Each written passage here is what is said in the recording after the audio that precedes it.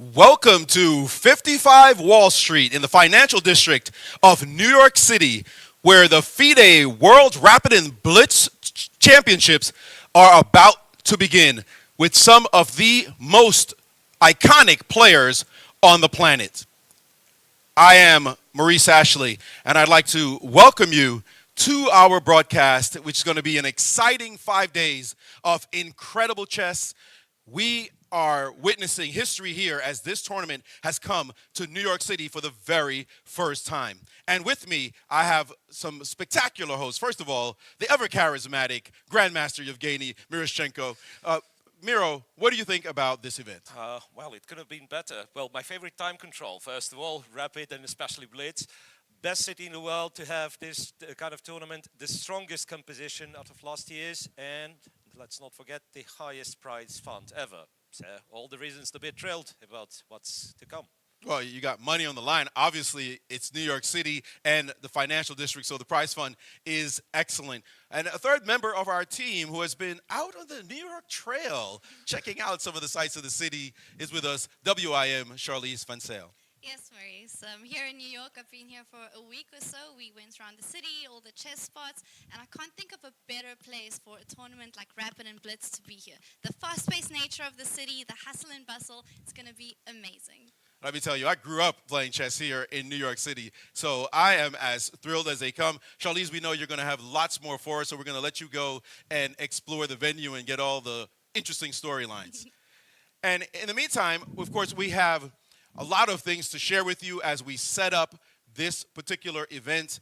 It is, again, an iconic one with the best chess players you can name here. Of course, we know some big dogs are in the place, Miro. Some of the best names you can even imagine. And it seems like they always come for this tournament. Wherever it is in the world, players make time for the season-ending event. Yeah, absolutely. And, well, we'll talk about this a little bit later. We do have some unique players who has taken part in literally every Rapid and Blitz Chess Championship that's taken place.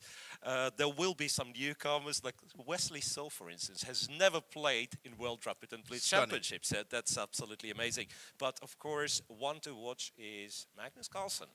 Because, well, some people, you know, who grew up on classical chess, they call it a lottery, all these faster time controls. But he is very good at this lottery, like winning title after title after title. He has proven, indeed, that the stronger player is strong at every single time control. So you can expect to see him try to win his sixth Rapid title? Absolutely. And his seventh It's Blitz getting title? even worse. I mean, it's like crazy to see how many titles this guy racks up time and time again. And they are indeed about to start. I love this venue. I mean, look at that. You could not have a more spectacular venue right in the middle of the financial capital of the world. Absolutely. Gives you this kind of Colosseum vibe, you know, where gladiators are about to start battling it out. Yes, indeed. And let's take a look at past champions as we see there. One face seems to repeat itself over and over, and he has won back-to-back titles twice. That is one Magnus Carlsen. Will he make it a three-peat at this event? Yeah, well, that's a question on everybody's mind, I believe. Yeah, and we had a couple of, well, veterans victories for Vasily Ivanchuk and Vishy Anand in 16-17, right? And Magnus has won last 2 editions. And 3 out of the last 4, trying to make it 4 out of the last 5. But there's definitely some strong competition for him at this event. We will see how that transpires. And now let's take a look at another list here coming up as we talk about all these champions. And certainly we know that there's going to be other great players who compete against him as well. But do you think, especially since he's just come off this idea of Gukesh winning the world title, that he will want to prove something yet again? Like, this is me here.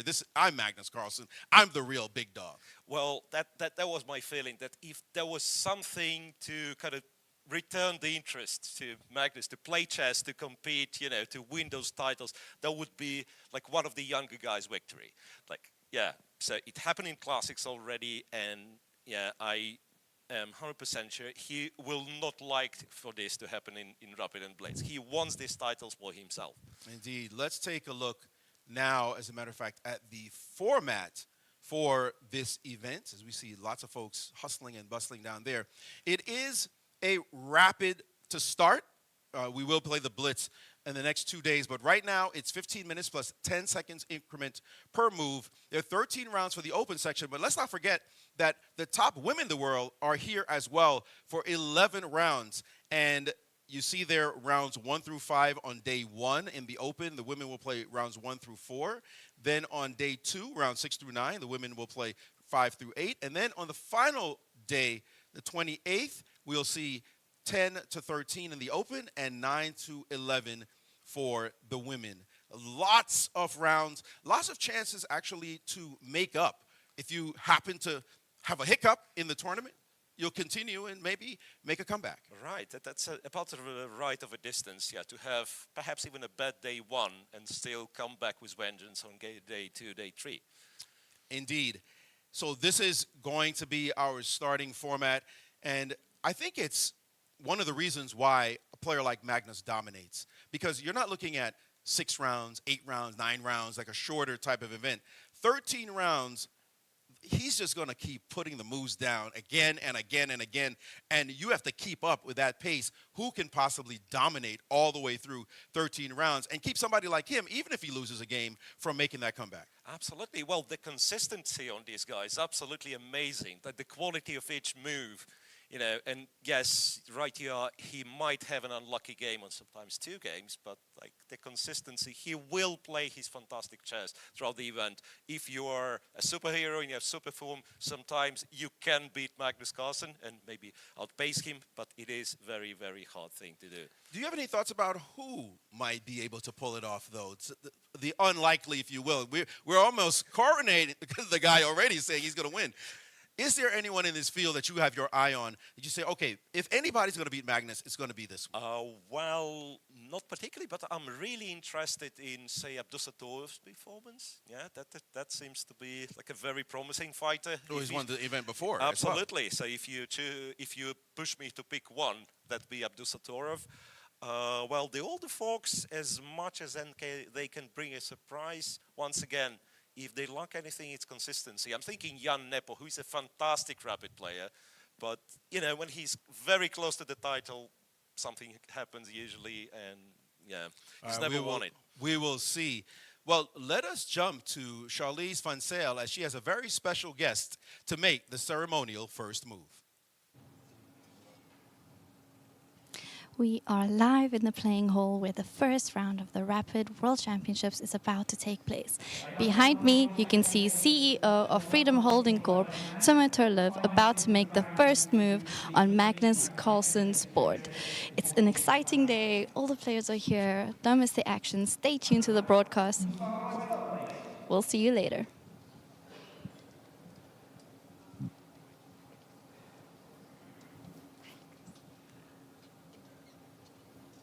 And as we see there, a massive crowd of guests, reporters, officials, and the like, as the games have begun.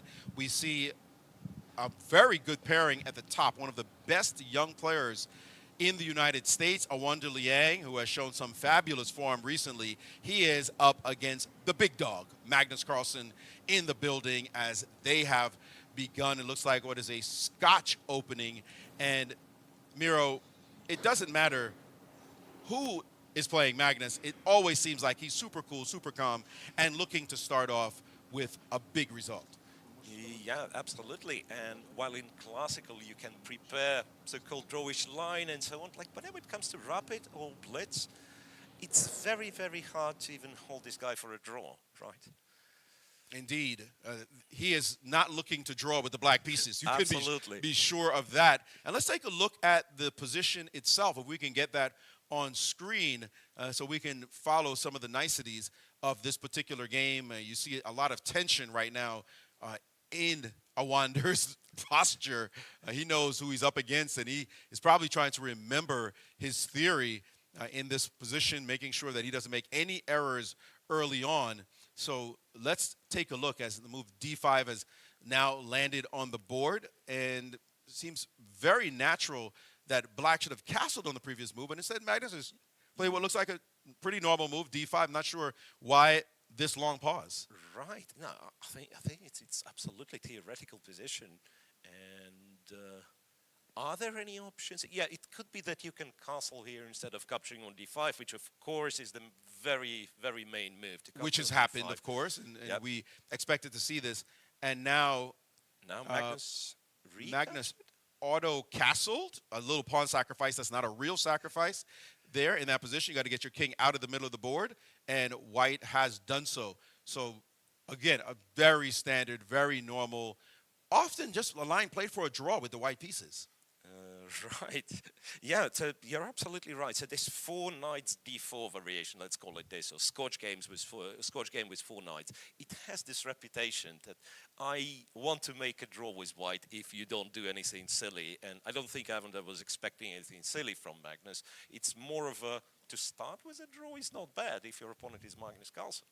Exactly, and that's a problem for players, right? Magnus is the one you're playing against. If I make a draw, I'm happy. And instead, he's already gotten up from the board.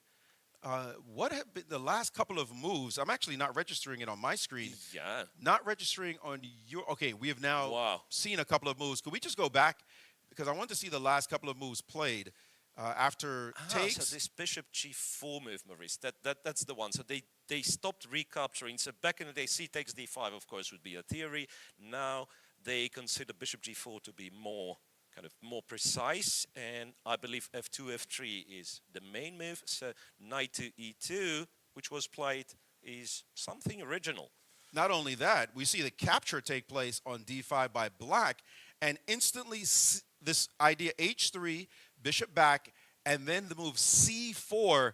And not only did he play c4 with alacrity, he played it and got it from the board. Like, do you know who you're playing? Well, he's just strolling around, and it has frozen Magnus in his tracks already. As he's seen that, this is clear preparation on the part of this very rambunctious youngster who is just already walking around against the one and only Magnus Carlsen. What is this move about? Why is it so special? Well, I am a bit surprised that it's a novelty, because in a way, it's a very natural move, right? So, well, you're using the fact that d4 is not great, apparently, and I assume, among other things, like just g4, trade on g6, take the pawn, so white wins the pawn this way. And if you cannot play d4, then, say, capturing on c4 is not great again. It's maybe not a big deal, but white still keeps somewhat better structure. It's not the line where you're supposed to destroy your opponent. That's pretty much what you're looking for. Your point being, of course, that black's queenside structure, particularly that pawn on c7, is not great. The a7 pawn. This is minimalist chess here. White's the one looking for the advantage. Right, but I believe like the extra pressure on Magnus could be that he wants the game. He doesn't want to have one of those like somewhat inferior positions, which of course we know his abilities he probably will be able to defend, but he doesn't want any of that. He wants a full-blooded fight. The other thing too that I'm fascinated by is the body language that Awanda showed. It's like almost a gangster look, you know, like I'm going to get up and walk around. I don't care who you are. I'm playing this move. It is clear to Magnus that this is preparation, that while Awanda was thinking, it may have been a bit of a bluff, a little bit of gamesmanship, because no way the guy sits there for all that time. It wasn't that long, but still for some time, and then just whip out this move c4, and you see Magnus there grabbing a pawn. He usually does that when he has to think for a little bit. He wants to get deep into thought, and then you see he knows that this is some kind of preparation. You see Awanda going back and forth, just actually walk the other way yet again, knowing that he has prepared this deeply for exactly this opponent. And Magnus has finally decided, let's go for it. Yeah. I'm going to take on c4. We expect to see the immediate capture of bishop takes. And it is Magnus's next move, which will be intriguing to see after this, what is an auto capture. And you will see him coming back to the board there. And the bishop takes. And what has Magnus prepared?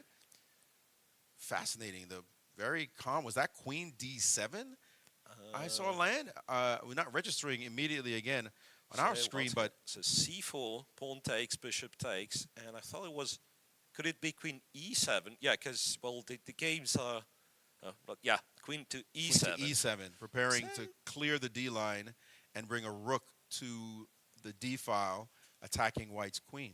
I'm never sure which rook in this case, because you have three open files for the rooks. Sometimes you put the rook on the b file. Yeah. So, well, makes sense, but once again, queen e7, or this reaction, capturing on c4 and queen e7, is one of the natural ones. So normally it should have been prepared by Avender. All right, well, as this one gets going, let's just jump to a couple of other boards. As a matter of fact, let's just do it in order as we showcase some of the top players in the tournament. We'll go to board 2, where one fabulous Fabiano Caruana. That's the first time we have actually mentioned his name on the broadcast. Shame on us, because clearly he is a deep threat to go far in this event, and he will be looking to win his first title ever. And he's playing on board 2 against Fidel Corrales Jimenez, and both of them living in St. Louis, if I am not mistaken, at the moment as well. So they know each other quite well as we see them there in combat. We see the position on the board. Not much, I will say, for the white pieces at the moment. Right. So that's very symmetrical, and yeah. So it was a Petrov defense, and then you expect like black to be super solid and just like try to hold equality. Let's see. Well, the last couple of moves, like bishop g6 and capture on g6, that is double pawns. It's not much, but potentially white goes h4, and he's the one to decide whenever he wants to open the h-file. So I'm thinking still there must be something for Fabi. The knight on c6 is also not great for now, right? So h4, that's what I'm kind of expecting. Yeah, goes h4, and then perhaps rook to h1, try to use the h-file. Not a bad plan indeed. Let's keep it going and go to board 3, where one Maxime Vachier-Lagrave, the Frenchman with 3 names, is playing currently against Grandmaster Harsha Baraktakoti. That looks like a really interesting position as well. Not necessarily that much going on, but at least we have some asymmetry on the board, as you see with the pawn structure, a kind of minority attack possible for white, and also the potential e4 break. So I would say here, a very dynamic position as white is playing for something. Absolutely. Well, let's not forget any kind of position where you have all pieces on the board, and it's only one set of pawns being exchanged, right? Of course, there's a lot of tension here, and one of the first surprises in this game, to be honest, is MVL not playing his beloved Grunfeld defense, right? So it was indeed a Queen's Gambit. It was the Carlsbad variations exchanged on d5, bishop g5, and so on. One may argue that allowing the setup with knight ge2 is not the greatest. That's what MVL allowed white to set up. So usually with black you expect, or rather prevent this setup and want white to develop knight on f3, but that's getting too much in detail. Nevertheless, that's the position, and indeed I would vote for like trying to organize f3, e4 in this position, like minority attack. b4, b5 perhaps will be hard to achieve with black knight being on d6. But yeah, very, very complex position indeed. You talked about everything being on the board. If we jump to board 4, we find the Chinese GM Wei Yi playing with the white pieces, and I believe nothing has been traded off that chessboard at the moment, as we see there a French structure. As soon as I said it, by the way, Commentators curse. He made this trade on c5. I believe he just took pawn takes pawn on takes c5. c5. But that is an absolutely wild position. The queen, if you may point that out, the queen on a6. Well, a move queen b6 to a6. Daring the bishop on f1 to say, do your worst. That's not a move you normally see. That's a surprise, to be honest. Right. Is it any good? What's the evaluation? It looks like a completely really crazy move to play. Yeah, well, it's not that bad. Well, if we are talking computer evaluation, it's point for white.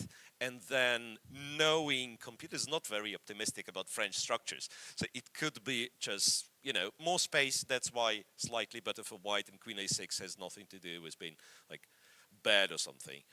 And of course, there is precisely 0 games in Masters database. It seems like such a weird move. I can't even imagine that it's very good somehow. And that's what Wei Yi's thinking. He just took on c5 with the pawn, and his intent is to move this knight clearly to d4, clearing the square so that he can hit the queen. And that's got to look yummy to everybody looking at this position. Why would you just stick your queen in the position? But yes, there are other wild possibilities. You want to take on e5? Yeah, I'm thinking take on e5, and then if knight d4, you know what, take the knight. I mean, it's probably bad line, but just, you know, just for funsies, as they say. Take on e3, queen e3, and it's a mess, right? I don't know. That e6 pawn is hanging with check. I do lose if I take this one, right? However, I will think, no, come on, I'm way too optimistic for this side without the queen. You're going wild right now. I know it's right after Christmas, and we've all been festive, but that variation looks way too festive right now. So we'll see how Black proceeds as this tactical opportunity with knight to d4 is hanging over his head. And let's go to the next board, board 5, where one big dog, also Jan Nepomniachtchi, is playing, and he's playing against GM Dennis Kadrich. This one, pretty much a standard type position. Looks like some kind of Sicilian probably came out of. Am I right? You're absolutely spot on. Yeah, so it's a close Sicilian, that's what they call. But also, if you look at something like this, you could think English opening reversed, right? So some people play English opening to get Sicilian positions. Here, Black played the Sicilian to get the position from the English opening. Shouldn't be any sort of problem for Black. But once again, White has built such a massive center. So in order to play for a win, Jan will have to do something extraordinary. I mean, I can see a tempting way of just exchanging on c3, exchanging on d4, then perhaps going e5, stabilizing the structure, and somehow trying to make a draw. But yeah. This looks like one of those you play against a higher rated player so that you don't lose the game, and I'm sure Jan is thinking, how do I spice this up to make it interesting? But it's certainly not that easy at all. There are a number of players in this event. We could go all the way down the boards, and we will be showcasing all those other players as well. We're missing one Levon Aronian and Alireza Firouzja, and let's not forget Hikaru Nakamura, as well as Abdu Satorov. Just so many stars that we will be getting to all of them. We have enough rounds. But let's jump back to that Magnus game for the moment, as some exchanges did take place, and it does look as though White has a minuscule sort of maybe advantage in that game after those trades transpired. The better bishop. But let's take, this is where we left off. What has happened in the last few moves to give White any sort of optimism? So White played queen b3. I don't know if he was forced or not, but Magnus decided to capture on e2. I'm guessing queen b3, you escape the pin, right? So the knight's no longer pinned, and some knight f4s start to be annoying. So therefore, Magnus decided to capture on e2 twice, queen b4, and rook f2 e8, queen to b7. Well, this last queen b7 move, isn't it amazing? Like, and you probably play it if you know what you're doing. Because my first instinct, you have the bishop which is not developed yet. Well, maybe you're not happy moving the bishop because, I don't know, rook b8 takes b2. But the least I'm thinking about in this position is, let's move my queen one more time without a clear point. Yeah, queen to b7. And then you optimism of youth. Let's go pawn hunting without our pieces developed, or at least fully developed. Just the queen harassing that pawn and saying, are you going to go defend it, or are you going to move it and give me a target? For example, the move c5, if you may point that out.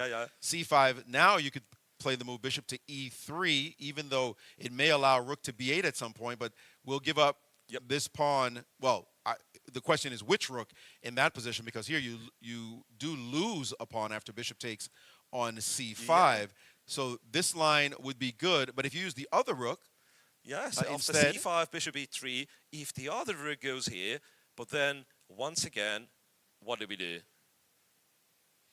I guess move the queen to, say, c6. Right, and now you'd have to take with the queen on b2. Yeah, rook can't take, so go queen b2, and perhaps, well, I'm guessing even queen c5. You know, the more open files you have, the more open diagonals you have in the center, is still somewhat more pleasant for White, so Black still failed to fully equalize.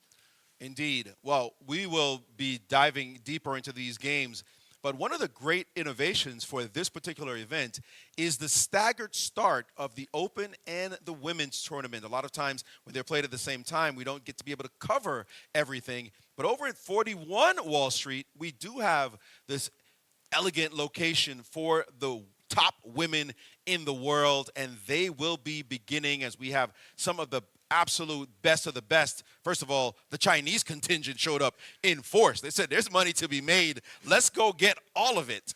And so they are indeed here, led by the women's world champion, Wenjun, in the building as well. So the top women, they have actually begun their tournament over there. And as we said, there's a 15-minute staggered start.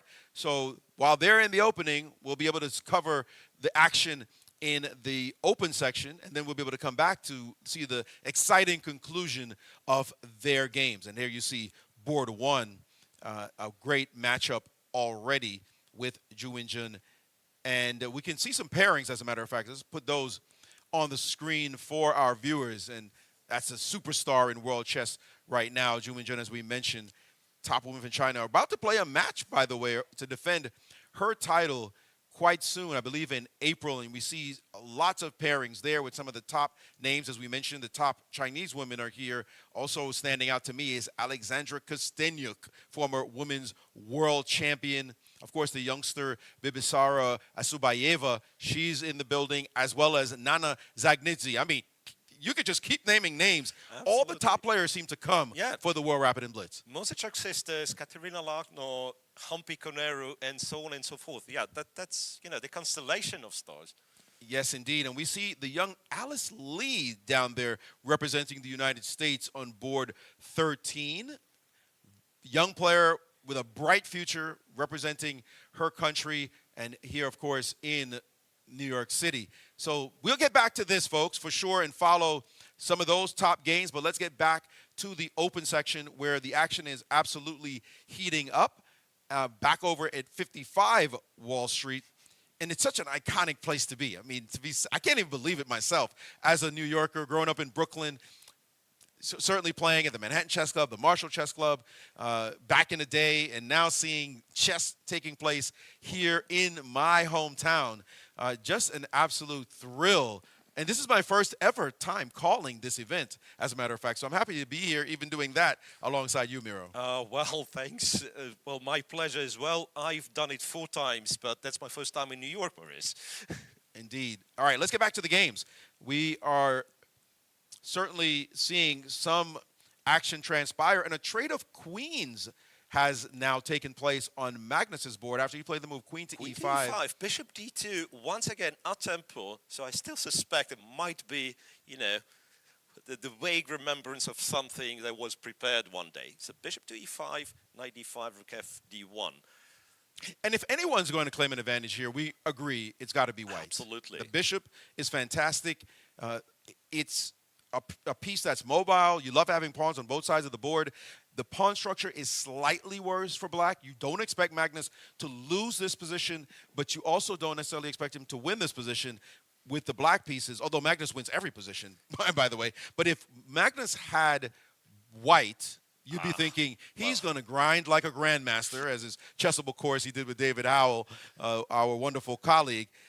But it's definitely white who's looking for something here. And now they're whipping off some moves as well. We get the view of the young player there. We'd love to see the live board if we could, as we see some moves. Actually, there we go. Updating as So c6. c6, attack the pawn, and now the move f6, challenging the bishop to figure out which diagonal it belongs on. Yeah, I believe you drop it to d4 just to have the b2 pawn covered. You would think that would be an auto move, but he is not playing it, which Well, there is an alternative, technically, to take this one. And isn't it bad? Yeah, I'm just thinking, look, take c6. Wait, you said the line was bad. I thought black was fine in that line. No, but that because I played this rook a7 move, and that was bad. But Yes. queen h7 was actually good for white. Okay, yes, gotcha. and knight b5 doesn't really allow black to take on e4. Well, computer's valuation here, however, is slightly in black's favor. So he must have some other move, which, to be honest, I'm failing to spot right now. So there could be what? Rook takes c2 is a bit too ambitious. Rook takes c2 with the idea of knight takes on e4. Let's see this line. Yeah. This exchange sacrifice. So like takes Queen here. takes. Bishop takes. Let's just point out. Bishop takes runs into bishop takes on f6. Intermezzo. Right, hitting the queen and challenging the bishop on e4. So that doesn't look right.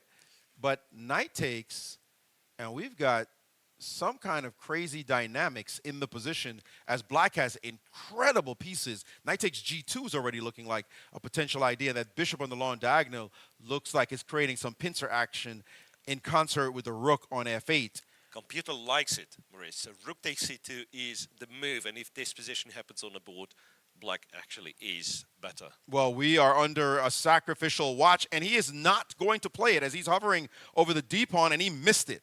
He missed this spectacular rook takes move in response, and he has instead played a more reasonable-looking d5. Although I got to say, it looks like white just dodged the bullet. Yeah, it'd be extremely hard for Ehrenburg to proceed after rook c2, knight e4, considering he's below 3 minutes on the clock as well. It's a very complex position. You're down on the clock. That'd be hard. So now e takes d5. Honestly, I do not like e takes d5. I don't know what else, but yeah. I mean, but at the moment, and now we see bishop takes, monster bishop, by the way, on that square. That is a big worry for white in this position. And I got to say, I'm looking at knight g2, and I'm smelling some serious perfume because look out, black is all over the place with tactics. Don't forget that bishop on h6 is lurking with the queen sitting on d2 still. And with all of this activity for black, every last piece working, there's not a piece not working in this position. I'd be terrified if I had the white pieces here. And rightfully so, to be honest, because, yeah, you know, like my intuition for a change wasn't that bad. E takes d5 is a decisive mistake. So when Firouzja played d5, there was some other move, and I suspect it must have been e5. No. Anyway, computer says this one's acceptable after e d5, bishop d5. Guess what? Materials equal. White, in fact, is a pawn up. The evaluation is -3. Understandable so, because even though you're up a pawn, your pieces aren't working well. The knight on b5, yes, you ate a fat pawn, but now you got fat off of taking that pawn. It's doing nothing in the position. The queenside pieces, if you just split the board in half and see the queenside pieces for white are all on this side of the board doing absolutely nothing whatsoever, while on the other side, it is all black for choice. And as I mentioned, the sacrifice knight takes g2 is lurking in the air, smashing the king side open, and also opening up the line for the bishop on h6. By the way, we're not even talking about the rooks that are just lurking and waiting, and the knight on f6 that's going to either go to e4 or g4. This is just pure massacre. Right, and well, what's amazing, yes, there is knight takes g2, there are various sacrifices, but if you think it's only for one pawn, black has all the luxury to be in such a dominant position. Yeah, you would expect black to sacrifice a piece to have such initiative. And he's down to 48 seconds left on the clock, looking around for a move. He ain't going to find it, folks. This one is awful. He can look all he wants. This position he never should have walked into. As you said, e takes on d5 was a truly horrific mistake, and now he's going to pay for it big time. By the way, on other boards, we see mainly equality, it looks like, on other boards. Well, there are some boards that are heating up as well that we will definitely jump to. But let's just keep our eye on this one as the seconds tick down, and it seems as though he's in trouble. Did he play a move? It looks like he has played a move. He did play, I believe it was queen to d1, but I'll have to update on this one, pardon me. Yeah, it was queen to d1. Getting the queen, a logical move, by the way, I would say, if you had to find a move. But the queen is so busy guarding the c2 bishop, if you could point that out, and also trying to guard the f3 knight, that it looks completely overworked in the moment. Maybe even an exchange sack would work yes, here, although I think I'm being rook too takes ambitious. Or C2. maybe knight takes G2 still works. What is that move, knight takes G2? Is that just too ambitious on my part? Well, you'd be in a position where evaluation is -5. So you'd be 5 points up after knight G2. Well, and I'm glad I've still got some it's, tactics. and it's possibly not the strongest move in the position. So imagine how good the position is. Yeah, I mean, knight takes G2 is the one Knight I've been takes looking G2 at. is a killer. That You're looks like absolutely a spot on. powerhouse move. Boom! There it is on the board. Just as we were predicting it, it happened. That's a monster shot. You can look all you want to, but an explosion has gone off near that white king, and he's taking now back, of course. But the entire pincer action, as we mentioned, with the bishop on the D5 square hitting along that long diagonal. You can show that, and then the rook sitting on F8, lurking, being able to capture, and the rook on C8 hitting on the C2 square. That queen on D1 is fully overworked. It is now almost an embarrassment of riches about what to play, and the move knight to H5. I'm thinking knight G4, which would have been wouldn't have been too bad because, like, you know, to use a pin a little bit, and to go queen H4 and to just throw everybody in for the king. That looked good too, but he played Yeah, knight H5, H5. which I'm not even going to hate a brother for playing that move. That move looks fantastic. The knight on F3 is now straight hanging. He did play knight over to D4, Yep. as you mentioned, the only knight that can move there, defending his piece. For the moment, the question is, how does Firouzja now play this position? You would think his queen should appear. There's a knight F3, knight F4 check possibility as well. Take on C2, maybe? If he takes on C2, this will just be he can take on C2 already a round one. and take on F3 and go queen G5 using, there's still a pin, right? And you go queen G5. Once again, I'm making stuff up. That is lovely. That is mating. That is not making stuff up. He has no move. Next move is mate. H3 is knight F4, and H1 is bishop takes on F3. I love that line. Love to see this transpire. Wherever you go, there's going to be a mate wherever their king goes.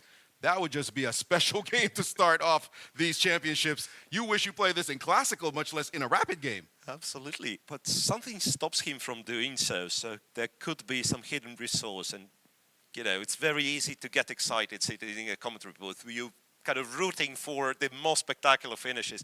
But when you're playing, you know, a point is the point. So if you can, sometimes people say, you know, the winning endgame is enough. I do not see, by the way, the line to get to a winning endgame here. Do you realize he sacked a knight? Then you want to sack an exchange on C2. Then you want to sack another exchange on F3.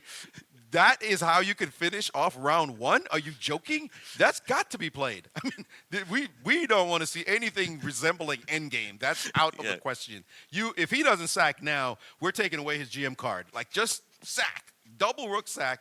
And I know he sees it. This guy sees tactics for breakfast. He wakes up out of his bed and he spots variations like that. He's probably just checking to see, should he capture on C2 or on F3? And boom, there it is. Rook takes on C2. Just what we wanted to see. Throw some gold coins at this man as he is. Now, by the way, it's not just a rook sack. It's threatening the bishop on B2 as well. So it's moves that are happening now with threats. And his next move we're anticipating after queen takes C2, which looks just about necessary. And a resignation. He didn't even give him the chance to sack on F3. Bro, come on. We wanted to see that finish. Why don't you show it once again for the fans? Yeah, because Grandmasters, actually, maybe he ran out of time as I'm thinking about it. Maybe his clock ran out. Yep. Yeah, exactly. Now you can see on the happened. video feed. So. He was trying to make him. He was trying, but his clock ran out. This is the move that he was not able to deal with. Rook takes. By the way, if you don't take back, there's really no place to move your king. Yeah, there's nowhere to hide. Queen G5 is coming, and so your king is going to be flushed into the corner. So knight takes, pretty much forced. Whatever you do, you're going to lose. And this beautiful queen check. That is an amazing finish. Wow. That alone would satisfy me about this round, but we've got a bunch of other games to look at. Let's jump back to the Magnus Carlsen game. And it looks like Awanda Liang has gotten what he wanted from Magnus, and that is a slightly maybe-ish better, but definitely drawing position. Yeah. Well, computer, of course, doesn't see any advantage in this rook endgame. And I wonder who's I wonder who's playing this one. Could it be that Magnus kind of... It's not like he has a serious hope of winning this one, but, you know, some people continue with this logic. That's the best position I had in the round, and let me play a few moves. We know this guy. His endgame technique is superlative. There's no question he's thinking, yeah, you got your little opening moves off. That's nice. I'm going to keep making moves and see if you can keep up, and that's what he's doing. I'm hearing from our director that table 15 has some wild excitement that we want to jump to. And so let's go take a look at that game, that matchup. If you can pull it up. Yeah, it's done, I guess. Whoa. Whoa, that's a finish you want. Holy smokes. And that is indeed a nasty finish. This is Yu Yang, one of the best players in China, finishing off with a sweet little mating sacrifice. As you see there, we can just see what looked like a normal position. Yeah. After queen c8, that's like a clear signal. Guess what I'm going to do to your king, buddy? Absolutely, that's telegraphing. Like, could White really taken some action against this? Because what happened was it was ignored, rook e1, and he said, okay, thank you. Takes h3, queen d1, knight g4, and perhaps this is what he missed. An open check, and it looks like a double check, not more than that. Sorry, perpetual check, not more than that. But here is bishop f2, and then after knight takes, queen g3, and something takes f2 checkmate, depending on where you go. Brilliant finish there as well. This is what we want to see when we see the rapid games. You see these kind of spectacular finishes, ones you can show your students, maybe your friends, or maybe you'll be able to pull it off in your own game. So Yu Yang jumps to a tie for first. It's early, of course, but he is also right on the leaderboard. So let's jump away from that. Let's get to board 2 as Magnus tries to grind out his game and get back to Fabiano Caruana playing against Corrales. And that game, that one looks, excuse me, Fabi's completely winning. Pretty good for Fabi as an extra piece we see there. What's the time situation? Fabi's also way ahead on the clock, so we would expect him to win this game. Not sure how he won a piece in this game, but he's up a clean one, and this position is just simply busted. Yeah, absolutely no reason to continue, to be honest, but sometimes, you know, you just can't stop because something happened before in this game, so really wonder if Black just kind of blundered heavily. Yeah, because if it was a logical conclusion and you're, you know, a piece down in the endgame, you resign, right, against one of the best players in the world anyway. Momentum is keeping him going, and he might as well make some moves, and Fabi's going to clean that one up. I do see a fascinating game transpiring on board 5 with Jan Nepomniachtchi, and that one I see a white king sitting on the g3 square facing off against a black queen. If we can get to that game where we see Denis Kadrich with the white pieces, and if we could pull that up, this one, I'm not liking that king. All right, yeah, well, somehow the king got activated as g3, right? That's a little too much dancing going on with that king. It has a fancy footwork sitting on the g3 square. And what did he didn't play bishop g2, yeah, he played, but no, I was checking the last move. So the last move of f3. f5, and I'm thinking it might have been missed, so that f5, if you try and pass on that, there would be bishop d6. And sometimes you kind of miss these things. So you think, okay, f5 never an issue, I'll just capture on f6. But no, and then you have to answer with bishop f3, where Black clearly has a more pleasant position. And let's just see if there is something decisive. Jan went to capture b3, go knight to d2. So there are possibilities of this check, maybe, taking the bishop, knight e4 in some cases, and of course the knight attacks the queen. So where does the queen go? As you pointed out, queen to e3, trying to trade queens would be lovely. It would be lovely, but doesn't really work at all. So you cannot do that. So, but you still want to keep your eye on the f3 square. So if you may, there is correction. Bishop e7 was played first. That's my bet. Okay. So the moves are coming with tiny bit of a delay. I was trying to restore the game from the camera. So all that has happened, but now your queen e3 is still impossible. It's still impossible, yes. You trade queens and pick off that bishop. So he moved his queen to d1, trying to keep an eye on the business square on G4. So that's extra protection for that square. But there's no way you're happy with the white pieces here. Yeah, You're you just shouldn't be. hanging on by a thread. And what's wrong with Queen F4? What am I missing? Is that a bad move or? No, it's not. It's just that white somehow holds here. Please And tell to me be how. honest, I cannot imagine how to do it, because both bishops. Oh, well, can it be as simple as like King G2, and then Black can win a pawn by trading everything, say on F3? But it might be some equality there at the end of that one. I can buy that. Yeah, plus the G4 pawn would not last very long after King G3. So, all right, he did instead play knight to E4, and that knight was captured. And a big question as to which pawn you use to capture on this square. I would think you'd want to capture. Well, now I thought about it, and I realized I want to keep the G4 square hope alive there. So Right. a big moment in this game. Nepo wants to win. He can smell it. So you might capture on this square. The only danger is the move D5 might come at some point. Take this and also one. this trade. I just realized he can take this one because, well, you would think that these pawns are super dangerous, but there is Queen G1. He can trade the queens, and then white pawns are also, like white has connected passes, and computer thinks that this one is closer to a draw. And he avoided that, as you mentioned. He did avoid it and he captured with the F-pawn, and then the instant queen to E2. And it is a clock issue as well in this game, trying to keep up, as Dennis is under 20 seconds with Jan having 2 minutes plus. In fact, he's now down to 10 seconds on his clock, and he needs to make a move. Queen H6 has paused him, and he has now played bishop to H4. Thankfully, he has an increment, so he's getting 10 seconds every move, but he does not want to blunder here in time pressure.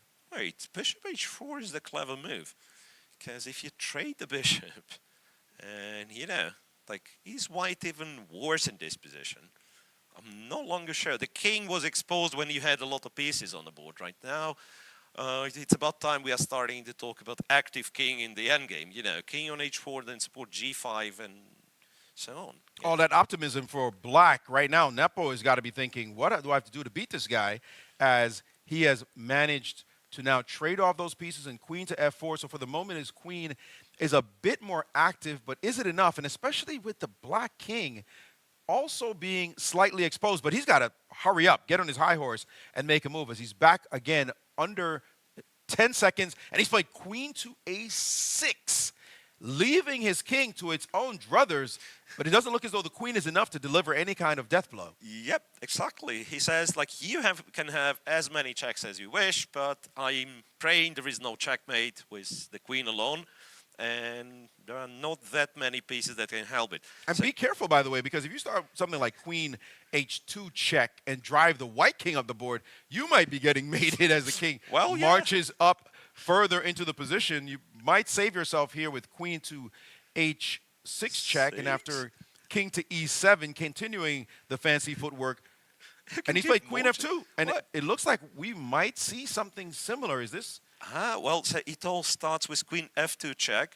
That's a big moment. You can go back to H3, of course. But What's wrong with going to G5? Yeah. Is that a mistake? No, I don't think He's so. backed off. He's Well, played king H3 instead. What was wrong with king to G5? Was that a mistake? Could you enlighten let's us? see. Yeah, it does lose somehow. This is losing. This is losing. Oh, H6 check.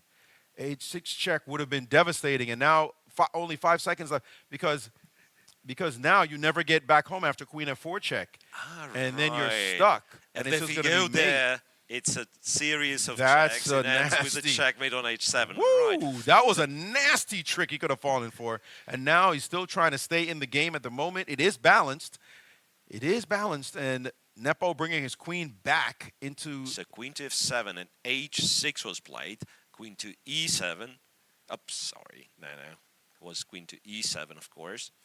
And now very quickly king to G3 with very little time on his clock, and king to F7. Who's playing for a win right now? Is it still black? The pawn on H6 is suddenly about to hang. Queen C8 on the board, and is he losing the H6 pawn after? I'll say king G6. King right? G6 looks pretty reasonable. Is it?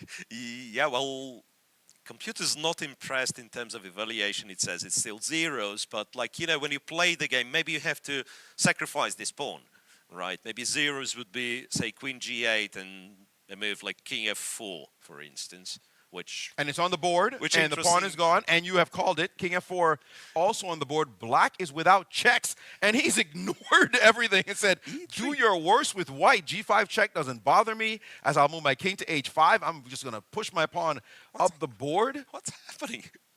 It looks like there's a balance in the position. Maybe that king just has to take the e3 pawn right now because g5 doesn't seem to lead anywhere. What? Wait, g5? Can I do this? Whoa, Wait, no, I've lost. Hold the phone. Hold the phone. He's played the move king to f3. He didn't even take the pawn, allowing a trade of queens. If he had taken, then queen g5 check would have been possible. But instead, he's played king to f3. You're absolutely right. I perhaps should have mentioned this. Yeah, queen to g5, which apparently still is a draw. But when you're on 20 seconds, you don't want to find out. Yeah. Amazing game. Incredibly tense. And king to f3, what a move. Black's queen still has no real checks here in the position. And white will seemingly have a prepet if you play queen to g5 after queen f8 check. White. And he'll take the pawn. Or actually, my apologies, or he'll take a free pawn. Yeah, that looks yummy. I'll take that variation instead. So that means that the black queen is pretty frozen here. What is the next move for black as the king is in stalemate? He's played queen h4 instead. What is this? You mentioned the pawn on e6, and it's gone. I mean, the pawn is gone. White is now potentially going to be up 2 pawns. Has the game turned around, or how is this equal? Well, the computer evaluation doesn't make sense. It's slightly better for white, which pretty much means like the game's going, there is no draw, no one's winning. Okay, king g7 was played, followed by queen d7 check, and Nepo has started making faces as he realizes he has 0 winning chances, and his opponent is the one who is looking to see, is there a way to net a win in this game? And now he's repeating, and Nepo saying, sure, yeah, whatever. Look at that face. Man, resigned to his fate that, yeah, I thought I was better somehow, but the guy defended well, and all I'm going to get is a random draw. Seconds left on the clock, however, counting down 4, 3, and there he goes, repeating, and he gets one more chance, and they'll be claiming a draw here. What an exciting game. But it looks to be, that, as you mentioned, nothing much white can do here because his king, he's changed his mind. He said, let's go for it. Let me see if I can maybe win the game. Why not? It's not like he's losing now. His position is perfectly okay. King d3, but now he's going to drop the d4 pawn right after queen e4, or queen d1 might be still a perpetual. Yeah, let's see what Jan does here. This game has so many twists and turns. It was first with black, then it was white, and now Nepo has said, no, you know what? I'm not going to go after any stinking d-pawn. I'm just going to prepare this position and well, actually, it looks like he's going to win the d-pawn almost by force. Well, somehow.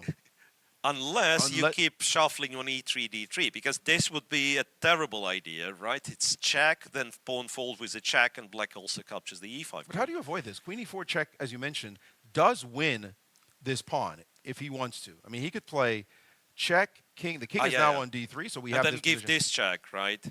And then go here, but maybe... And he's done it. And he's done it. We're here.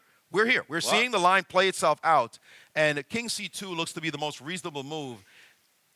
They're playing on a little bit of a razor's edge as now queen Wait a second. Queen e2. Queen to e2 check has been played. Neither side just exceeding the draw. You want to keep playing? Let's keep playing. Right, so that's the answer to your question. Who's playing for a win? Both. This one is incredible. We see some scores there. Hikaru Nakamura drew his game, so giving up a half a point. Magnus Carlsen also drew, so he is not in the lead at the moment. We don't expect that to be the case for very long, but a lot of draws happening, some upsets all the way down the leaderboard. But we are following this exciting game. 2 gladiators refusing to just say, let's stop. But for sure, white is fine. That we know. Yeah. And it's going to be up to Nepo as he's trying to play a little sneaky chess here. Can he possibly And I like the way he moved his queen. Slide it over. Right. All right. You got to move your king. And it is definitely a perpet if black wants it. There's nothing white can do about it. And now it's his turn to look and say, I'm the one helpless against the checks by the queen. Yeah, you could easily achieve a perpetual by going queen b3 and just giving checks along the third rank. Yeah, so that's clear. Jan is looking for the way to trick his opponent, but I'm afraid the position is not tricky enough. Yeah. Finally, we see a draw there. Well, there's some big results that have happened, but let's now turn our attention to the top boards in the women's section. The ladies have been going at it as well, so if we could jump over there and see how the top boards are going. It's full of fight. I'm actually counting down as we jump over to 44 Wall Street.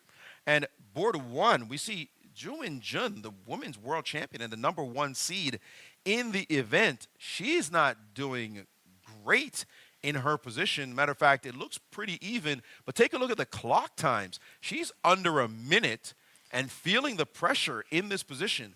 Pretty standard isolated queen pawn position, but the clock is the worry for her as there are potential threats. She's just played the move rook to f8, which looks like a kind of hidden what about it kind of move. I mean, obviously D5 was a potential threat there with the rook hanging on C8, but still, F8 as the safe square seems like a very odd move indeed. It is up to her opponent to see what she can do right now. Well, yeah, that's a big surprise. Why to F8 specifically? And I was still looking for the way to play D5, I believe. Now ended up playing Queen H5. It's amazing how the ladies have this ability to keep tension till, you know, the very last seconds of the game. And you can see the tension right there as she quickly moved to G8 in the position. There was a possibility of a sacrifice on H6. It's still there, but it looks like it should not work in this position. But I would be a little bit scared if I had the black pieces here. Can a rook jump into the action? Is the D5 move hanging over her head, given that the bishop on E3 would be hitting that bishop on B6? That's another move you're going to have to worry about. For now, it looks as though black is fine, but it's white with the initiative and the lead on the clock as well. 1 minute and 10 seconds to only 22 seconds. And now the queen back to G4 with the threat of bishop takes H6. And they're repeating moves.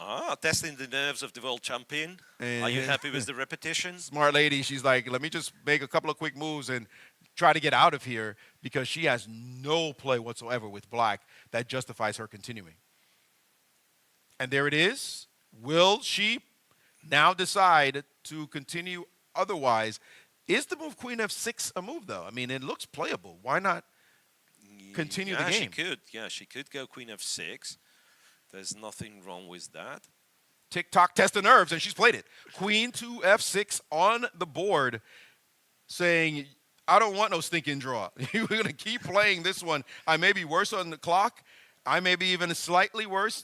Probably not on the board. You're the one who's been doing this fake initiative dance.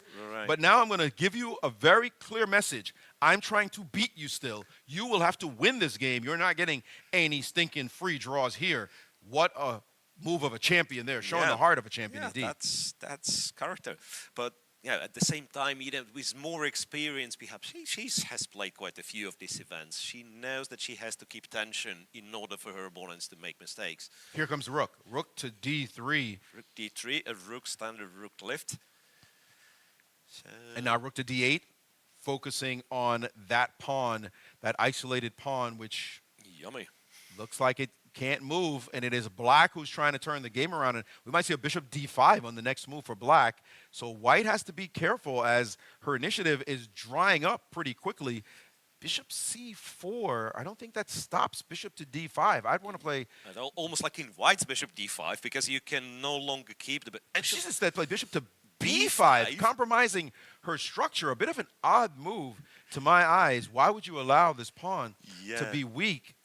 And a potential target as well, as rook to B3 now played. Immediately.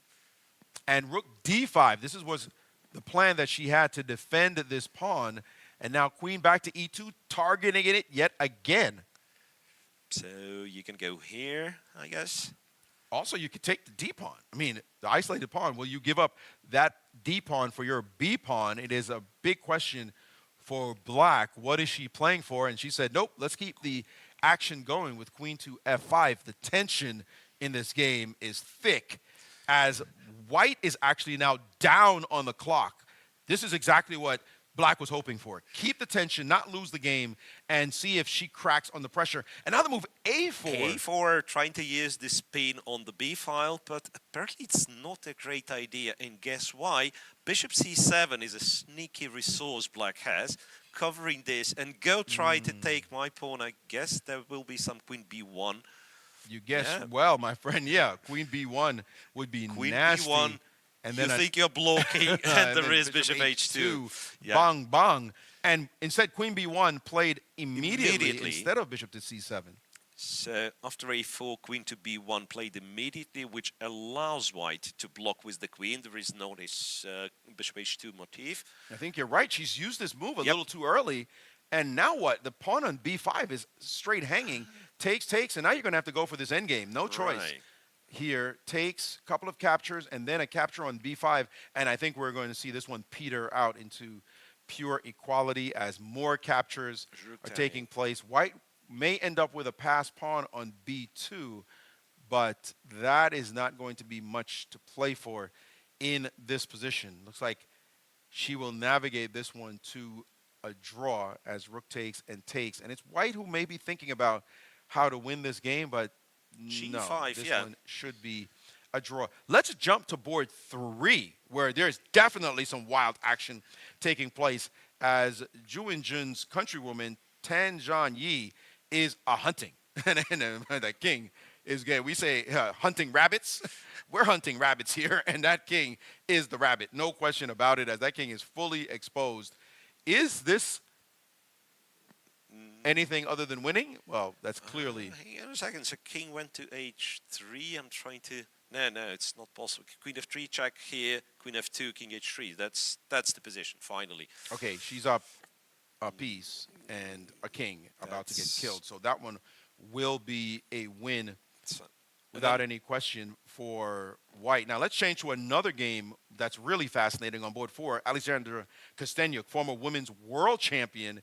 She looks like, I'm not feeling it. Looks like black is the one who should be winning this position, as we see here. She is in deep trouble. That is Hikaru Nakamura's wife, Atusa Pourkashian, a great player in her own right, and she is dominating this position. The passed pawns everywhere, and Kostenyuk is fighting for her life. How many of them? Because I think our digital board is somewhat behind, and what I can see from a camera view, it's 5 passed pawns. You have 5 passed pawns for an exchange, and not only that, but resignation after that move. A big upset in round 1, right away on one of the top boards there. So absolutely, we're going to see a lot of fighting chess as those games transpire. A very big finish. Let's jump back to the open section where there's still some games going on. Let's see if we can find any games there that are of interest. This is, again, looks like most of the games actually have concluded. So let's take a look at the results, as one Magnus Carlsen we can say for sure is not leading the tournament. At least at the moment, as Awandu Liang, the youngster from the United States, did manage to hold a draw in a position that looked like it was going that way, trending that way from the very start. So we should see results in a moment. Hikaru Nakamura also drew, and here we have the results. Magnus making a draw. Fabiano Caruana, Maxime Vachier-Lagrave, and Wei Yi all winning their games to go to 1 point. Jan Nepomniachtchi also making a draw. Levon Aronian, Alireza Firouzja. We saw that beautiful game, the game of the round. If you haven't seen that game, go take a look, as Firouzja played just a fantastic sequence of moves to win that, what is no question about it, the life of the party at the moment. And we see Abdusattorov also winning his game. Yeah, Abdusattorov won, and if you pay attention to board 12, that's the only real upset, I believe. Jeffrey Chong losing his game. So we have a few draws for the favorites, but Jeffrey Chong out of top 15 is the only one to lose against Alexei Grebnev. You expect these kind of upsets when so many players are playing, and that is, as you said, the case. Another American player, Lanier Dominguez, winning his game And we did see Yu Yang-yi dispatch of his opponent in a mating attack. So we'll see the standings overall, but at the moment, all those players with 1, they can feel like, hey, pretty good start to the tournament. Yeah, leading 100%.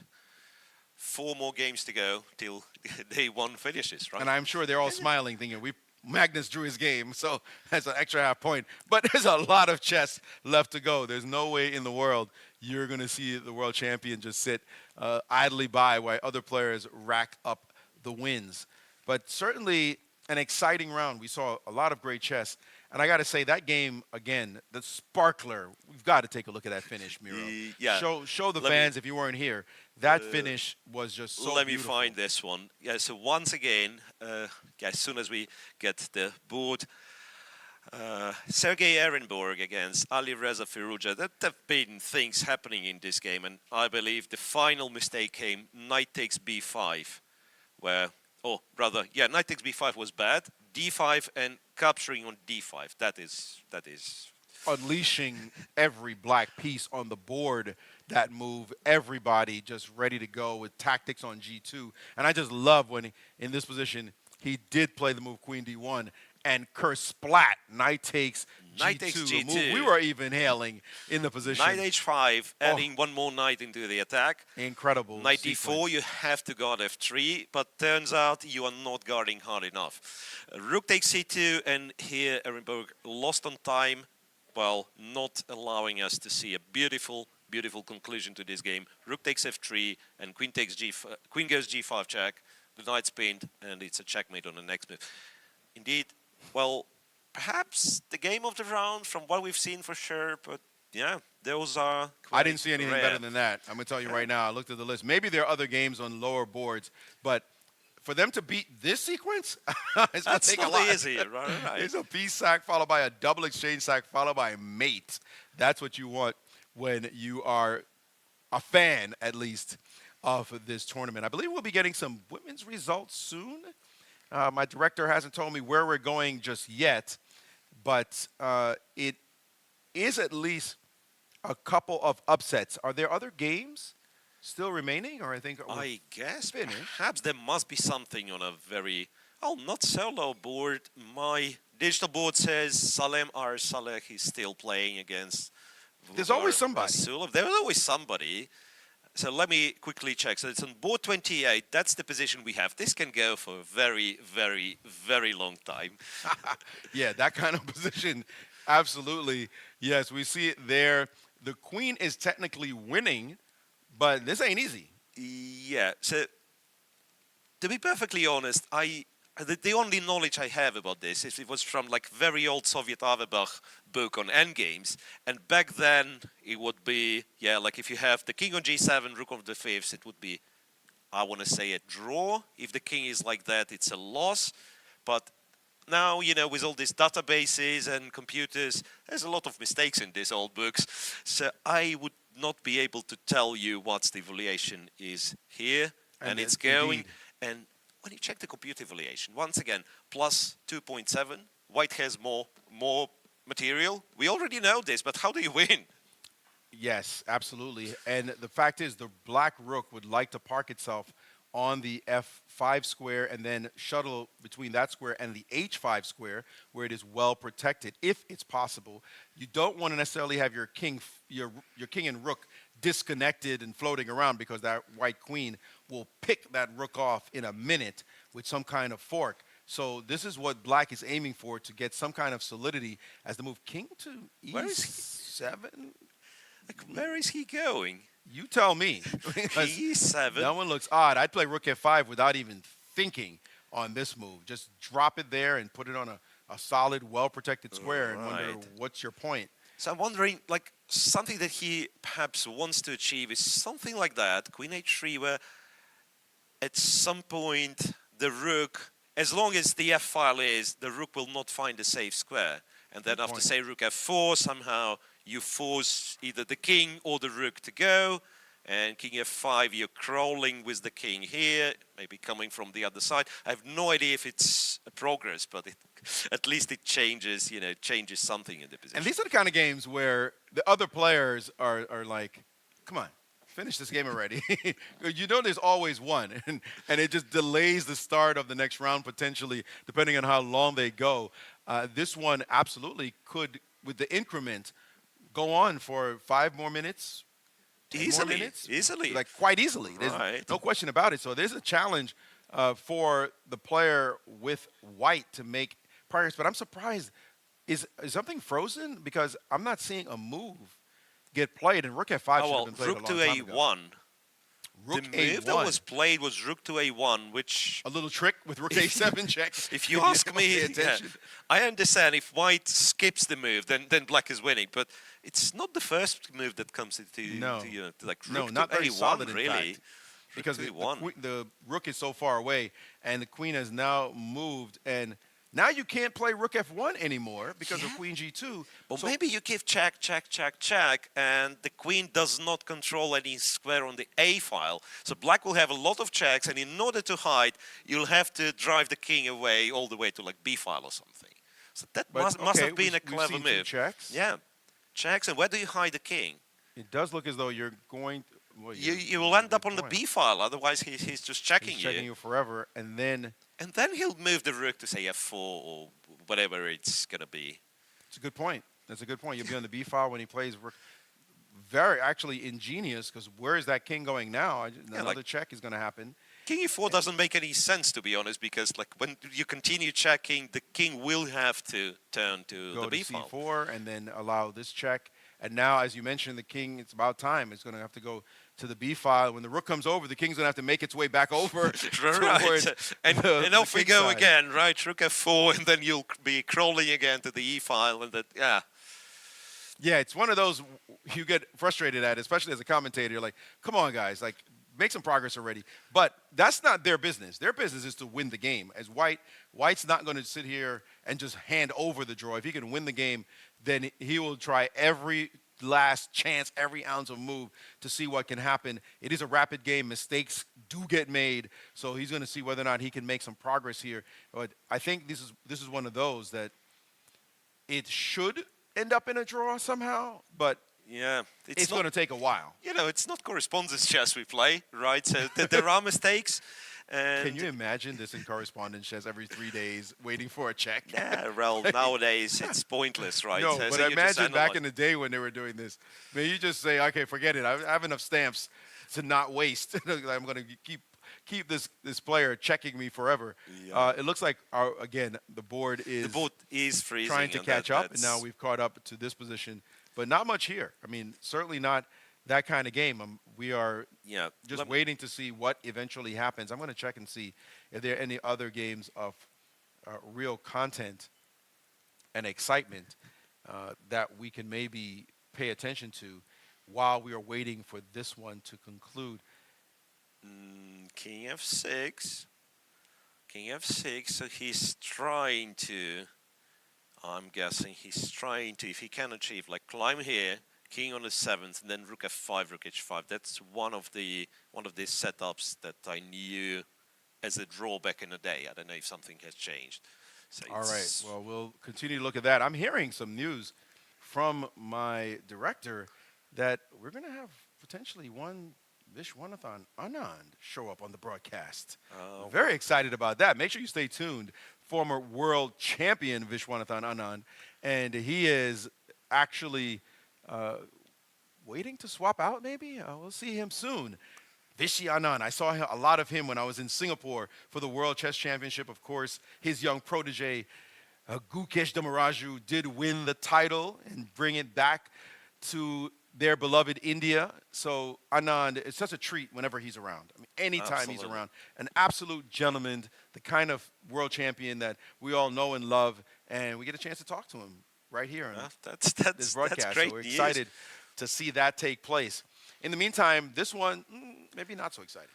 Well, something exciting happened, but I do not have enough expertise to comprehend that. Computer has, though, because after rook a8, it was completely winning for white, as much as plus 32, which means black was losing the rook and then was getting checkmated. But apparently king c6 gives it up, and it's back to normal. Yeah.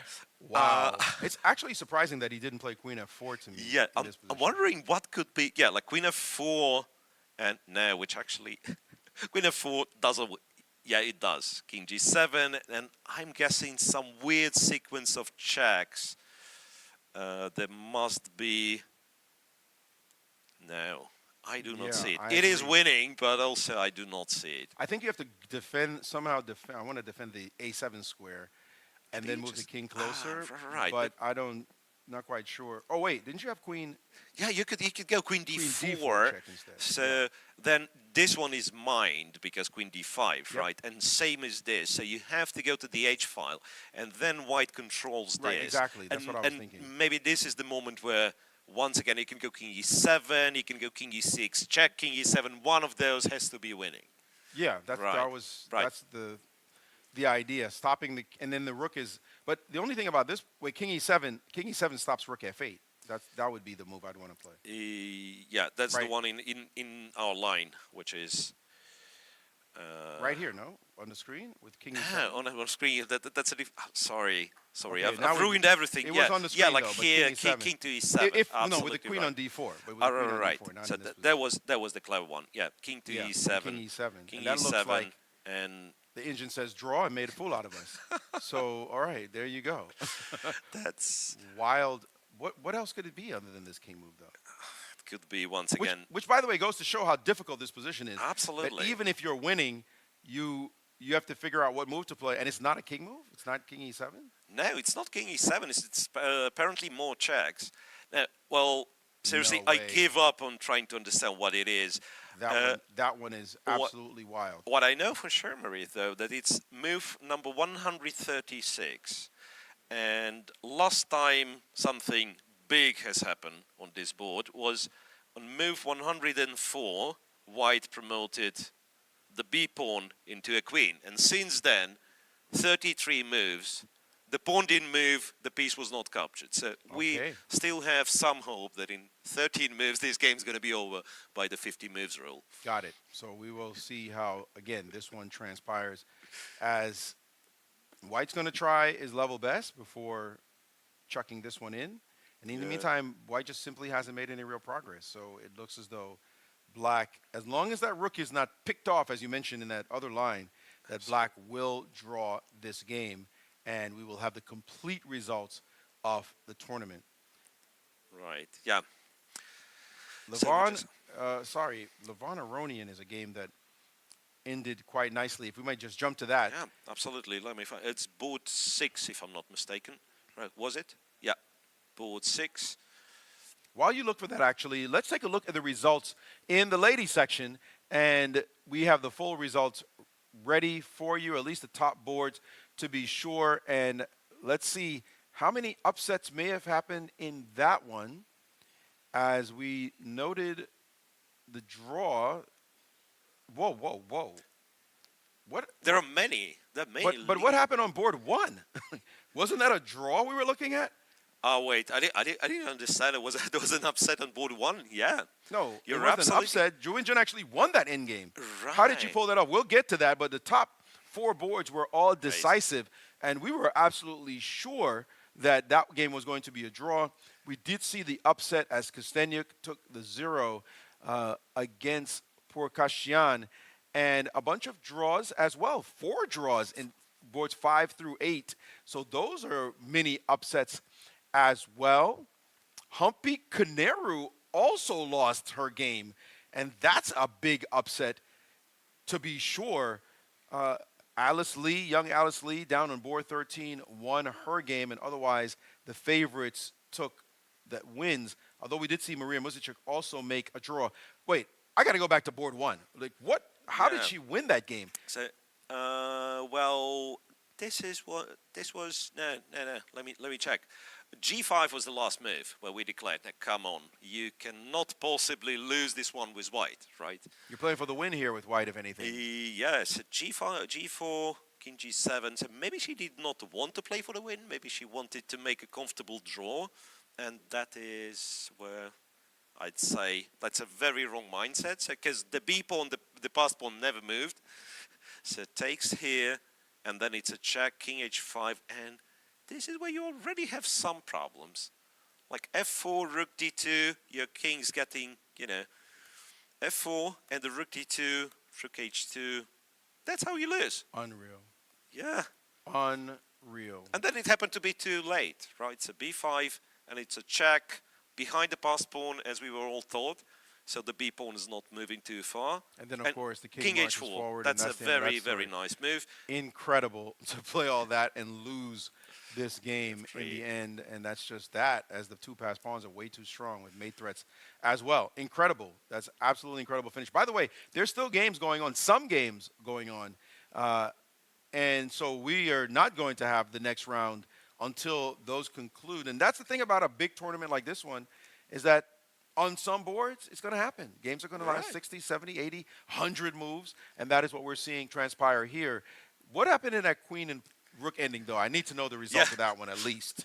As we were absolutely taking a look have at it. to. That's the Aronian finish. Yeah, that's the Aronian finish, which we wanted to talk about, but now I've lost this game. Which board it was? No, wait. It's still in progress, of course. Nothing happened. It's still in progress. But the pawn hasn't moved.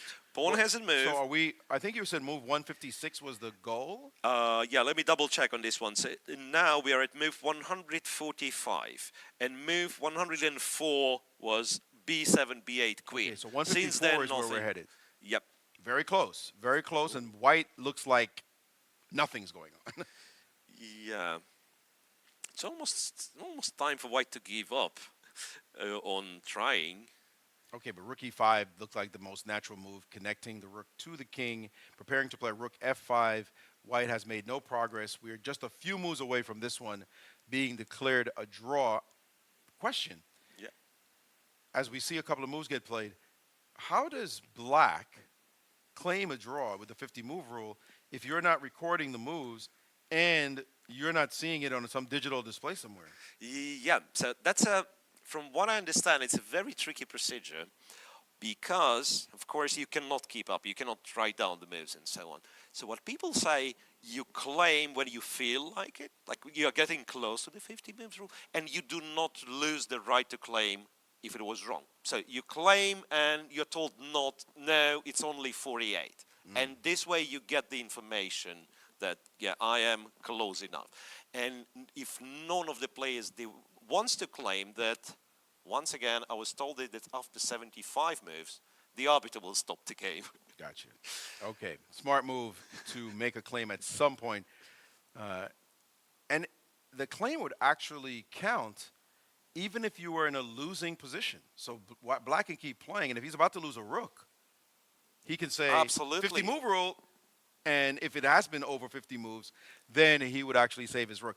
The fact that he keeps moving his rook away from the action, I'm going to tell you, that is something scares the mess out of me, but he has somehow managed to navigate it so far.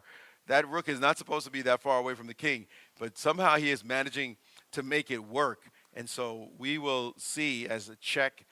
And what move number are we at now? 53, 50, yeah. So 40, 140, 54. So that's 50 moves. So he can make the claim now. You can go here. No, wait. King Careful. h5. King h5 loses the rook, but yes, and after queen d1 you claim. You can be an annoying person. So you go here, but yeah, that's only if you're 100% sure that it is 50 moves rule. All right. Oh, of course. But hold on. What are you talking about? If he plays his king back, queen d7 picks off his rook. Yeah, so he kind of has to go here. No, he has to play. He has to claim now, or he has to play g5. The problem is, Maurice, we have... No, queen d1 is actually met by rook g4. So yeah. He does have a... So you can go here, queen d1, and black, and block with rook g4. Not the most comfortable thing you want to do. But in fact, will I'm feeling have like to. You might get mated. No, you won't. Okay. But now he's finally hesitating. And we talked about that rook leaving the king. And he's put himself in this position only because he put his rook all the way over. And it is his turn. I think we're pausing now. He may have made a claim. I wonder if it's a result. Because, you know what?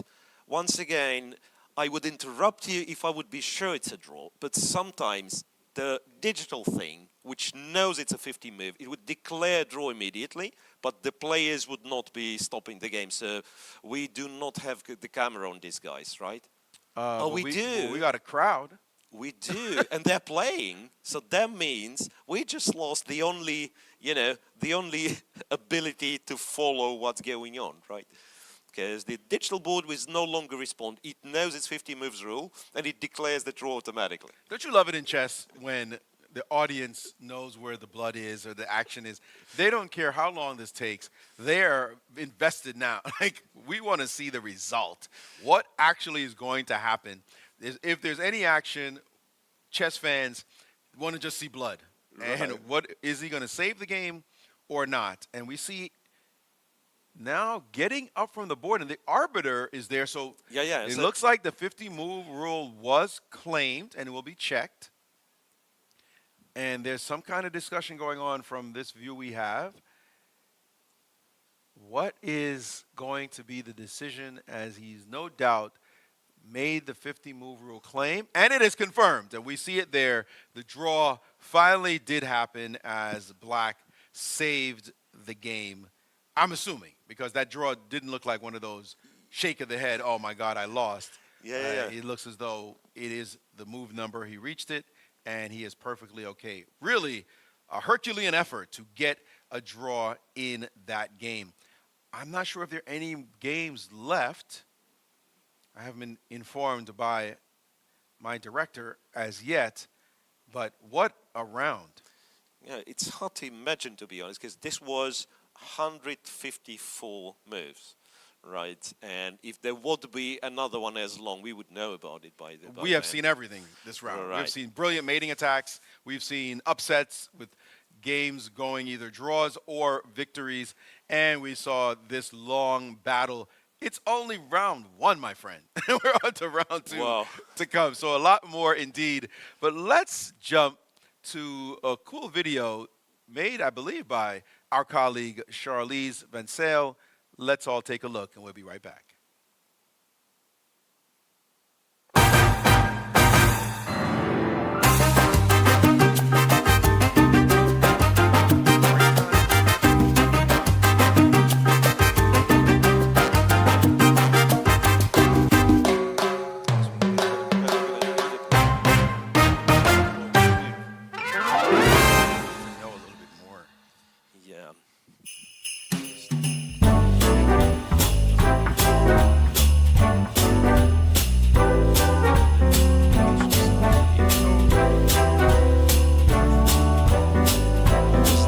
Let's rewind back in time all the way to 1886 for the first official World Chess Championship match, which started here at the Cartier's Academy Hall, taking place between Steinitz and Zukertort.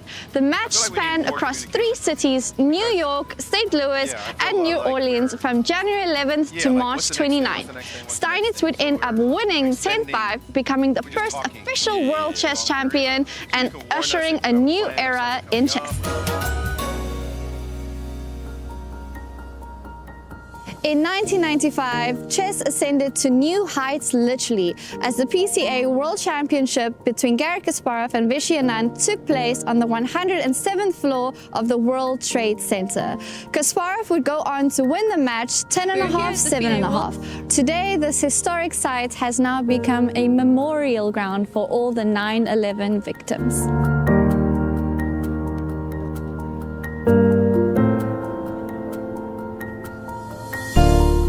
We're still in Lower Manhattan, where in 2016, the World Watch, as the old Fulton Fish Market, once home to merchants and fresh catchers, became the battleground for the 2016 World Championship match between Magnus Carlsen and Sergei Karyakin. It was an exciting match where Karyakin hit the first victory in Game 8, but Carlsen hit back in Game 10, and they went off to playoffs. And in playoffs, the first 2 games were tied, but Magnus got the victories in the last 2 games, ending in a beautiful fashion, asserting his dominance and claiming the throne once again.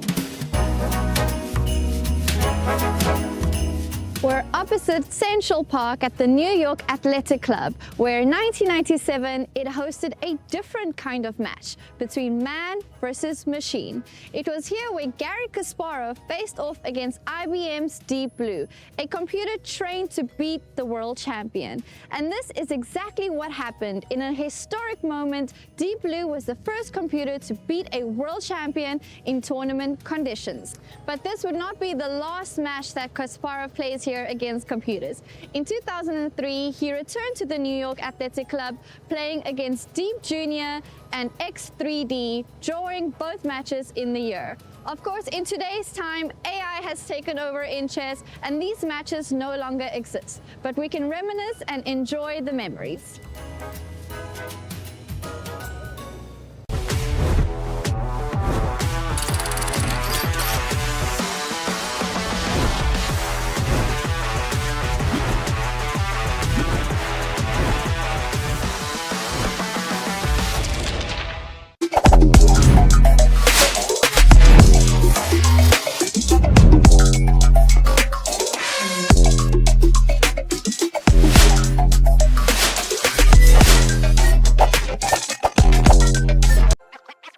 This December, the world's top chess minds clash in the heart of New York City at the FIDE World Rapid and Blitz Championship. Legendary grandmasters who will light up Wall Street with their speed and skill. Witness world number one Magnus Carlsen defend his title against a field of titans.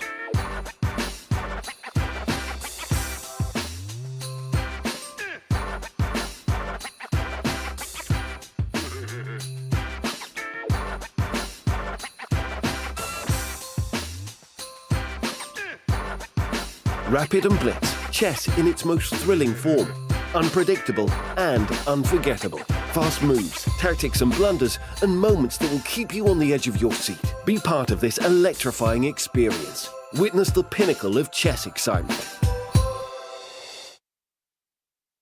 We're here at the FIDE World Rapid Chess Championships at the end of round one, and I'm joined by Awanda Liang, who just performed the first big upset of the event by drawing to Magnus Carlsen in the first round.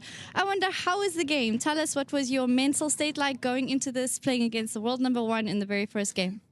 Yeah, I felt okay. I thought I'll try and play some sort of safe line, and if he wants to push a little bit, then he might get into trouble. I didn't really feel like I was a big underdog in the game. But yeah, I think I prepared a nice line, at least for this game, and I think maybe he confused the line or he was trying to play something a little fresh. But yeah, after he played rook b, bishop c3, I think I had significant advantage. But yeah, I think I just rushed a little bit, and it's kind of been something I've been trying to work on. And I allowed this very nasty trick on him doubling the rooks on the d file, and then it was kind of just a draw. But yeah, I thought maybe at some point I had kind of, at least it looked to me, a very serious advantage. But yeah, it's kind of tricky. I'm playing these guys for the first time, and you know, I kind of just let it slip. So yeah, it's okay. And how are your fast time control skills here? You know, of course, Magnus is a former Rapid and Blitz Championship champion. How did it feel for you playing against him, being in this time struggle? You guys had seconds left at some point. Yeah, I felt okay. I think before the game before the event I did some work, and I think my form was okay. So yeah, I thought I'll just get this game out of the way and then work against the rest of the field. And so yeah, hopefully the rest of the tournament goes well. We'll see. And you're a local, you're an American, and we have this big event here on your home ground. Do you think that gives you some advantage, or how do you feel about an event of this magnitude being here? Yeah, it's a lot of fun. I cleared my schedule for this event and the weeks before, so so yeah, well, I hope it goes well. But it's mostly just a lot of fun being able to see everyone and playing at this kind of stage. At least for me, it's the first time playing my World Rapid and Blitz, and so just seeing all the top players is really nice. Yeah. Well, thank you so much, and good luck for the rest of the tournament. Strong start. Yeah, thank you. I'm joined here by Maxime Vacher-Lagrave, who just won his first game. Maxime, tell us a little bit about how it went. Yeah, it was very unclear, but at some point I managed to get some initiative and some attack against White's king, and it worked out very well. You, of course, are a bit of a professional in this time control. Do you prefer Rapid and Blitz over Classical? For sure. I think it's more fun to play, a bit less preparation, and also more fun to watch for spectators. Yeah. And at this tournament, what are you most excited about? We're here in New York, the hustle and bustle of the city. Is it your first time? it's certainly not my first time in New York, but my first time around Christmas, so that was nice. Yeah, I mean, I know the city quite well. I enjoy it. It's a bit chilly, but we make it work. So you spent Christmas here. What did you do? Actually, not. Like, I took a walk around Brooklyn Bridge and so on, because this is not an area I actually know so well. I know very well around Central Park, but that's a bit further. So, and it was quite nice. And the day before, sadly, I arrived a bit later than I wanted to, because my plane was delayed. Yeah, for some very nice reason, like on the flight before, one guy lost his phone. It ended up in the hold, and so they had to disembark us because they couldn't find the phone. They had to unscrew the plane, I think. Almost made one of the world's top chess players late because of a phone. Huh? Well, I was not nearly late, but it was not that pleasant. You said you've been in New York many times. What's your favorite thing about the city? Yeah, I like that, you know, it's huge, of course, even compared to Paris, but at the same time, it's still accessible when you want to take walks outside. And I don't know, I just like the architecture. Like, of course, Paris architecture is a bit better, but, you know, there's always something to do. And, you know, at night it's also very nice. And, you know, I've come to enjoy very much walking around the city, especially Manhattan. And it's very much a chess city. You know, I know Paris is also a chess city, but New York has got these old clubs. They've got the parks people play in. Have you experienced that a little bit? I went to the Marshall a couple of times to give simuls and stuff like that. And this was very nice. Of course, Marshall Chess Club has huge history. I walked through the parks a couple of times, but I never played there. Well, thank you so much, Maxime, and good luck for the rest of your events. Thank you.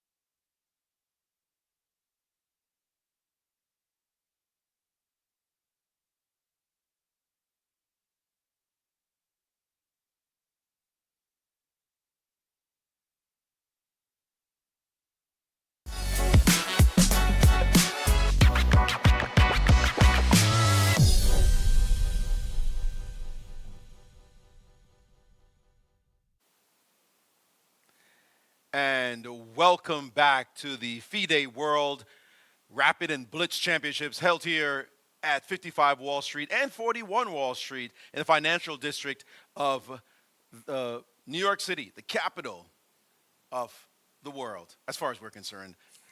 But I got to tell you, as a fan of the game, I am thrilled to be joined by the 5-time world champion Viswanathan Anand, who I last saw not so long ago in Singapore Vishy, you left me in Singapore, but now you're back. I'm so pleased to have you here in New York City. Pleasure to comment with you, Maurice. Now, the Rapid and Blitz World Championship, it seems like a kind of event that everybody wants to play in. Every single year, the top players make it a point to go join this event wherever it is in the world, including Magnus Carlsen, the #1 player probably of all time. Yes, it is the most popular event, and everyone likes to take part. And this year, it's more than ever, as befitting a tournament that happens in the heart of the global financial system, New York City. And I think this is the strongest lineup ever. So, and that's good because Rapid and especially the Blitz, lots and lots of fun to watch. How come you're not playing? Just toss a hat in there and see what happens. Yes, I was kind of, I concluded after 2018 that I should probably give this tournament a miss, and then later on, well, I started reducing my tournaments anyway. Who knows, maybe I'll be tempted after a year or two to throw my hat in the ring again. We're excited by the possibility of that. We see Magnus as the prohibitive favorite. He did draw round 1, but every year he just seems to bring it and bring it and bring it. He has won 5 of these Rapid events, 6 of the Blitz events. What is the special skill that he has that allows him to not just win at Classical and not remain the #1 player in the world, but also just show time and time again that he is the best, it seems, at every single format he plays? I mean, if you want to take a very broad view, my feeling is he is just, the percentages work for him. He makes the fewest serious blunders. And it's just this consistency. Reasonably good moves. I mean, may not be the best move, may not even be the second best, but it's never going to be the worst move, almost. And that strength is magnified even in tournaments with more rounds. And when they're all in one day, because he's also got, he's very fit. So this kind of event suits him very well. The longer it is, in fact, he does better. I've noticed a trend. He can often fall behind in the first few rounds. He's done it a few times here. He had, I think I can remember at least one World Rapid where he started with a loss. But by the end, I mean, there he is.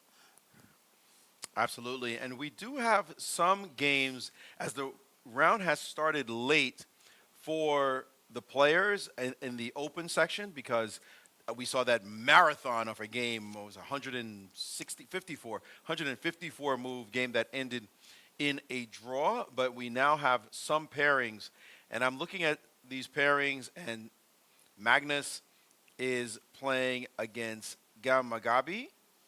Which he's getting a double black, so there must be a pairing thing, which Gam must be on 1 point and Magnus on a half, and he got floated up. So he got pushed up. So double black, that sounds good for him if he can win this game and then have extra whites later. We do see 2 Americans, both a vet and a youngster, Fabiano Caruana, playing against Awander Liang. And another point you're making was, why is Fabi playing Awander when Awander drew his game and Fabi won his game? So yeah, that seems I'm not sure what happened there. Me. And you would think on the then top, you can't have 2 floaters like that as well.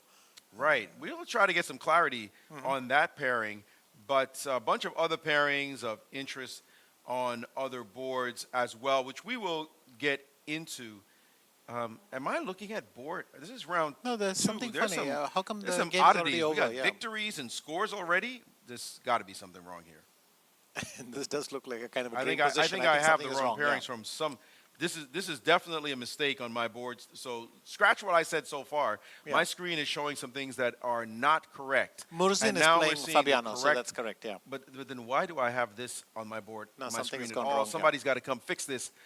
We need the technical crew to get in here and change up whatever is on this screen, because we have some mispairings. This is, in fact, the correct pairings that we're looking at on the screen at the moment, as Magnus Carlsen will remain on board 1 throughout this event, being the top player of he's playing Dennis. the tournament and featured player. And you said? No, so he's playing Dennis and not Gaim as well. Yes, so we have definitely different pairings there. And as you can see, the list is different from what I had just mentioned. So this will be corrected shortly, I am sure, as we get some assistance on at least on our boards, on our screens, as we take a look and make that change.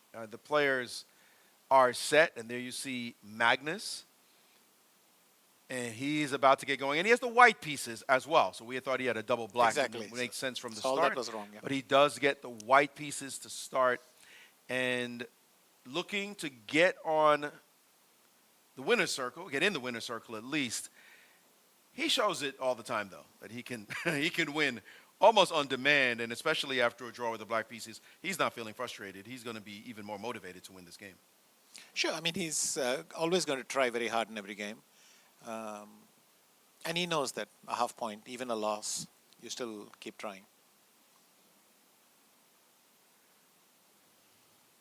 All right, well, we will see how this one transpires. The ladies section, I believe, have actually also begun, given the way the long game happened in the first round. How frustrating is that to sit around while somebody's playing a 150-move game and you want to just get your second round off already?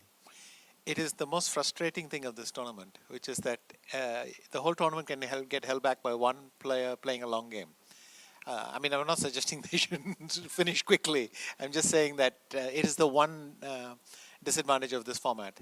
You get abundance of games, but you're tied to every last result. And what do you do in that situation when you're waiting, being annoyed by this last result? It was actually a big weakness of mine. Sitting around, my concentration would just completely go. Wow. Because, you know, how long can you stay focused and all that? And also if, you know, if some people are shooting the breeze, they come and they start chatting with you, it just, you know, you lose your focus. But my best year in Riyadh, I actually took my notebook with me to the tournament hall. And I would sit and do something on it and avoid talking to anyone in these long breaks. At least I'd learned my lesson for that one tournament and it clicked well. So. Gotcha. All right, well, we are underway here as we have a Petrov on this board with knight to c3. And this was a line, I believe, tested in the World Championship. But was it Fabi and Magnus, or was it Nepo and Magnus? But this line, certainly, the players enjoyed playing quite a bit with this move, knight to c3, as we see there. But he's gone back to f6, and he's basically saying, I can play this position, what is it, a tempo down? All right, well, you are in command, I will tell you, my friend, of whatever is happening. Your screen is there, your mouse is there, as you take over for Miro for just this round. So as moves come through, you can switch boards even as well. We'll follow right along with your lead. And I mean, I saw these two on the board, so I'm waiting for this to update. So here we are. So this is the... So you're feeling about this very symmetrical type position, but white seems to have that small edge because of that bishop being able to go to d3 instead of sitting on e7, and also the pawn is already on the d4 square. Correct. And normally knight takes c3 is the main line. This is a side line. It's never been completely clear to me why black is worse, but of course, advancing this pawn here is one key idea. So you advance that there and you get that extra space. But even that you have to pull off in the right way. I'm sure Magnus will think. Notice that he has already thrown in h3 to stop the bishop coming there and annoying him in any way. So now we not only have this slightly strange bishop here with few prospects, but this one as well. This square is missing, this square is missing. And so Black's task is going to have to be to find good squares for his bishops. And the move d5 is not a problem solver. Black just plays it. Like right now, Black just played rook to e8. And I'm thinking, why didn't he play the move d5 and just equalize the space? Or is it just that he would give away the e5 square to a white knight? A bit of everything. One of the things, if you remember the game with Gukesh and Ding, the symmetrical French, the plan is quite often c5. But here, white has already developed his knight, and c5 might not work very well. And if you can't break c5, then the other plan you mentioned, that white puts the knight over there and brings this pawn, and gets the clamp almost. A knight on e5 with 2 pawns pushing it. Another idea is to simply go bishop f4 and think. But I like d5. It's not a bad move. It's quite hard for white to take big advantage of it. All right, it looks very natural indeed. Creates some fluidity in the position, but again, not played just yet. So we will see what happens there. Other boards, So this is the as current that one position, is developing. Remember, this board here is a battle of two players who are currently not in the lead. They're at a half a point. The only reason we're focused on it is because it's one Magnus Carlsen who is playing. But we can just jump away from this board and maybe go to boards with players in the lead at the moment. Let's start with board 2. Fabulous Fabiano Caruana, who did win his first game. We see here a position that has been debated a lot back in the 90s, I would say, and maybe even beyond. Take us through this one. I know this is the kind of position you have sort of seen before. Oh, yeah. So it comes down to this. This is the famous Sveshnikov. And normally they put the pawn here. They leave it here and try to deprive the black's knight of these squares. So many motives. But after c4, b4, white is completely clamped down on d5. But on the other hand, there's that big square on d4. We are here now, and the thing is, it's hard for white to actually make progress. How do you attack that d6 pawn? If you move the knight, then off and out. So you can see black steps away. If white now moves the knight back, I can just wait like this. And it's hard to make progress. Is what you're saying. Yes, so typically white will try to play for f4, so with g3 and f4 maybe somewhere. Another plan is just rook d2, rook d1. So there are some plans. It's much harder to win this d6 pawn than you might imagine, but at the same time, you know, I think he's gone b3 to stop any b3s by black, but eventually white will double on the d file. Gata used to be very, very good at this. In this position, with just sitting quietly. Yeah, he could make a lot of quiet moves without any problem, and I remember being quite impressed by many of his games. Yeah, but this kind of position used to be like anathema back in the day, playing with the black pieces, giving up the d5 square, giving up the d6 weakness, letting white get all this pressure. Why is it that it's okay for black to play chess like this and isn't just getting sat on in a position where it doesn't really seem like black has too many prospects other than the f5 break? But that is a big one. Admittedly, putting the bishop on f3 really discourages f5. But at the same time, this bishop sitting on f3 is not going somewhere else. There are some nice plans for black. For instance, black could go knight b8, knight a6, knight c5. One nice plan. I haven't seen it in this particular version with queen b8, a7. But black is also saying, look, I'm happy to sit and you're going to overreach. That's what black is hoping for. Black is saying white might overreach somewhere. And then, I mean, black has a lot of wins here in the counterattack.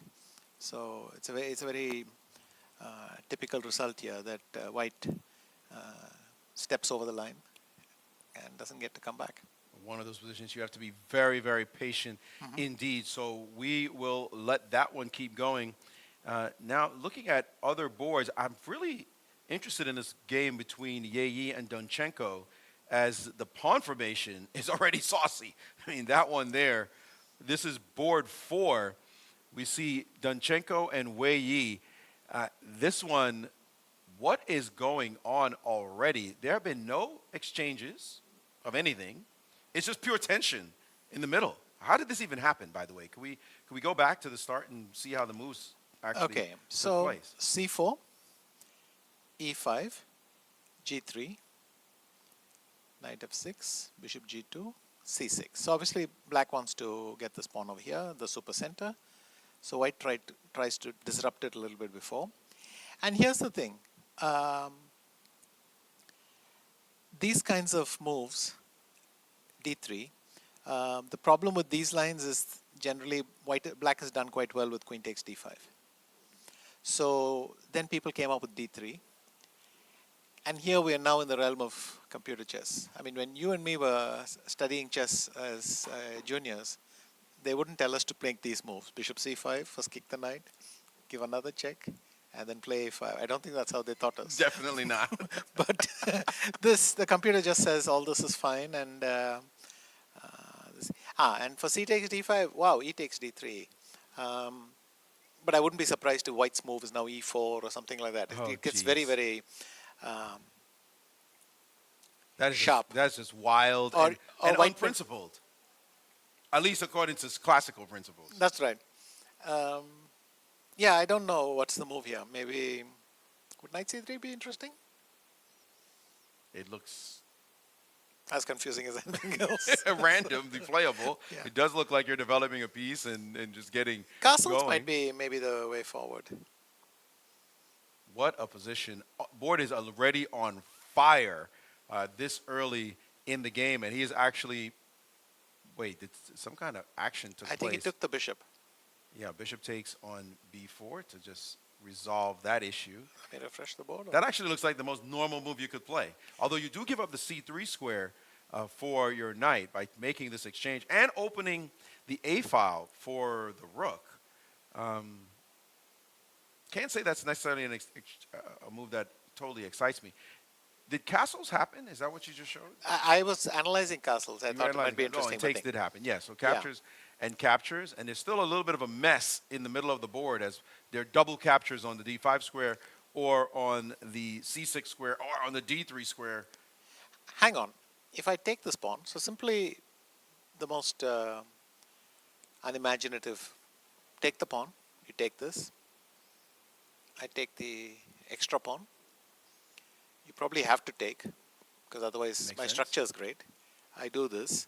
Now, admittedly, because the a file is open, I can do something like bishop e6, which puts some pressure here. But first of all, not even counting knight c5, simply developing my knight.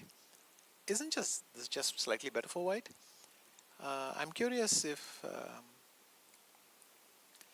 I mean, to be fair, the computer isn't that excited, so maybe these lines have been analyzed, but looks All pleasant. right. Looks pleasant to me.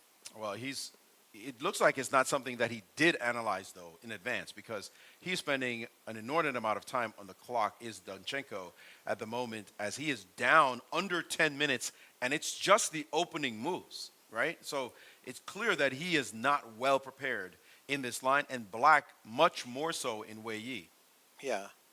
And they're going down the line that you mentioned, takes, and he's taking back on d3 with the pawn, it looks like, if I'm not No, mistaken. the queens were swapped. I saw a long move. Oh, he did swap I queens. saw Wei Yi reach across, so he must have... You must have played your line with queen. Queen takes on d3. So in fact, d3. exactly where we are. I think they are here, and now Wei Yi will have to demonstrate why this is equal. Maybe bishop f5. Maybe there is some strong move. Okay. But I so like white. I think it's a safe edge with no risk. position settling down to be sure. Let us jump to a board of somebody who looks to be in absolutely fine form. Board 6, Alireza Firouzja. I don't know if you caught the last game by Firouzja.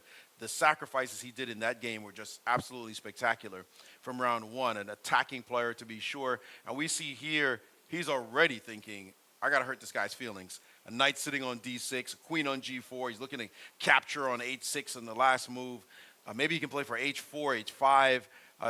Typical Firouzja, huh? Swinging for the fences and trying to destroy his opponent with wild and sharp tactics. Very much.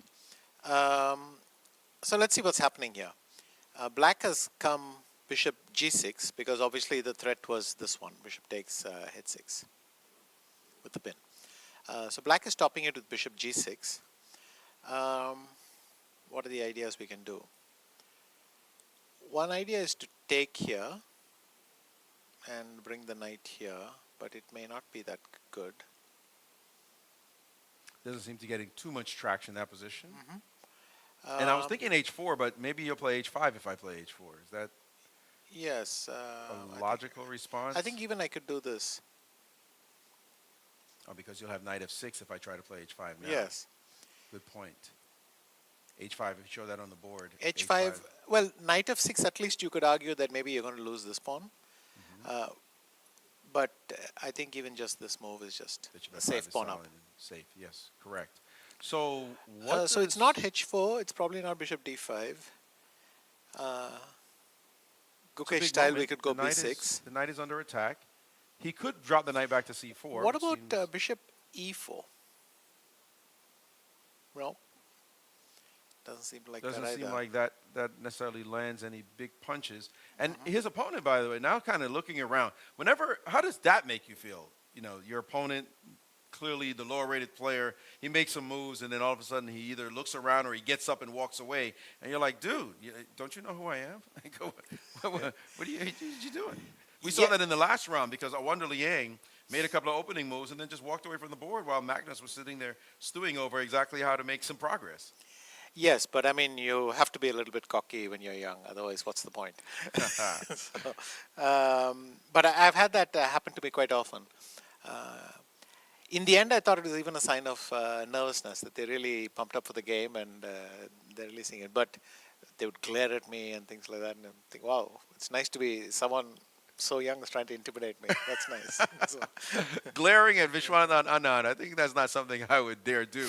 But Bishop g6 on the board, and it is very unclear to our eyes exactly how white holds this together, especially that knight landed on d6, and now you're wondering, well, how do you keep it there? Because bishop takes d6 is definitely a threat, and it's not easy to disrupt what looks like Black's very well-placed pieces. Right. Actually, I don't see why the computer likes white so much. Oh, it's a good question. Unless you play... Wait. I have an idea. What about knight takes f7? Knight f7, that is coming from outer space. Well, it looks Not like... that much out of space. Maybe that's what Firuzha is thinking about, and Ranak seems pretty cool about it.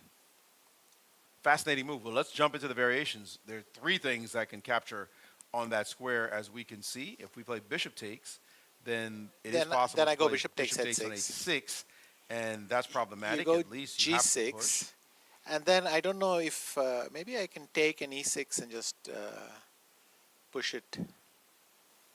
Okay, Yeah, that's already something we're very annoyed. And now just bishop f8, and this is nice for white. White's got some yummies there for sure. All right, but what else? But can't you just take otherwise? You just sack the piece. Well, you can't take with rook because I simply take the bishop. Right. But That leaves the king, but then the same problem, right, Maurice? I take here. And then e6. And e6 check, and the king has to come to f6. What? No, bishop f4. Bishop Queen h4 might just be d6, mate. Queen h4 is bringing the king into the game. And we I don't think want to this see is a happen lovely at all. one. That's So- mate. So, knight takes on f7 is indeed possible. Will we see another spectacular sacrifice by Alireza Firouzja? He's got to estimate that position you were talking about, so let's go down the line. I mean, he's willing to invest 6 minutes on this move because he thinks, well, maybe it's over if it works. Well, so why he's- not? So he's in there. He's in there. Let's see it. Let's see it again. Knight takes f7, clearly... incidentally, why not take knight takes f7 here? It still works. because bishop takes it's the same line, basically. Yes. Right? In fact, it's just the same line. So It looks like the exact same line. So let's go down. But without bishop d5, you have an option. Knight f7, you have an option, right? yes. You can play bishop d5 on the next move. Or can you? Let's take a look at knight f7 first instead of bishop takes d5, because this is the same line, basically. If you play knight takes f7, I had the line somewhere. you can just or make the move enter right them, now. yeah. Knight takes f7, and you have pointed out quite convincingly that bishop takes is really the only move. And now you have an option after bishop takes, unless you see something else. I was wondering what happens here. And this might be the problem with taking the bishop on d5 earlier. You mean if you take first? no, but bishop d5 is possible now, no? Bishop d5, e d5, and then your knight doesn't have an easy escape Right, so we'd route. have to play e6 and give the pawn back. So there is something very strong here. Bishop e4 must be winning here. That's it. Bishop e4 is winning. So this is the difference, where he doesn't want to take on d5 first. There you go. Because now after bishop to e4, the bishop on g6 is under attack. It's forced to take. You have to take. I take this with check. You go here. And now what's extra nice is I take this with Knight check. h6 just looks And I'm like just too gonna much. And clean you're out. collecting everybody with the queen landing on the g6 Yeah. square. So knight let's f7, point that out, though. We don't want to go too fast, by the way, because we got fans watching who may not be following all this. So let's look at that line again because it was so beautiful. Knight takes f7. Looks like the accurate, well, at least the most tempting line, and he's definitely looking at it. But by the way, is Firuzha going to calculate this all the way out? Isn't he just going to do this intuitively? He's taken quite what He has done. opted not to play it and has now played instead the move bishop to e4. So a lot of time spent there, but let me understand. He was on 14 minutes, and But now bishop e4 we don't have his time updated on the screen. Let me see if I can find But this it is here. unimpressive because, Maurice, look at this. I'm just going to play h5, and then I can capture on d6. And, I mean, it's not the greatest pawn structure on earth, but it's mine, you know. And by the way, he is down to 657 after what was a massive, at least 7-minute think. Yeah. And then to back down and play the move bishop to e4, That's that bizarre. is indeed stunning. And his opponent has now played the Play move, h5. h5, as you mentioned. What a strange turn of events here. That could really cost him. Bishop to e4, let's put it on the screen. Bishop to e4. Yeah. And the move, you got it there. Bishop to e4 and the move h5 played. The queen has Let to me just move. refresh the And board. Yeah. And this is the current position. And this is the current position. And then where to put the queen. And you're talking about the move bishop takes d6 next. There may be a little fracturing of the structure, though, on g6, depending on where your queen goes, no? Actually, I suddenly wonder, queen h3 might be quite relevant. Yeah, makes some sense because you're going to be able to take on g6. Correct. And But then I take think on this is e6. okay anyway. Because you Bishop take. g6. You don't play bishop g6 here? You want to... no, but I have... one sec. I do this. You go bishop takes g6. Yeah. Can I take on e5? Oh, I see. And now if I play queen takes, Then I just... Then you will I accept the double pawn, but you're not going to be better at the end of this. after So we have capture, swapped capture, everything, and then I can play king f7. and you're not impressed by the position of at least the structure. Queen h3 This pawn is a bit weak, though. on the on board. b5. So I can come like this and attack this pawn. I can attack it with the knight. We're So it might seeing this compensate. go down. All right, so bishop takes d6. As you mentioned, let's back up to that moment. Bishop takes on d6 played, and Firouzja has some thinking to do here. Now, you're saying he could take on d6 now and then take on g6, is what you like. No, bishop And no, g6. he's- I'm wondering, well, can I play fg6? Let's He try switched. that. He has taken. Let He me has see. taken Can I on- do this? What's wrong with this? And, well, there are two moves for white here. If you take on e6 with check, queen f7 does seem to... Is that your response? Yes, sir, yes. Yeah, queen f7, forcing a trade of queens, it looks like. And when I bring f2 my was king hanging, out. And then having to take the bishop. And then I'm just going to And then you collect just the go pawn like pick this. up that pawn, and yum, yum, here we come. Nothing here for white. All right, let's back up. What if he had taken on d6 and Hang then on, played... hang on a second. What happens if I go bishop f4 here? And okay, he has taken on g6. We Because are then- here. then I get to And throw then you get this to play move in. rook check, Before. king up, King up. and then after takes, he can't quite take the pawn yet. But can he maybe defend his b pawn? He can, but then I'm going to do this. And You then capture this. capture. And I just play and rook b7. swing. Isn't this my dream? Maybe rook a5 here is just enough counterplay. Where you'll correct my g7 pawn, but my king will wander off to We'll d5. around I'll and get this that pawn or as something well. like that. So these lines, the liquidation is my challenge. Seeing all this disappear from the board so quickly, that creates a problem for white as he's trying to maintain some initiative. And by the way, So recognize bishop that g6, fg6 has happened, right? it did happen. Yeah. And the challenge, In fact, and by the queen way, e6 check has everything is happened, yeah. happening. Queen f7 has happened. And his opponent looks super confident. 10:58 on the clock. Firouzja down to 5:02. And he can't be too thrilled. And what is he doing here? He has captured on d6 Right. with the pawn, allowing queen takes f2 with check. No, it's No, pinned. it's illegal. Yeah, it's Duh, pinned. of course.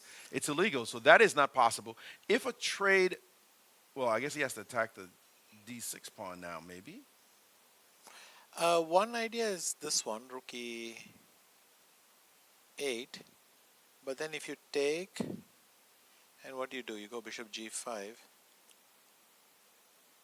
And he's trying to maintain that pawn on the board. I get the feeling, though, that this position is just liquidating way too quickly. Now I can do this, and I actually can throw in this move, rook e8. That's very pretty. Yeah, it's... Because if you go d7, trying to bypass it, I go rook takes e1 check, And bring the rook and back. then I get to go back. Yeah, definitely. So that's not working. All right, I think this game had some excitement, but Firouzja missed his opportunity to play knight takes f7 if something was going to be there, playing bishop e4. In fact, there's another idea, which is I could take here and play rook f6. And either you let me take the d6 pawn, or you step back, but in both cases, I think black is doing fine. All right, so now you're just finding multiple ways Yeah. to equalize for black. I'm not seeing any excitement happening on any other boards, except maybe the board 3 with Maxime Vachier-Lagrave playing against Mikhail Antipov. And that position, we see a white pawn on f7. He's winning. Well, Maxime's a genius. He's the only one who manages to get such excitement going in a Berlin. Everybody else just gives up and wanders away zombie-like. Maxime manages to get e6 and all sorts of lovely things going. And we see a fat pawn on f7. Could we just see how he even got it there? Because it's triple pawns, but forget about that. It's the f pawn, the front f pawn that counts more than anything else. So let's just take a position like this, very typical Berlin. Right.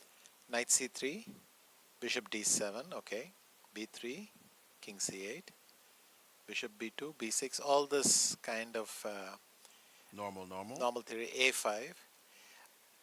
And Maxime actually does this. And the point of this line is that now this is supposed to be an inaccuracy because I do this, because this pawn allows me to do that. But rook fe1, knight e7, knight e2, and there it is. So after bishop takes f3, gf3, rook at 7. Here we have with us Atos. But genius meaning terrible move? Genius meaning, how did he even come up with that? But I mean, well, there's a knight going to enter in a strong square. But you know, the position is quite resilient. Even if you do this, suddenly you say, okay, you have your extra pawn, but I'm going to keep laughing at these two guys. Right. So it might balance out in a way, but he played this. He went rook at 7, knight c3. Okay, that is interesting. And and this is the brilliant thing. If the knight comes there, then suddenly this pawn is creaking. Right. And this square is missing for that dark bishop. Yeah. So this is a brilliant maneuver. In fact, it could well be that after fe6, the best move might be knight c3. Let's have a look. No, it isn't. Because I have a trick here. So that's the difference. Anyway, rook at 7, knight c3, absolute best move, knight f5, and that's how we got it. And that's it's so easy when you know how. Yeah, right. No, that's ugly. In fact, it's resigns according to. No, that f pawn is way too strong. Problems there. Indeed. Let's jump to the game with Magnus Carlsen, who's looking for a victory in his game. And I'm seeing a white rook on the e6 square. Let's back up a couple of moves, please. I want to see how this happened. And also, I can point out that Magnus has 9 minutes and Dennis has only 2. We call this a 1-0 incoming because there's no way he's surviving this position. But let's back up to see how it actually happened, because we had this relatively quiet position. But let's see a few moves, and very quickly let's get caught up. What happened here? Okay, so he plays a4, giving black a difficult choice. Either he allows the pawn to advance, but after a5, it's harder for black because having committed that, there are squares that can't be abandoned. Having said that, look, Magnus has stopped d5. If you go d5, then knight b5 wins now because the bishop is going to kill. Trap that queen, or at least knight c7 at a minimum. But c6 should be possible. I don't know if the move is d5 or what. Because d5 I can do knight b6 maybe. All right, let's catch up though. What happened in the game? Sure. Because we're seeing moves happen. Bishop f8. Okay, takes, and then he goes queen d2. Okay, so rook's coming to e1, which it did. Bishop G3. Okay, all calm. Basically, again saying, if you want to play D5, I'll put a knight on E5. Is it that simple? If I go D5, what happens? Did he not play D5? He went Queen B6. Okay. Whereupon, And Magnus started to go for completely this. ignored. Yeah. And now, Queen B4. all right, tricky business. Trying to take the pawn would have lost your queen. Well, Knight would have been F5. at least weird. That knight on F5 is looking way too good now. Knight He's about to B6. kill it. Knight E7 check. Okay. King H8. And Queen F4. Wow. And now he played what? Queen takes on B2? No, he just He went developed, Bishop E6. He went check. forcing the king to Captured move. the bishop, which was defending that one. And then hammered this in. And what happened next? Takes? He took. I mean, is it It all looks that like, clear what's no, going on? it isn't. It looks like black has enough. And some kind of this play, is but like now a it's huge. straight exchange sack with a quiet knight e4 move. I guess he's claiming that this knight is misplaced, and I mean it's two bishops. At some point, this one is going to land here, and then everybody's pointing at the black king. So Is it that easy? it shouldn't be, but I'm threatening. I have two threats. One is knight f6 check here.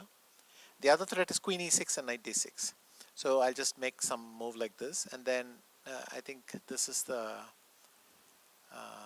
move which is very strong. And he's just dominating those light squares. Correct. Wow. That's a beautiful exchange sack. So Positional exchange hang on. sack. There seems to be some way for black to play. What could it be?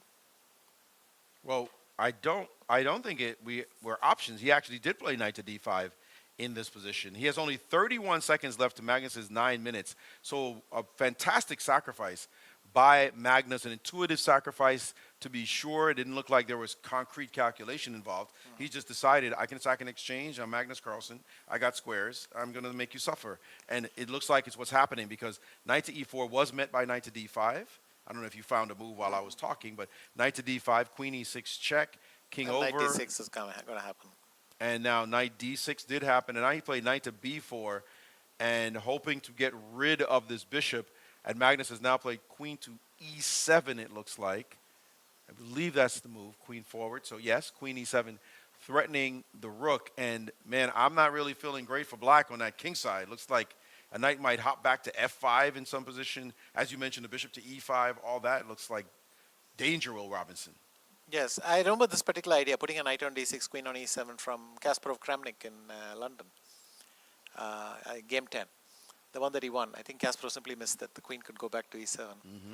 And then it was game over. So This nice looks idea. like game over as well, by the way. If you Too go much king of an attack. g8, I think bishop f5 is already going to be hard to meet. Yeah, bishop's coming to e6. So this rook is going to run somewhere random. It's hard to watch. It's a good situation if you leave it right there for a moment to look at the idea of splitting the board in half, right? Because you see the queen on b2, the knight on b4. That side of the board is just random pieces. Yeah. Well, meantime, white is assaulting the black king. Bishop e5 could come at any moment.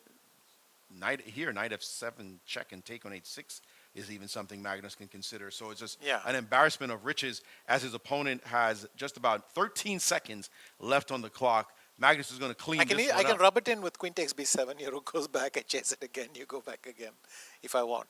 Right, because rook g8 is not playable because the knight No. f7 mate. So that is nasty. Certainly looking like Magnus is now going to collect his first win, and he's trying to figure it out. And he did it. He's, as you said, rubbing his face. Why not just grab a pawn and put it back? You former world champions seem to think alike, as that pawn was just a delectable morsel. We can show it on this board here. Queen takes b7, Yeah. rook f8, and queen back. Back. I'm basically saying I can have the same position. With an Not at extra the same pawn, yeah. position, you down a pawn, and then I'll go hunt you down. And it looks like all this did take place. I don't know what would be wrong with checking on f7 and taking on h6 with check. Maybe it's just not as much as he could get. He's looking for more. It's winning as well.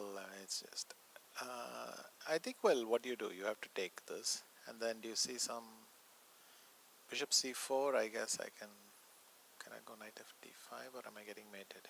Bishop e5. Bishop e5, I can go Queen C1, check Queen and G5. Queen G5. That does. Which, by the way, is still winning. Somehow. How do you win this? Queen E6 and F4, maybe? Queen But- E6, you have to go King F8. And what do you do about F4? F4, and I'm kind of running out of squares, aren't I? I'm hoping. Looks a hot mess. Again, Yeah. the queenside pieces are irrelevant, and the bishops are just too powerful. So that's one way I to think play. these are one of these positions. This is one of these positions where White is not fighting his opponent anymore. White is fighting the buffet of possible Options. moves. Yeah. And we did see this take place. He did go for this line with takes and takes. And he just collected F6, I think. Question now is, what did he take on F6? No, I thought I saw the queen tap on F6, but no. Yes, so And he he did. did? Yeah. And we see some hunting going on as the H6 pawn is now dropped from that screen. Maybe yes, he's just taking stuff now. This is embarrassing. Like, you're going to lose easily. First of all, you're down too much material. And second of all, you're probably going to get mated. Like, that's about the size of it. And you can just see in the body language of poor Dennis, like, ugh, what side of the bed did I wake up on today to have to deal with this? And there's the resignation, Magnus, with a complete evisceration of his opponent there. That rookie six sack may have been intuitive, but it was right what the doctor ordered. Yeah. Let's have a look at Fabiano, because he's down on time. He's got only 47 minutes left, seconds left. This Caruana. Yeah, Fabiano. I also heard that Dubov has a very interesting game, but I agree with you that this game is super important. Could we get to the Dubov position really quickly? I think that's what I heard. Yeah, my director Dubov say. beat Arvind Chitambra. Wow, oh, I see what you mean. Yikes! Look at that knight on E6. Shall we see the game? This was a cat Well, let's not go over too much of this game because we got so many games going on. We Yeah. see the finish there. Maybe you can show us the finish, how it is that he got that nasty pin on the knight. If you could go all the way down. Yeah. No, I just want to point out, this is modern chess in the Catalan. But let's go to some position like this. He has made a concession, I think. Okay, so he did this. Dubov put pressure like this, b takes c4, Look knight at that b4. center. My goodness. Look at that center, yeah. Ugh. And White gets the dominant pawn on d5. Yikes. And This one. it might not be all that exciting anyway, because the position is so overwhelming. Well, wait. That move was very important. The move E5 because knight takes. Yes, on but then the pin is going to be D5 overwhelming. creates I his think, pin. what is it, knight and some kind of knight c4, move, knight f1, maybe knight e4 is just good enough, yeah.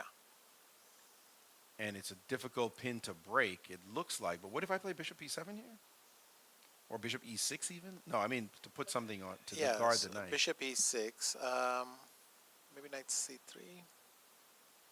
Oh, just pure torture. I can't get out of this pin. yeah. Wow. Wow. And then the knight on F3 is going to move. So fantastic. That's a big move. That was the moment of the game because if the pawns start Yeah. rolling, I mean, you're if in you trouble. do this, White could play d6 and White is a piece up because that bishop isn't moving. Exactly. So, That was a giant in moment fact, to be able to play he even E5. found other things to do.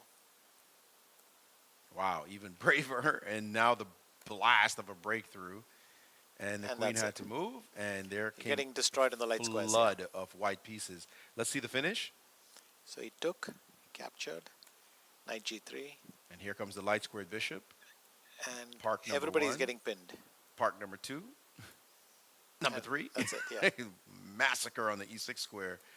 And he just continued nice That's little it. trade, and that was that. That's it. Wow, Wow. beautiful game by Daniel Dubov there. Great victory indeed. Fantastic chess. Definitely instructive. Those of you who want to go over that game slowly, that's the kind of game you want to win. All right, let's jump to the game with Caruana and Murzin. I think this is turning in favor of Fabi, right? Not at all. I mean, Fabi with is the- in deep trouble with the black pieces. He is. Oh, sorry. yeah. Yeah, Fabi's worse here. And look at those white pawns marching down the board as we see the young Murzin not having any respect for his elder and number 2 player in the world. And Fabi is in deep trouble trying to protect his position. Queen back to c8 right now and hoping to use this pin against the f-pawn. As we see, the queens are opposed to each other, but it does look horrible for black. He does have a little bit of annoyances with the rook sitting on a2 and the knight on e2, but it feels like there must be something here for white, something to at least continue the squeeze in this position. Yeah. I wonder what happens for h5. Wait, can I win? If I take on g6 here. Yeah, I thought Oh, of that. you have There's knight a queen g3 takes check at the end. h3 and Gotcha. knight g3, yeah. That's a very important point, yes. Knight. So I'll just show it to the audience. Takes. And then this, well, it's messy enough that Yeah, we you don't really want to do That's that. a very important point. So how do we deal Perhaps just a build-up. Put rook d3 so that the square gets off the menu, and then you're threatening fg6. And looks like he did play a rook move. I'm not sure which one. Yes, it seems to be ahead of that knight. So yes, in fact, he did play rook d3. He found it. Kudos to him. And now Fabi looks like he captured something, from what I can tell. He kept it on g5, it looks like. Oh, okay. But that's... And a recapture on the g5 square.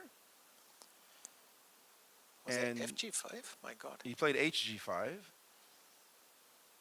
And it's just, you look at the bishops, both of them look bad. But the white bishop seems to be a healthier piece than the black bishop. The knight on d5, though, looks like a monster. Black's pieces look discoordinated. The rook on a2, the knight on e2, although maybe something could happen there, but it does look as though those pawns are really the story of the position. The knight on d5 and those kingside pawns. Yes, I mean, pull either of those pawns back, pull that pawn on g5 back 2 squares or something, and the evaluation improves for black. It's that pawn on f5 which is making all the difference, I think. Okay, so Fabi started... Try to create some chaos. But what about f6 here? Could I go f6? F6 Because you would have to with the take. rook. Exactly. And then I take with the rook, and then it's game over, isn't it? It does look Because that bishop is terrible attacked as well, and when it goes somewhere... He in fact, did you might as well give the bishop, because it's doing nothing. It's doing nothing, and yeah, the And then I'm threatening to take on e4. No, this looks crushing, but Yeah. he didn't play it. He missed this opportunity. He simply moved his rook, it looked like, and He's gave played Fabi a rook chance. e3. Played rook Okay, so e3. Fabi is very happy to bring that thing out. It's still winning. It's still horrible. I mean, maybe I could just play bishop takes e4 or something here. We are seeing a potential. Oh, I think I could already start... can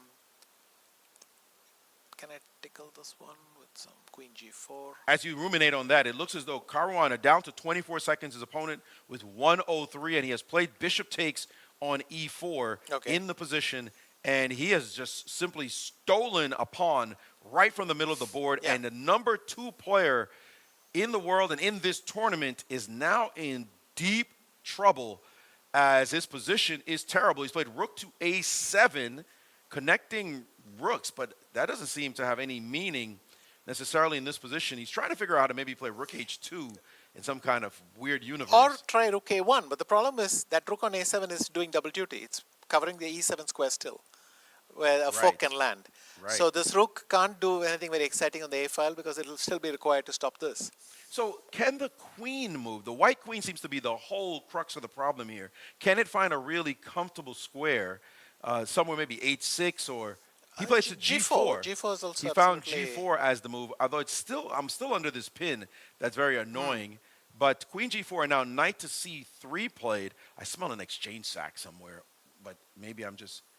Knight f6 doesn't do anything yet, it looks like. So Fabi just trying to keep this position as confusing as possible, but he is definitely in trouble. But his opponent has now dropped under him on the clock. He is at 19 seconds to Caruana's 26. He had such a big lead, but he does not rook know. h3. He's played rook h3, and it looks like that may have let a little bit of the rope go and give Fabiano a bit of a chance. His opponent is, Volodar is messing up slightly. Okay, king h8 seems to have dropped the position right back in white's favor.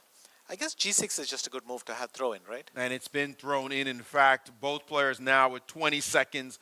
Fabi in deep trouble, hoping his opponent will not know what to do, will somehow blunder in this position as we see g6 on the board. Caruana in big trouble, down now to 13 seconds, 12 seconds, counting down, and he has played what looks like the move rook to a1. Wait, did he play that? He played rook a1, I He think. did yeah. play rook to a1, it looks like.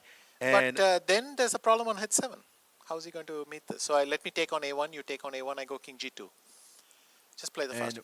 hesitation on his part. But he's got 20 seconds. But so he's that's got enough fine. time, He and the takes, capture has and now happened, the as you king- mentioned. But now h7 is attacked. And king g2 And he's gone back. rook has gone back. So a trade, mutual trade there that didn't seem to benefit black too much. There's got to be a tactic here. I mean, there's no way. What There's about queen h4? so many good pieces in the sector, and Caruana in big trouble with his king under heavy fire. Rook takes h7 has been played, trading off this piece, and it looks like, well, first of all, he has to take, right? He took. Yeah, and then g7, so then that's fine. G7. No, it must be still winning, but I thought he might find something more elegant. But And now what to do here? Taking the pawn looks like suicide. well, it's a double check, right? f6 check. Everybody's being checked. Oh, yes. So that's a cute one. King So, h7, f6 so he's won a is pawn. over. Yes, this check wins the queen. So how does So he play? He has Yeah. played what looks like queen to a8. Oh, he's Or he traded on e4 yeah, he and then traded played queen to a8. And somehow he's still alive. I mean, you've got to kill these guys 3 or 4 times. And this last move, trying to confuse matters, but his opponent playing what looks like queen to c2.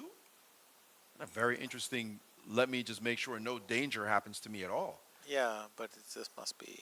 Maybe e2 would have been better than c2. And now king boldly capturing on h7. So let me grab this pawn back. He's down a pawn, though, is black. Full pawn down with what But looks like why- a bad position as well. He's advanced his king up because he cannot allow queen g8 with check. Why don't I just wait for the board to load? That's it.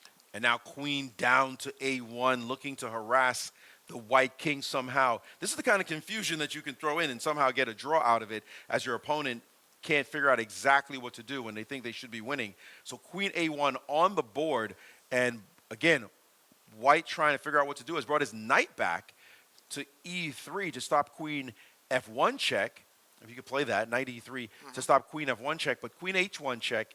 But is then a- queen h1 check, I have queen g2, and you then lack the check on d1. So that was his plan. I think knight e3 is designed against queen h1. The question is, does he have another square? And a king g7 looks like it was played. King g7 on the Yeah, board. king and g7 is now, on the board. did we say queen d1 get played? He's offering a queen trade, which makes actually quite a bit of sense.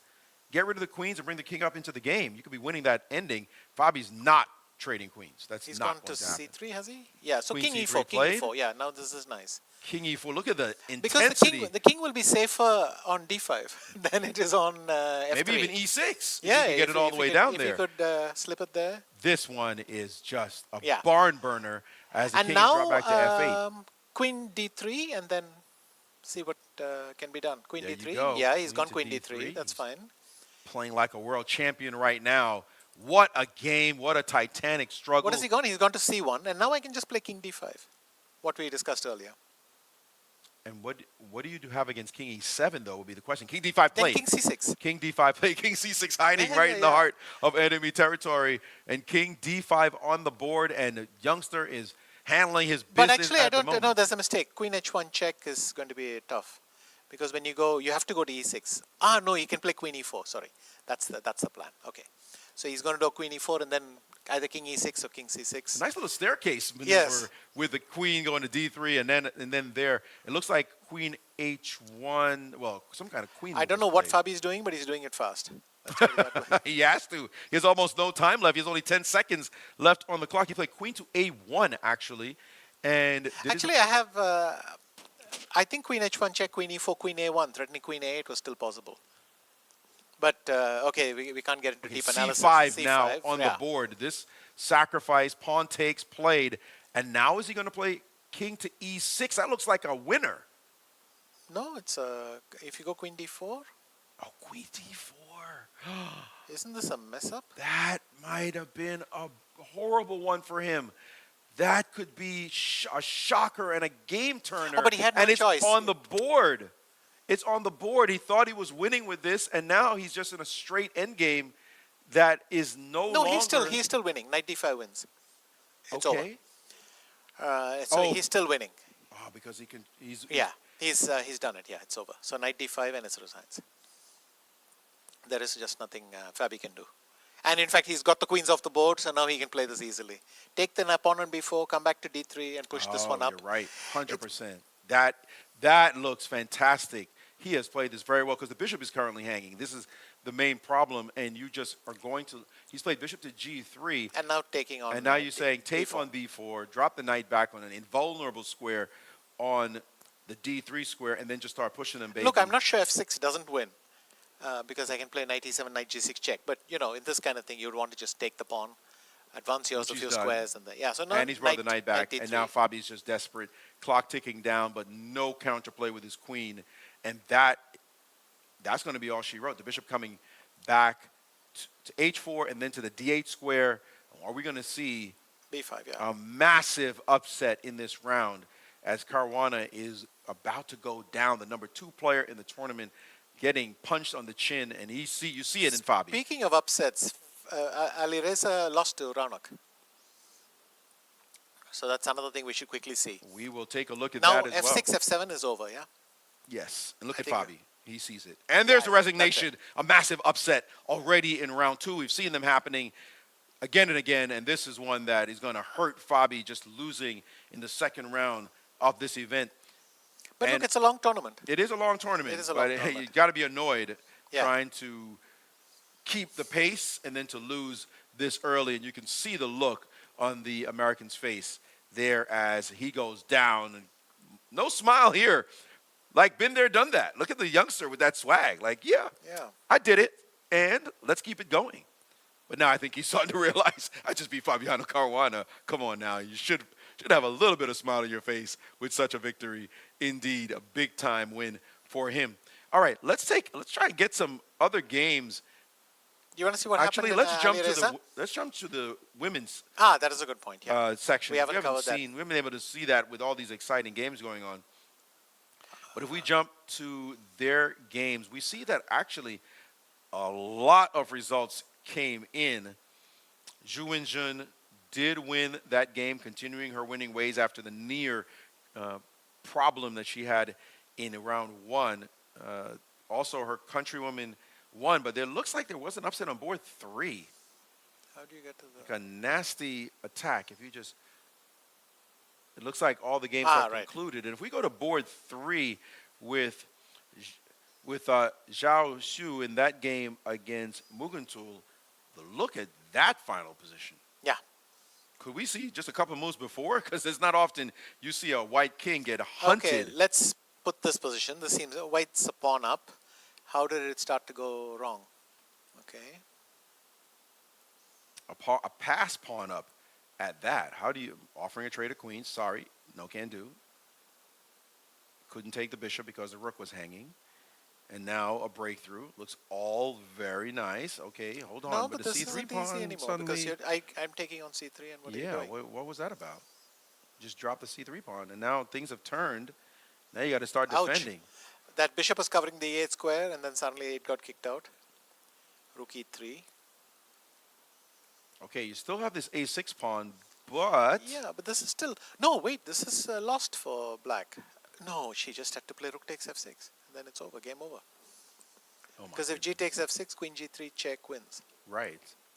So there must have been some time pressure as well. So she went King H2. Rook F1 was playable there, but then you still just take in... Yes. And then take on F6. Okay, so Rook E4... And again, but this still must be okay for white. I mean, with that A6 pawn, we see here white has only 112 and now only 29 seconds. So there was some time pressure here. Suddenly, this knight move and black is now suddenly the one on the attack in this position. White blinked with rook to F3. That's what happened, right? Rook to F3 and then knight F2. But in fact. Oh, I thought knight d2 might work as well, but bishop d3 is check. So knight f2. So knight f2, which is a remarkable move, isn't it? Blocking. I've never seen this way of fishing the king out. Hang on. Blocking the defender of the bishop on f1. It now had to move and go to the party, as now he had to go all the way up. Ooh, look at the queen show up. Nasty. Might have been other ways to play, but it looks like there's going to be some kind of sacrifice. Oh, if you're going to have to do g4. That ends the party soon. Did she play knight g5 here? Knight g5 looks But, crushing. oh, come on. You should do this. King here. Rook takes h3. Rook takes h3. And I give you queen f6. Evil guy. Evil guy. Or yeah. if you prefer, knight f6 Knight check. f6 was kind of basically Queen winning. f6, queen f6. Queen takes and bishop d3 Bishop answered by a d3, and then beautiful just queen g6. queen g6 Nice. takes. Mating with a pawn. All kinds of spectacular finish there. Ah, that was amazing, yeah. Yes, but what happened? Let's just get the actual, just back up a couple of moves. Ah, she went knight g5. Knight g5 looked like kind of a boring logical move. Takes. Just going to sidestep that. Nice. And then now, rook h3, yeah. Bang. Let's just show this last couple of moves. Rook h3. Queen f2. And check, and you have to block with the And if you rook. go up, then that's You made. get mated by a pawn. And if you go here, then Simply check. queen And to then h2. Also a lovely finish, Yeah. by the way. So beautiful game in what is also a major upset in that last round. As you can see the rating difference there. Fantastic attacking chess to win. So fantastic game. Like I said, Wenjun did win her game against Dinara Wagner. up a pawn against Dinara Wagner. And Anna Muzichuk won. Tanjan G1. I don't see any other major upsets there. I see Carissa Yip, the young American, now back-to-back U.S. women's champ, won her game as well. So good result for her there. And here we have the Let's table. hear the bigger results on screen. Mainly consistency at the top. Oh, Alice Lee playing against her countrywoman, Jennifer Yu, two young talents. But Alice, these days, seems to be the one who everybody has their eye on. She did manage to win a former two-time U.S. women's champion, Jennifer Yu. Anand Commentary did win her game. Miroshnichenko is here? Yes. Man, Mira is a good friend of mine. She didn't tell me that she was going to show up in New York. I'm going to have to tease her on that one. How come you didn't tell her brother you were going to be in town? One wonderful co-commentator as well. And as we go down, we see that pretty much to order, the women did do what they needed. Porkoshian, after her upset win in round one, did lose in the second round. So it just shows how difficult this tournament is. Lots of results, but Wenjun, once again showing that she's the class of this tournament, and she's going to be tough to beat now at 2-0. Okay, I suspect we have the results of the open section as well, or are they going to delay us yet again with another 154-move game? Okay, but there were no major upsets besides Volodar Mursin beating Fabiano. It turns out... no, Firusha. I've heard that Actually there is lost, one yeah. game that is still going. Is it Pragnananda, I believe, I heard, is still playing his game. Could we jump to that? That's board 11, it looks like. Yeah. Board 11, we don't have a result Here. yet. So this one is still dragging on. Pragnananda is down to 19 seconds on the clock, up a pawn in his position, but still not yet able to win the position. As he's trying to show that a knight ending could possibly win, but this looks very, very close. One little slip and there will be a draw. That's right. Well, now it's pretty clear G5 is necessary, and then how is Black going to draw this? Knight E4, Knight G3, or Knight E4, Knight D2 maybe? Knight G4, wow. You could easily mess this up, by the way. Even With seconds on the clock? very easily mess this up. You do want to get that knight to attack the H-pawn somehow. But already white is at that close point where knight E6 check, king to F7 or something like this, going after the G-pawn. So black has to be careful on the next move. Yeah, for instance, if I did this, then knight E6 and king F7 is very unpleasant. Right, knight F6 So check the knight needs to come to E5 check whenever that happens. Right, but so you're a the little bit knight of a can't, zugzwang. yeah. So king E7, what can happen here? Maybe this? Yeah, that seems to be reasonable because you can't kick my knight out easily. And incidentally, I'm threatening to come here by a different route, but at the same time, stopping your king going to that square. And that seems to be the key. All right, will he find it? He has 1 minute and 2 seconds left on the clock, it looks like. And he's still in thought, though. Here's the moment. This is the moment when We're checking to see what it will. And he did play.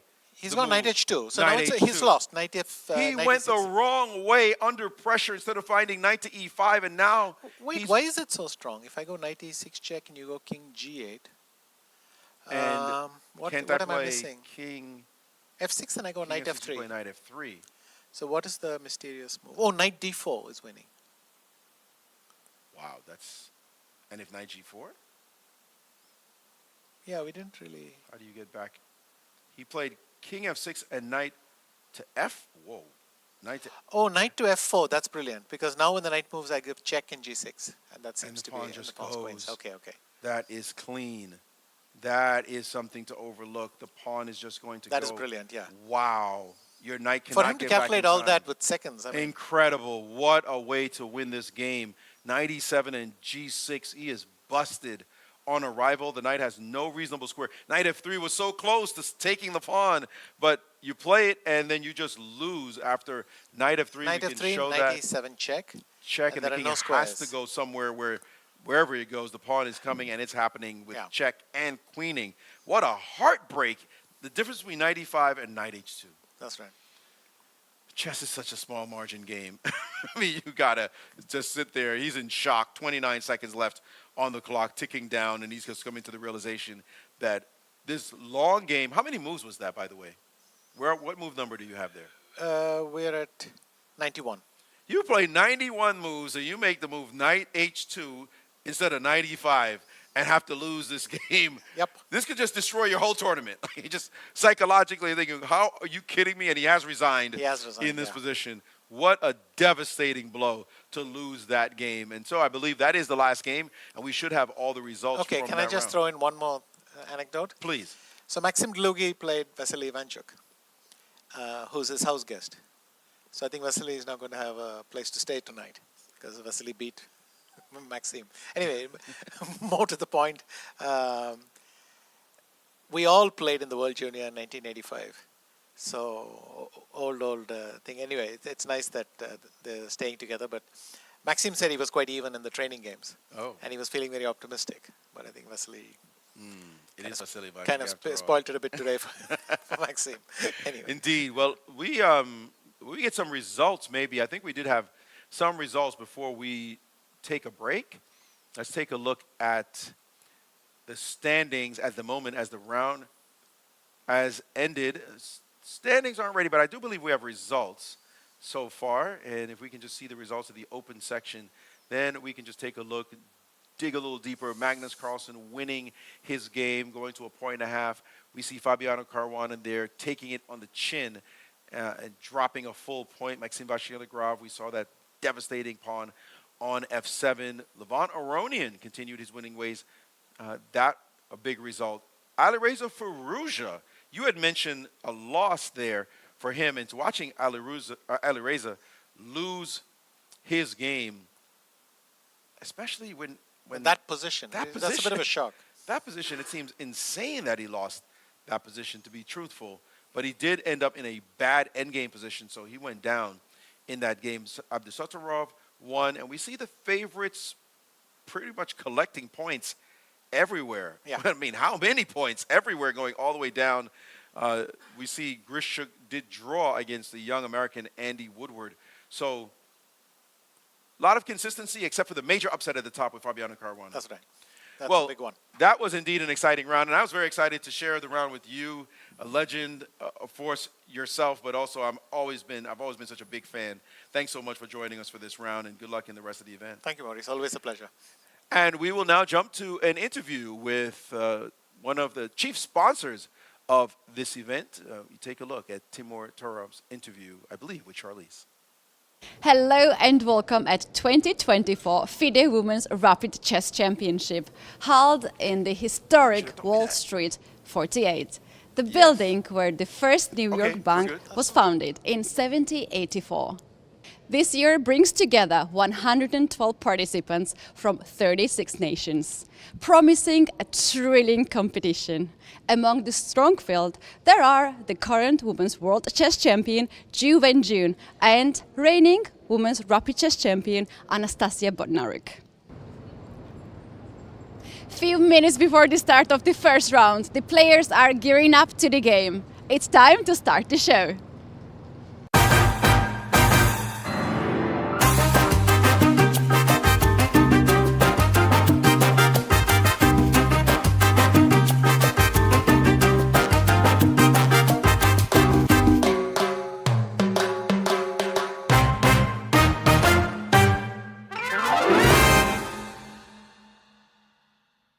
In recent years, a lot of companies and businesses are investing in chess, and Freedom Holding Corp is one of the leaders in organizing some of the FIDE events and supporting FIDE.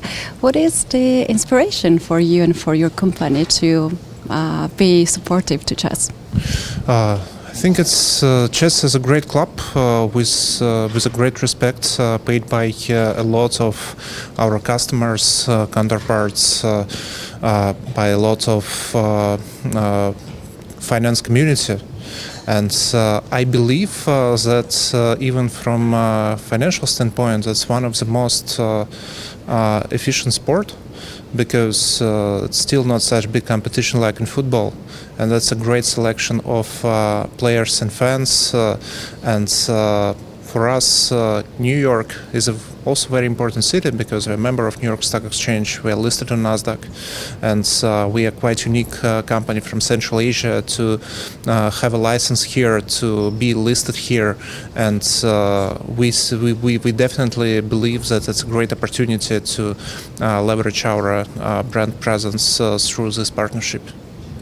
You mentioned about New York. We know that we are right now at Wall Street, very close to your company's office. So what is the plan for the future in the market of US?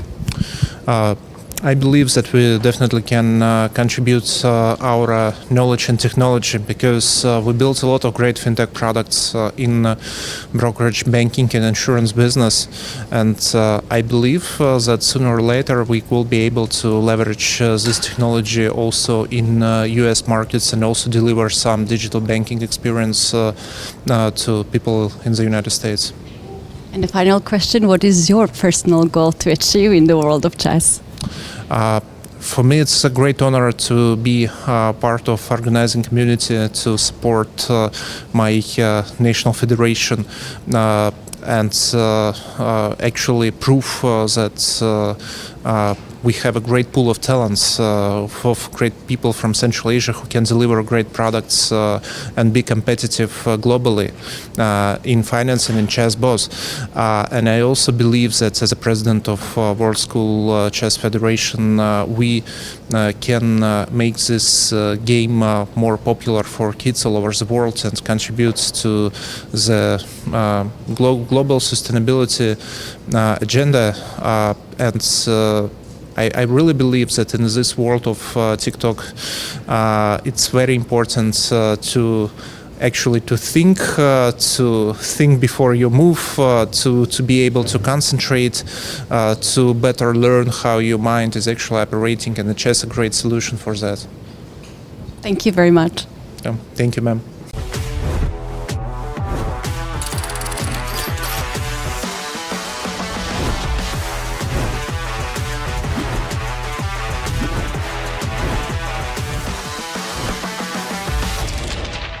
Valentina Gunina with us today. She won her first game. Valentina, tell us about your game.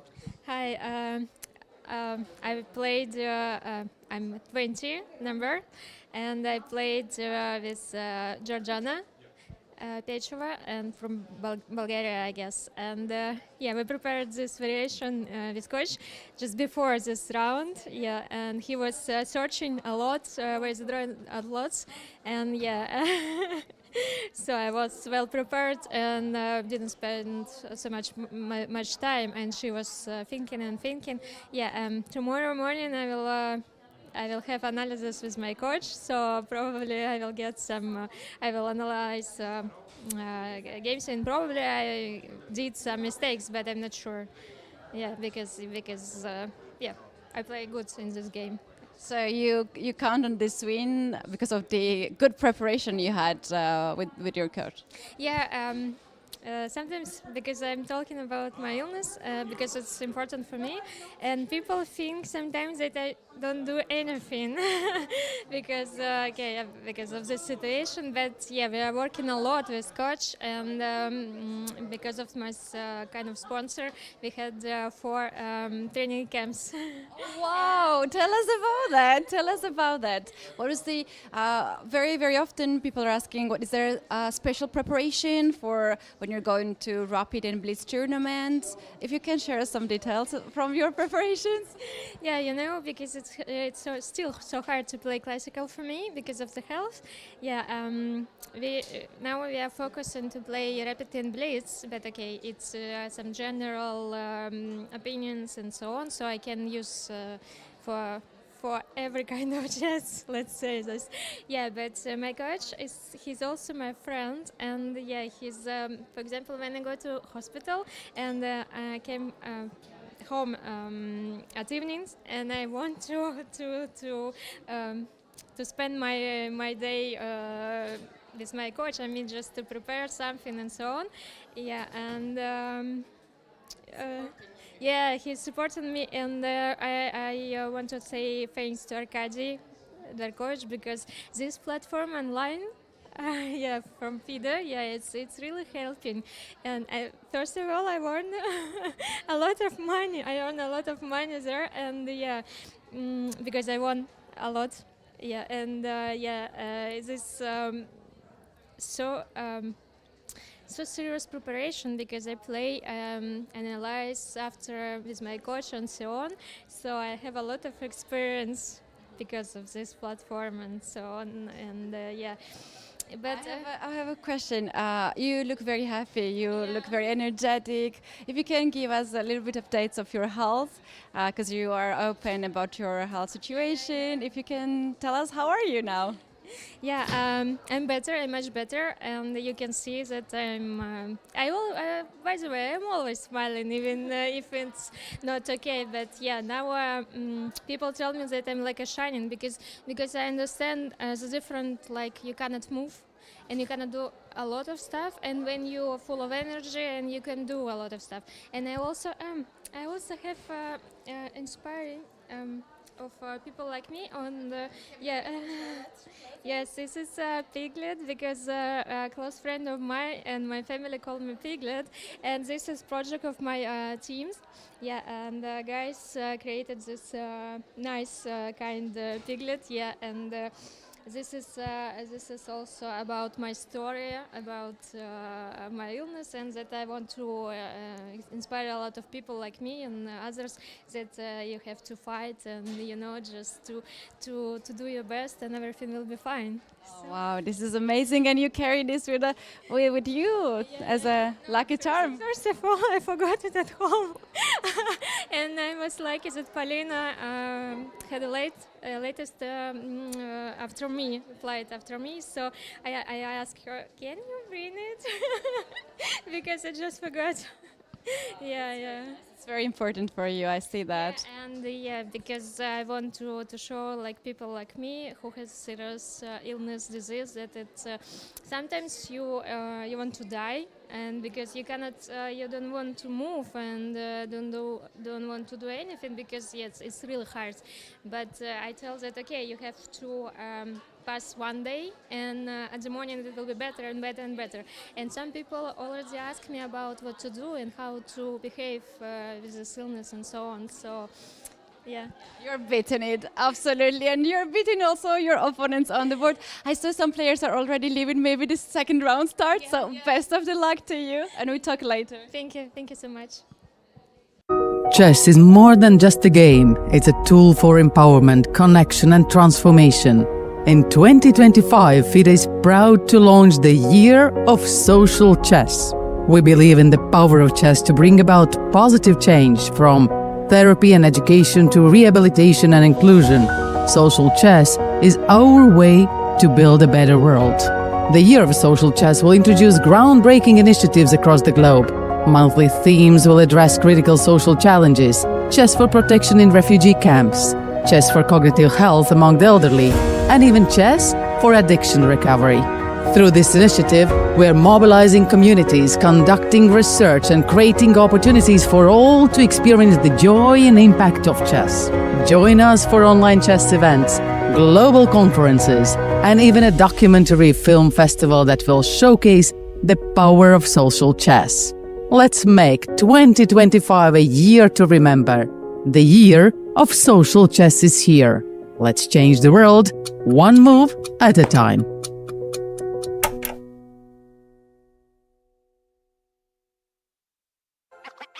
This December, the world's top chess minds clash in the heart of New York City at the FIDE World Rapid and Blitz Championship. Legendary grandmasters who will light up Wall Street with their speed and skill. Witness world number one Magnus Carlsen defend his title against a field of titans.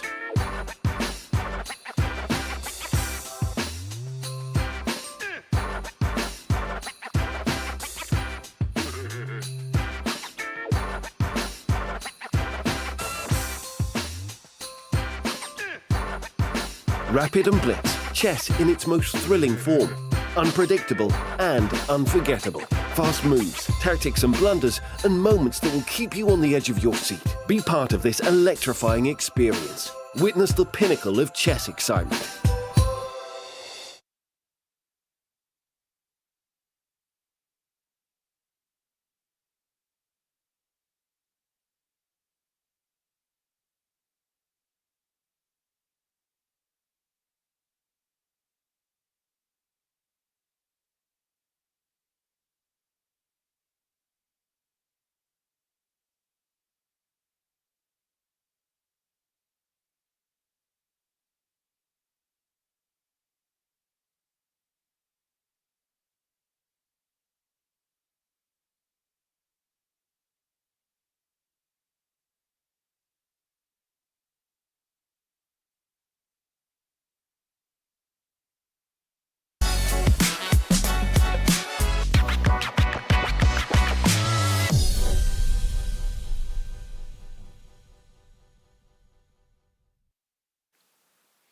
Hello and welcome back to the FIDE Rapid and Blitz World Championships held here in New York City. And we are in round 3 at the moment. We've had 2 exciting rounds so far. Miro, the action is everywhere. I mean, you can't look left, look right, look up, look down, and not see some exciting games being played. Well, absolutely. And yeah, you've seen me, Maurice. I wasn't in the studio, but you've seen me sitting in this spectators area and I was watching every minute, literally. Yeah, that is an absolutely amazing event. It was great fun, of course, having Viswanathan Anand take your place for a moment. I mean, that's got to feel good. If you're going to sit out, have a legend like Anand sit in your place. Absolutely.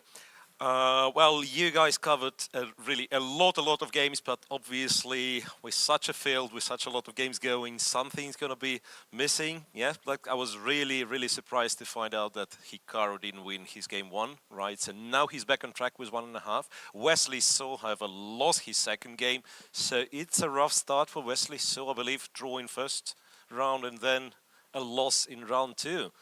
Doesn't matter how big you are, huh? You can absolutely, get knocked down. not all the favorites getting it smoothly. Yeah. Let's see pairings for the women's section. We do believe we have the pairings for round 3, and so far, Wenjun has been just a dominant force.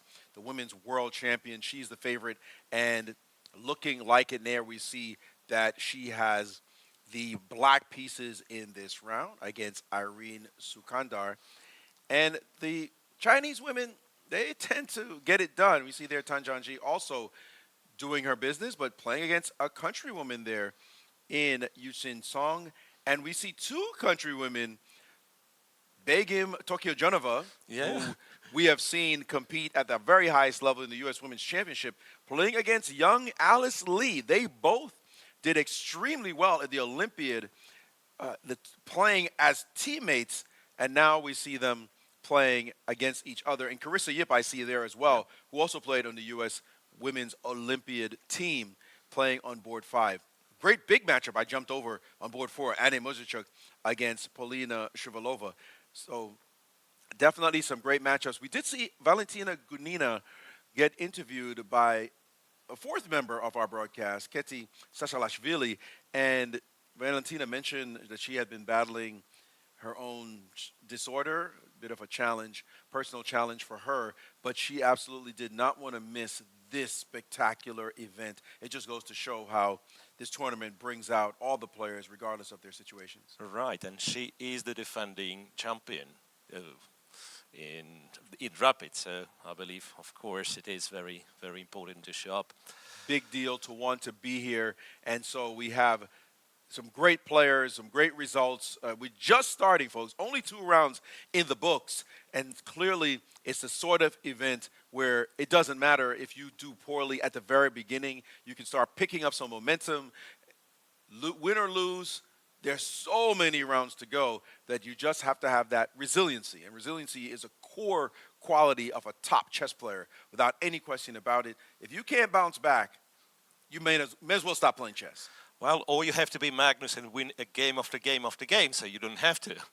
Well, that's and even he, by the way, drew his first game, so he is looking to bounce back as well. And here we have his game beginning against one Daniel Dubov. This is that who he's playing? No, mine. No, he's not. No, I thought it was. It looks like, but no, it is not who he's playing in this round. Let's get the correct. Gleb Dudin. So you were almost right on the family name, accidentally. Yeah. All right. Well, let's get the pairings for round 3. That'd be great. In the open section, and you know, Magnus, whoever he plays, he's looking to win. But we'll pop up those pairings in a moment as Magnus is playing against Gleb Dudin from Hungary. Right there, kind of tricked us, our director, right there. Bringing up. So hang on a second. So Magnus, even though he's on board 1, he's not on 2 out of 2. And then Fabi has lost. So kind of the real leaders, people on 2 out of 2 and 2 wins after 2 games are MVL, starting with MVL. So he's the highest seed on perfect score. So it's MVL. That is correct. And then it's Levon Aronian. It's almost like this, St. Louis chess tournaments from 5 years ago, 10 years ago, same names.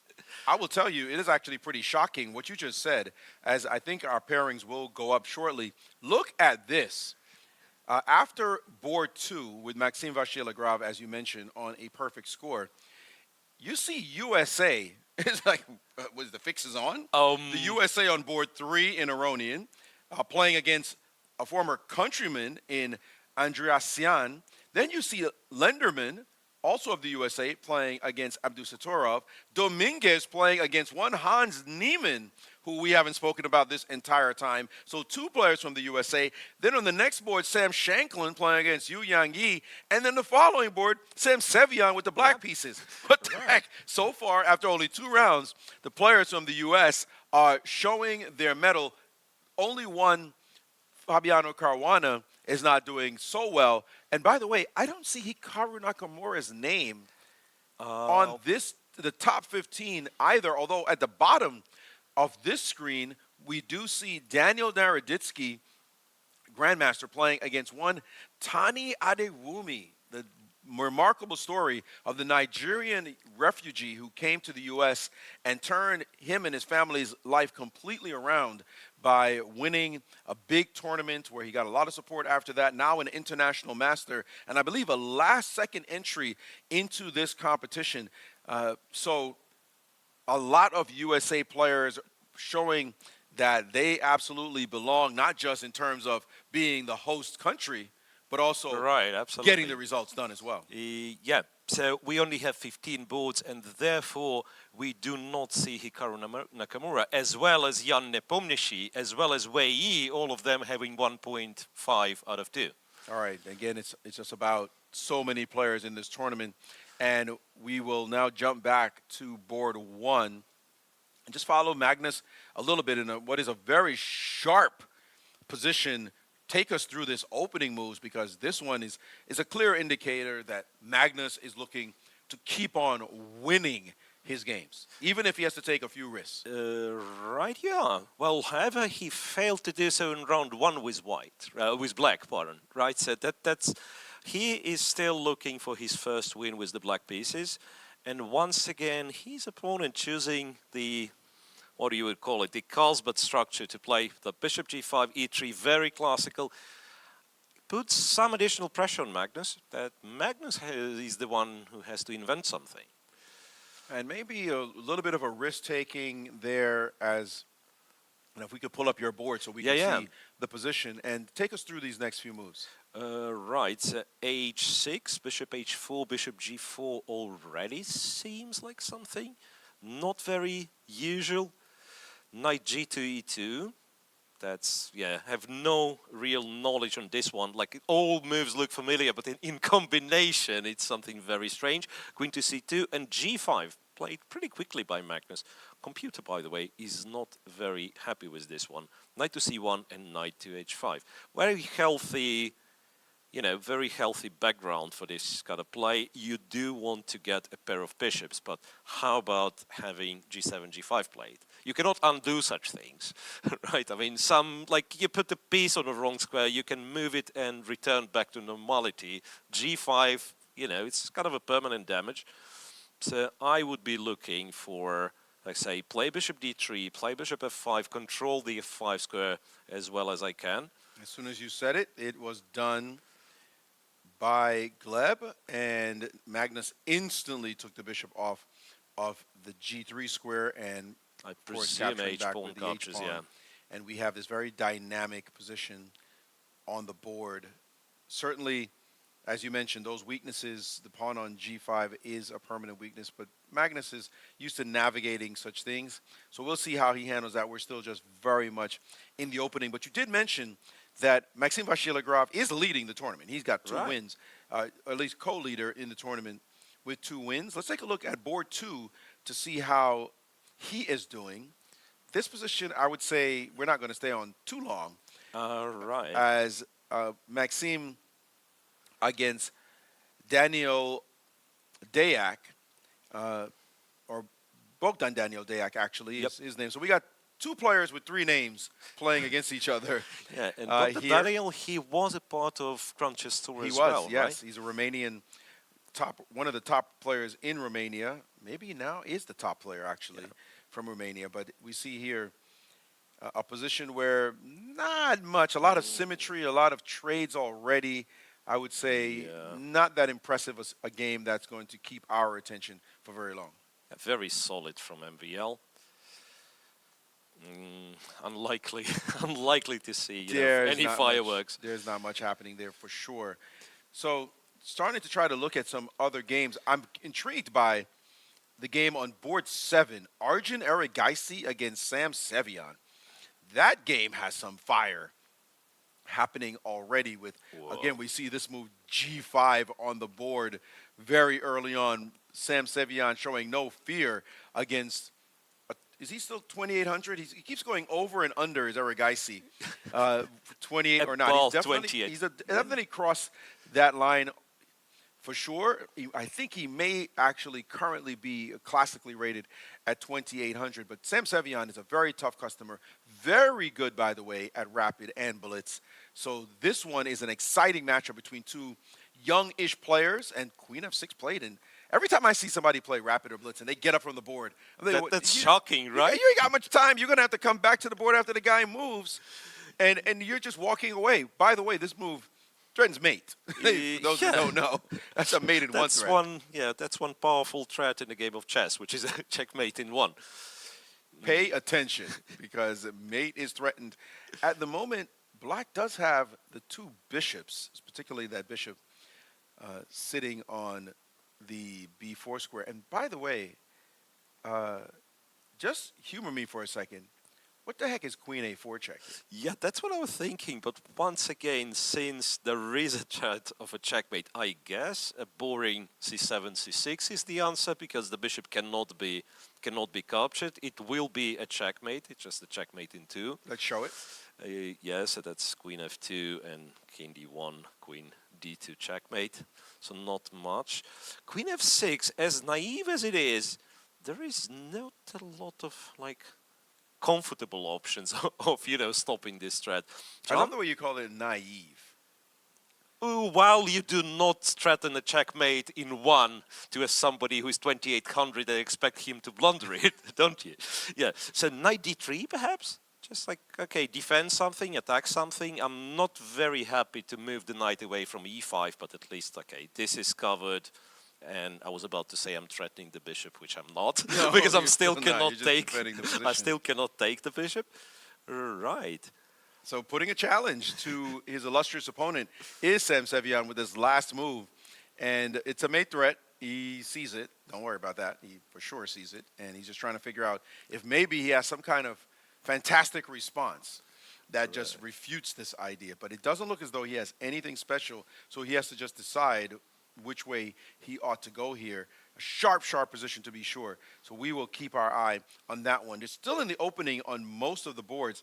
So I don't see anything like super crazy going on. May I suggest a game? I have no idea what the position is, but you know, the names of the players kind of speak of themselves on board 5. And Dominguez versus Hans Niemann, yes. Versus Hans Niemann, yeah. Absolutely. I believe they recently played in the U.S. Championship in October. I'm not sure I remember the result there, but definitely an up-and-coming young player in Hans Niemann who's been showing some very nice results as he's moved up in the world rankings. And he's playing against the veteran Lenier Dominguez. So this is indeed a big-time matchup between two American players. We see that, surprisingly, it's Lenier with the massive edge on the clock. Lenier tends to get into time pressure quite a bit, but he must have out-prepared his opponent to get this position, as we see Hans has been sitting now for quite some time. Right, so it was like, if you guys were curious, it was, I wanted to say something very classical in the Ruy Lopez. It wasn't because there was d2, d3 played, but then later on, it did look like very, very familiar. So white goes d3 and later on d4, but white saves up on rook f1 to e1 move.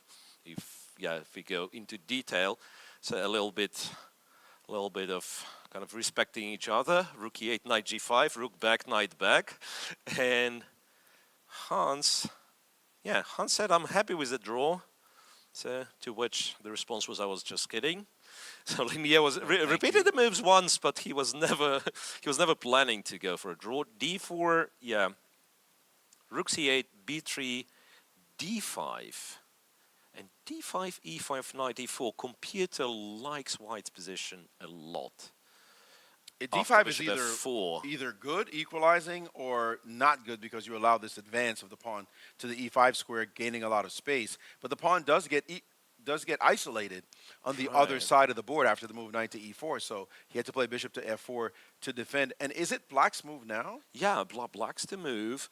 So there's this challenge, right, of winning the pawn with g5 if you decide to be hyper aggressive. But something must be wrong with it, why he hasn't played it already. Yeah, so g5, of course, like would be great if I have to move the bishop back and you just take, right? I do not see what exactly is wrong with the move, but computer variation goes like absolutely. I think it's probably just knight e4, now that I look at it. Maybe. You may just and then drop the biship back? Drop the bishop back, but yeah, but then somehow, like maybe even knight back to c6. I really, if there is a piece for black, I do not like it's a knight on a5. But aren't you losing the e-pawn in this position if you're not careful with the black pieces? Yeah, but am I that scared of losing the? So all I'm saying, like that, these are probably not the greatest moves.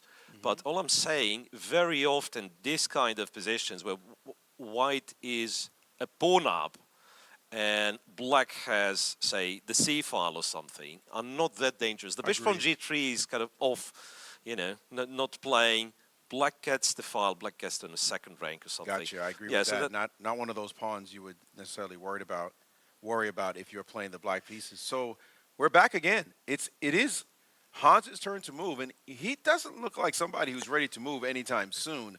That's the kind of lazy, lean-back attitude he's got right now. But clearly he is trying to figure out exactly what to do to make some progress here, and he must see the move g5, but he's way behind on the clock.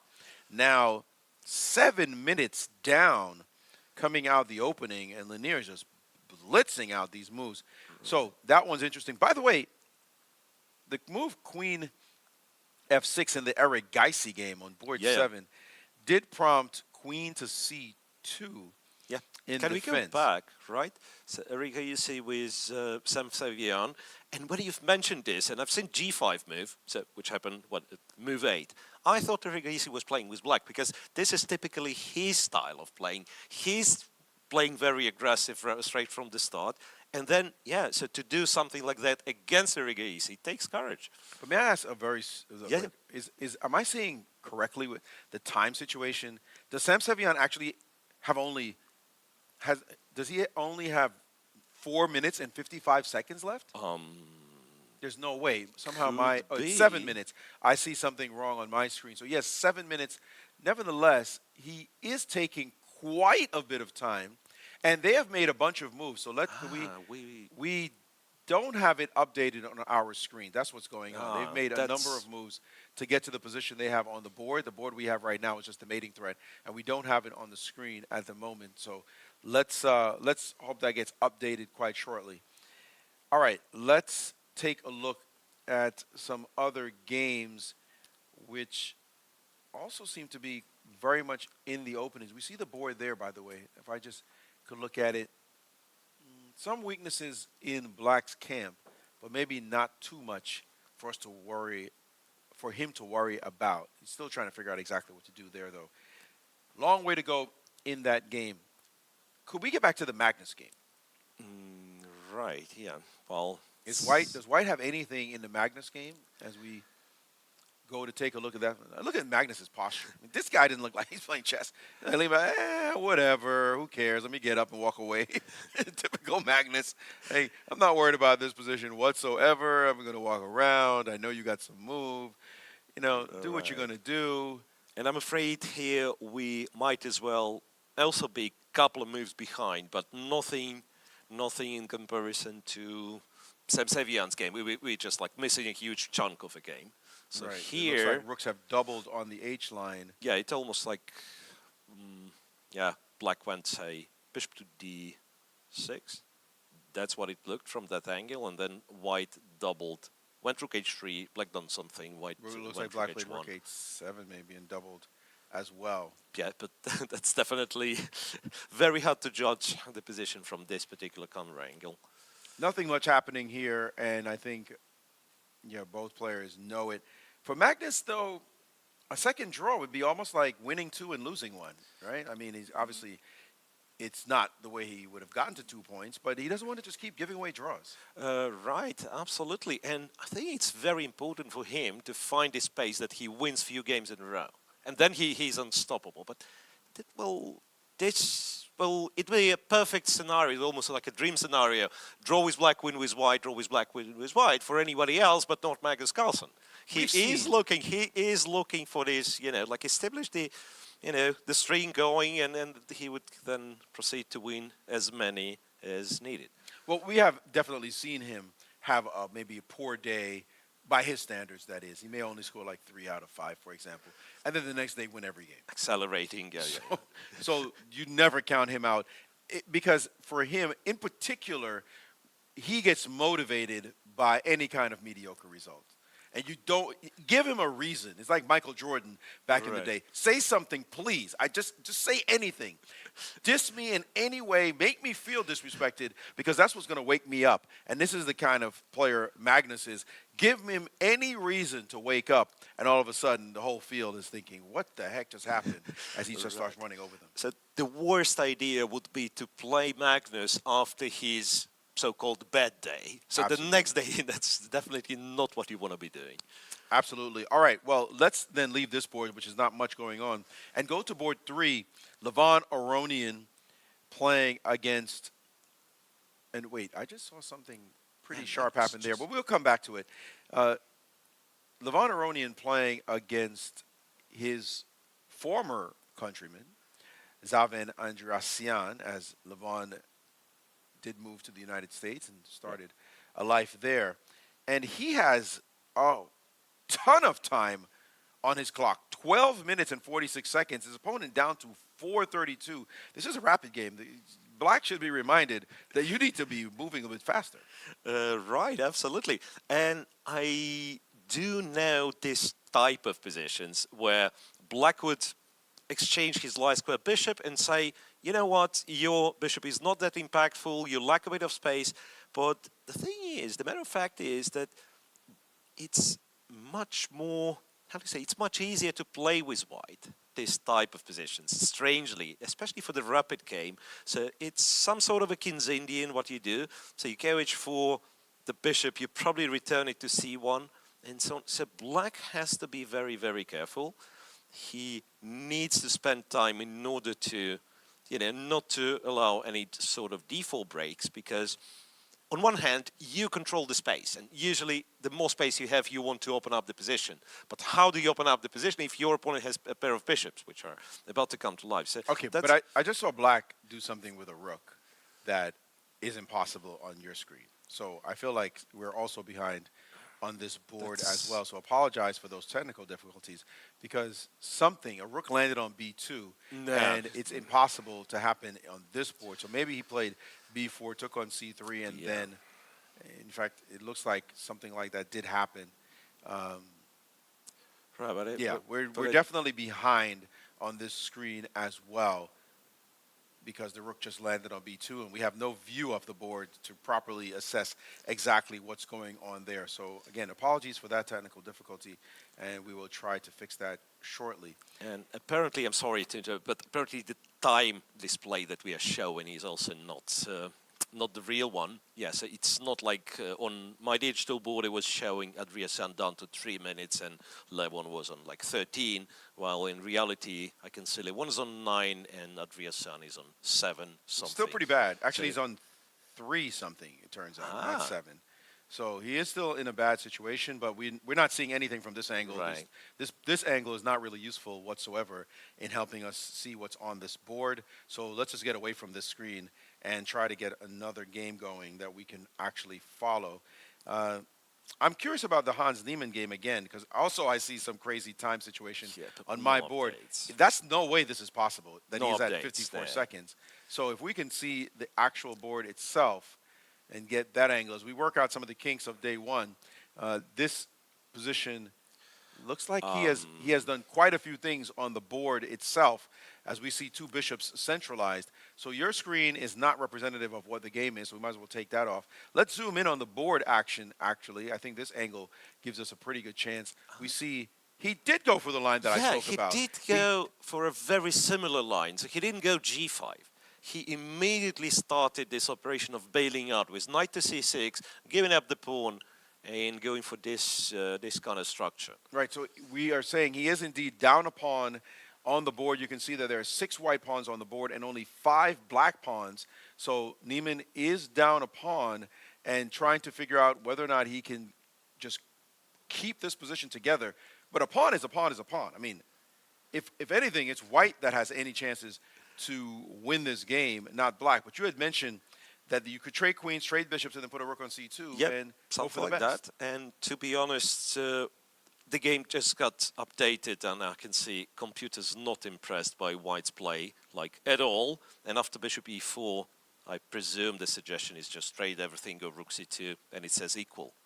Nice. Okay. Well, so great pawns do not assessment. matter, Maurice, anymore. They matter. They matter. It's just that piece activity happens to matter more. And so we do have the current position. And here come the queens dropping off. Okay. We will see the light square bishops follow as well pretty promptly. And there we go. And rook takes. And we will see a rook land on the c2 square more likely than not, although he is just stopping for a moment to check everything. And there it is, rook to c2. And black's activity is balancing out the pawn deficit, a monster rook sitting in the position. Let's not overstate it too much, but black does have great piece play and activity that he decided to assess as just fine for him.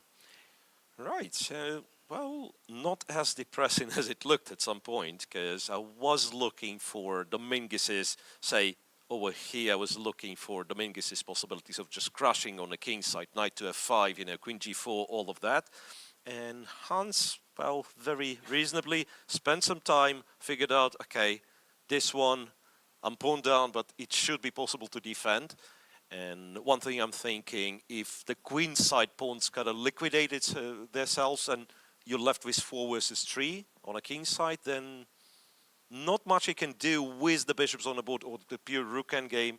The draw should be achievable for Hans. I'm going to tell you, a lot of those games I'm looking at, I see nothing major going on in any of the boards. Let's jump to the women's section for a second, please. I'd like to see the top board there, Wenjun, as she is down to 4 minutes and 13 seconds against Irene Sukandar. And it's heating up, actually, that game. Very dynamic and interesting position, as we've seen a queen A1 sighting. One of my favorite moves in chess, to put the queen on a corner square as we jump over to 44 Wall Street.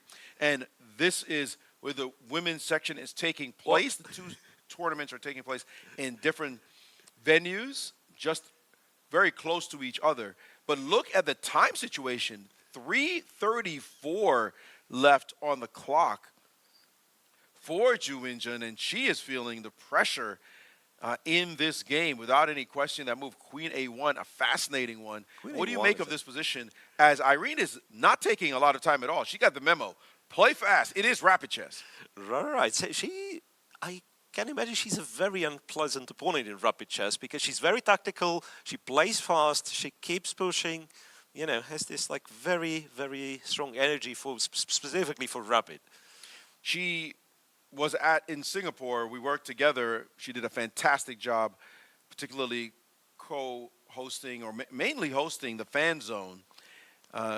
Great personality, one of the most pleasant people you'll meet in all of chess, but vicious on the board, as we see here. She's causing trouble and doing quite well in the tournament, and she's going at it. Knight f4, and now the move a4.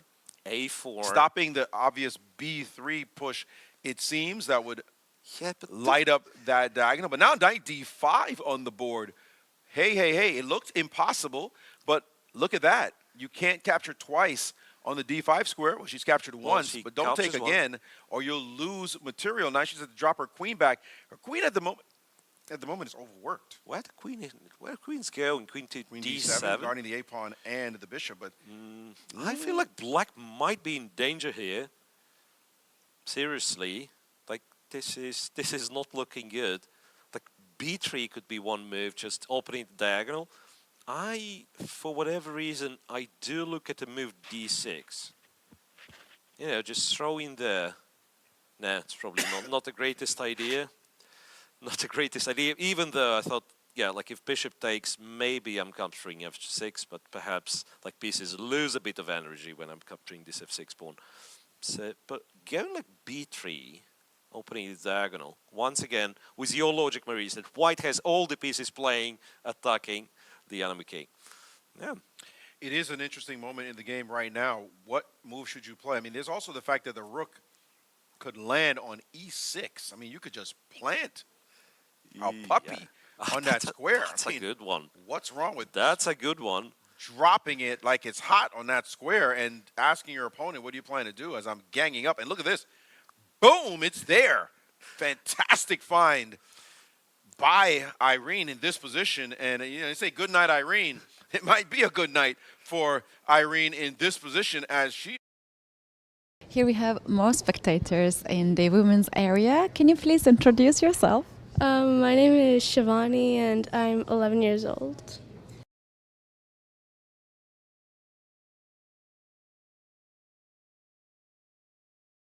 Here we are at the spectators area of women's tournament, and I have questions to you. Who are you rooting for the women's tournament? Who are you rooting for? Anastasia? Anastasia, yeah. Anastasia? Yeah. Yes. The champion of the previous year. We do have here a lot of games happening. Is this the first only day that you would come here? Only. Yeah. And we're also getting to know chess a lot more. We are also getting to know chess a lot more, so we're very new. Yeah. No, that's totally fine. So we are also getting to know chess a lot more, so it's very new for us. Overall, so we also don't know a lot of players yet. But yeah, all of us are getting into chess more recently. So yeah, we're just going around the women's round today. So you're a chess fan. How do you know about chess tournament, about this event? I honestly saw the ad during the World Chess Championship, and we live in New York, so we were like, might as well go. And yeah, we decided to come. Fantastic. And do you guys know that across the street there is another playing venue? Have you already been there? Not yet. Not yet. And is there any chess player that you're looking for to meet? Because we have a lot of stars here playing. The Indian players, all three of us are Indian, so we, yeah. Yeah, Arjun Ergazi, yeah. Well, I hope you meet him. And yeah, thanks very much for visiting us. Thank you. Thank you.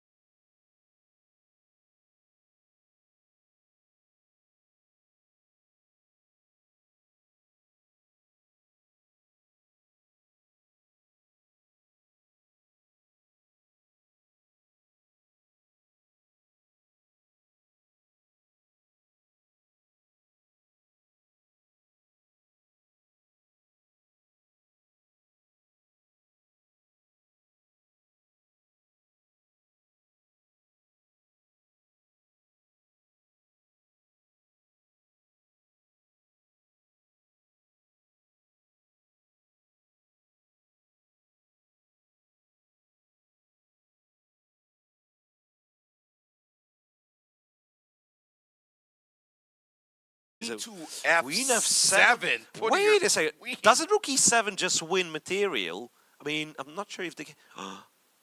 I guess I've blundered something. Blundered yes, what? Computer's laughing at me. It looks like winning, right? Are you kidding? Like that, you could maybe take the bishop on F6 and give up your queen for material. Right, but yeah, actually, no. There's nothing wrong with it. There's nothing wrong with it. She's taking on F8 instead. She takes on well, which is even better. Yes, and then bishop E7. Yeah, what's man, the deal? it's just isn't that crushing? It is. That looks crushing. It is. So Queen F7 was just a blunder from. But hold on, Bishop E7, Bishop E7, and Rook F8, F8, and Rook F8 coming. Wait a second.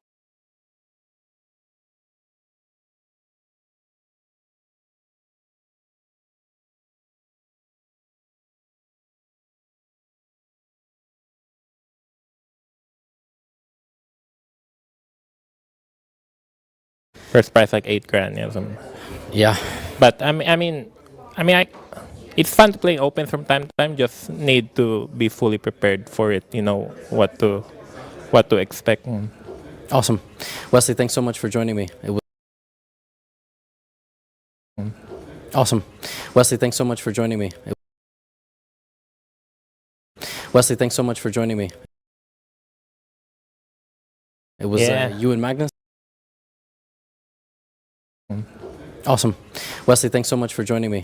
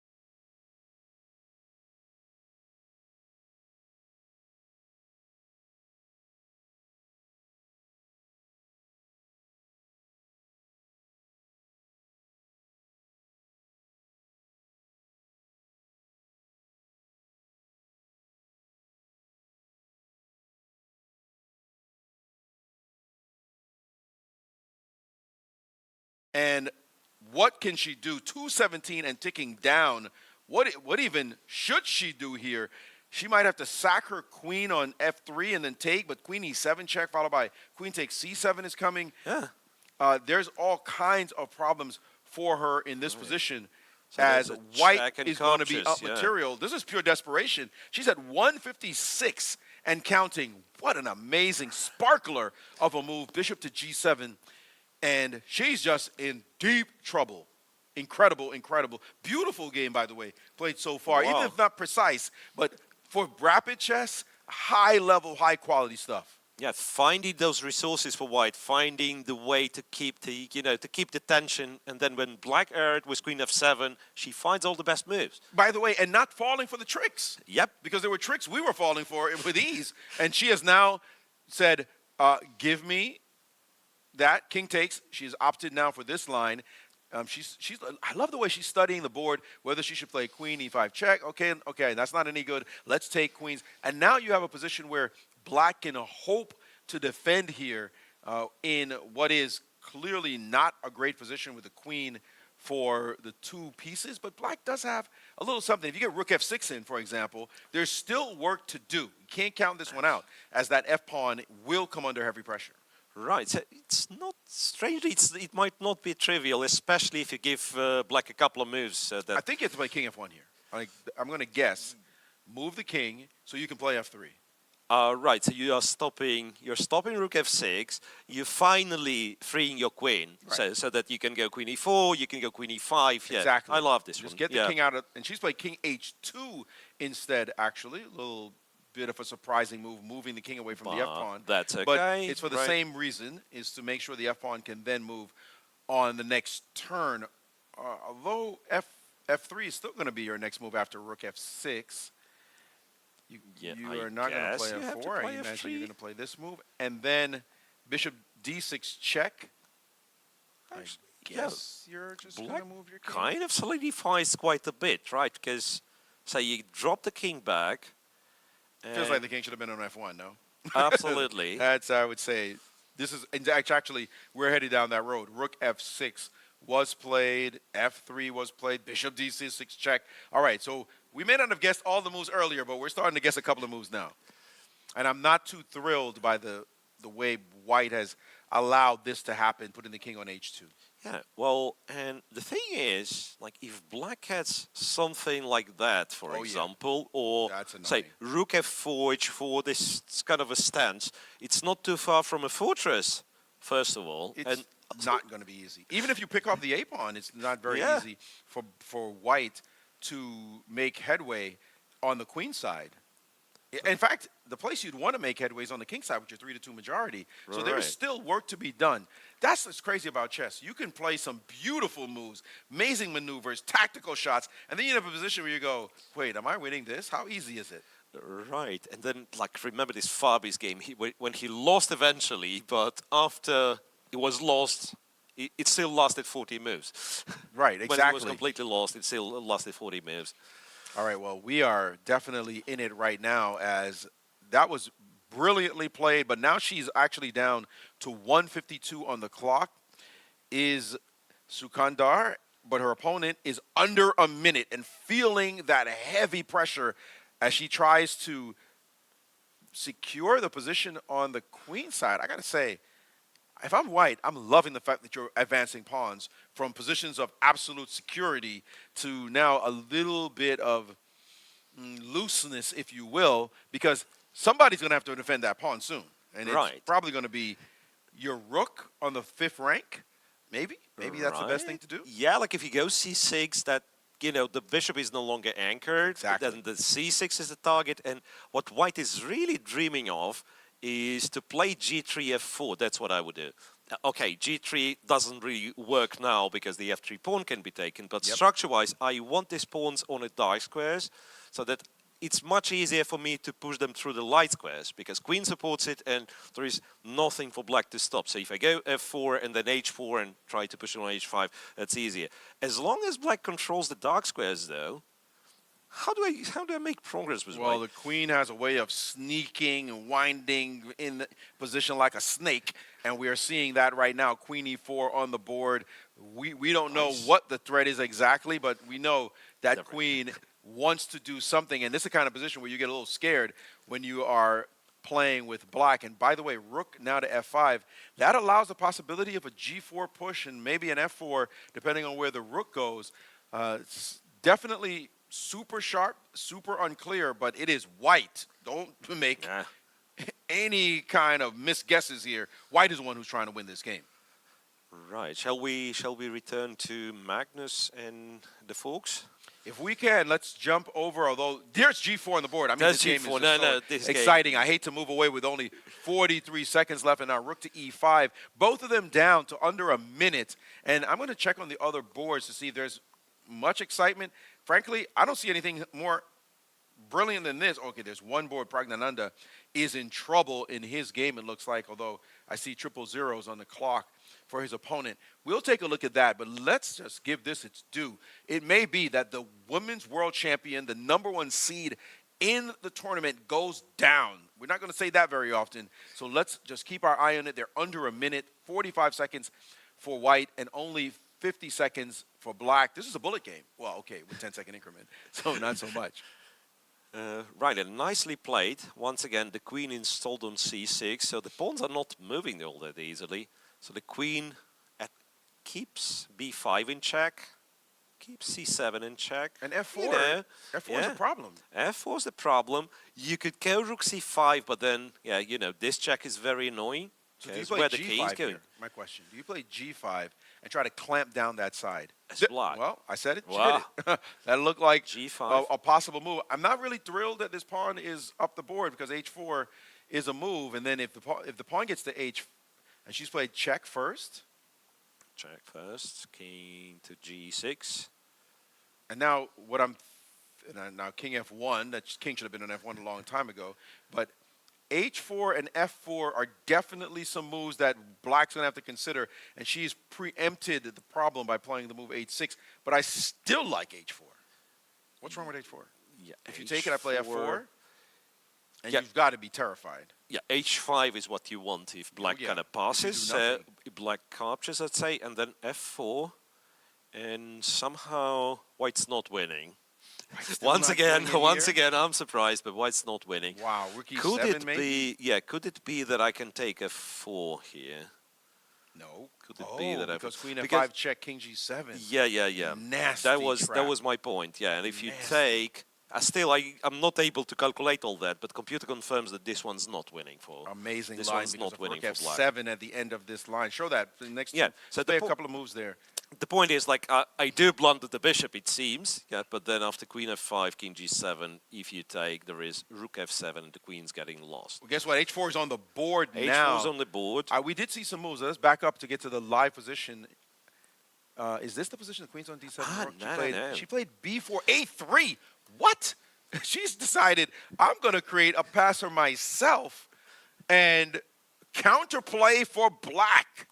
h5 on the board, so white can draw pretty much at will, but black is the one who's planted a pawn on the 8th. This is why she played b5 in the first place. Ingenious, creating a very strong, protected pass pawn that now white's queen has to pay attention to. Wait a second. What did we say? White can draw any time? Rook e7? White's better, according to the machine, but I do not see the kind of straight line for white to draw, strangely. There is no... Oh, well, queen f5, queen g6, perhaps, right? Well, white can easily just stop the pawn from going any further. So queen a4, for example. Yeah, fair enough. Yeah. Well, it could be played if you want to stop this pawn from advancing. But that's not what you want. You want to harass black. And look what she's done. She's queen like, f5. forget about that nasty random line you're talking about.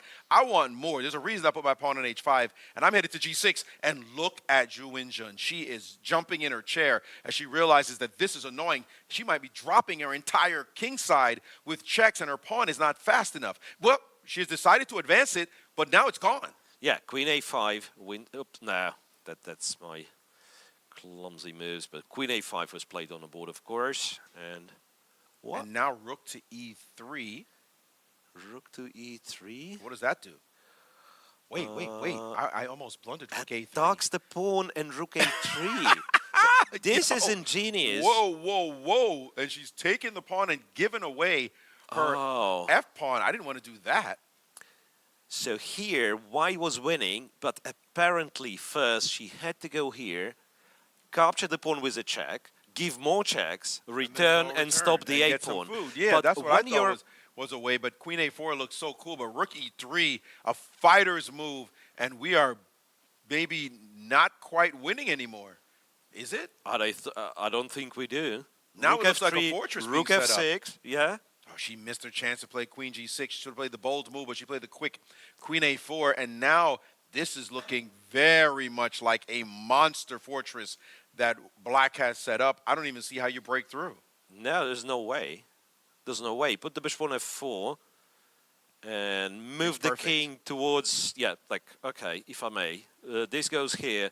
This somehow crawls towards B7, let's say, and then you have two defended squares for this rook, on D6, on B6. She missed That's her just chance. absolutely dead draw. Oh, you got to beat these champions in various phases, whether it's the opening, the middle game, then the end game. You got to find genius moves, and they still come up with the goods. Rook E3, give credit where credit is due to save this position. That was a fantastic idea. Getting her a-pawn down the board, even though she was lost, but she made it difficult for her opponent having to find moves. And now it does look like she will get the draw, the women's world champion.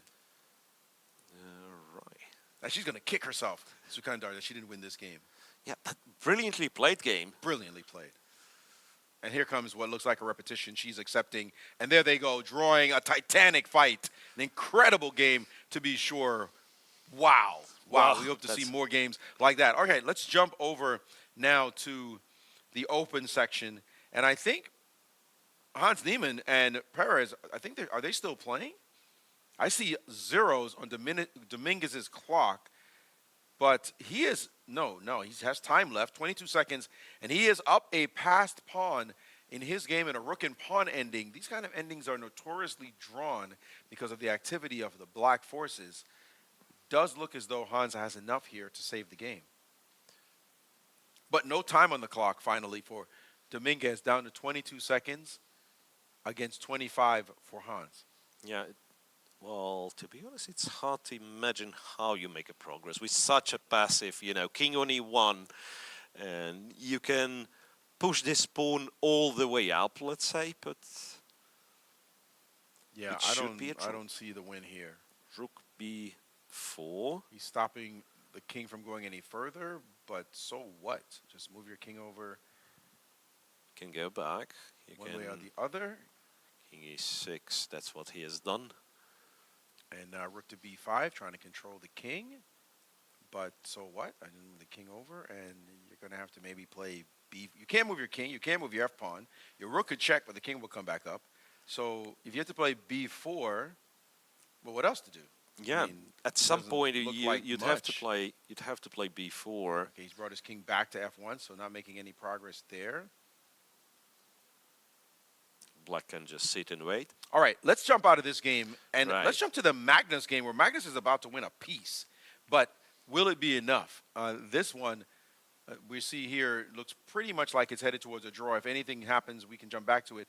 But the Magnus game, Magnus has somehow managed to push his h-pawn all the way down the board. He will potentially win a piece, but is it going to be enough? As we switch over, we see this position here. Magnus is not even bothering to push this pawn any further. But Hang on a second. But wait. If he wins the piece, he loses the piece. He loses the knight.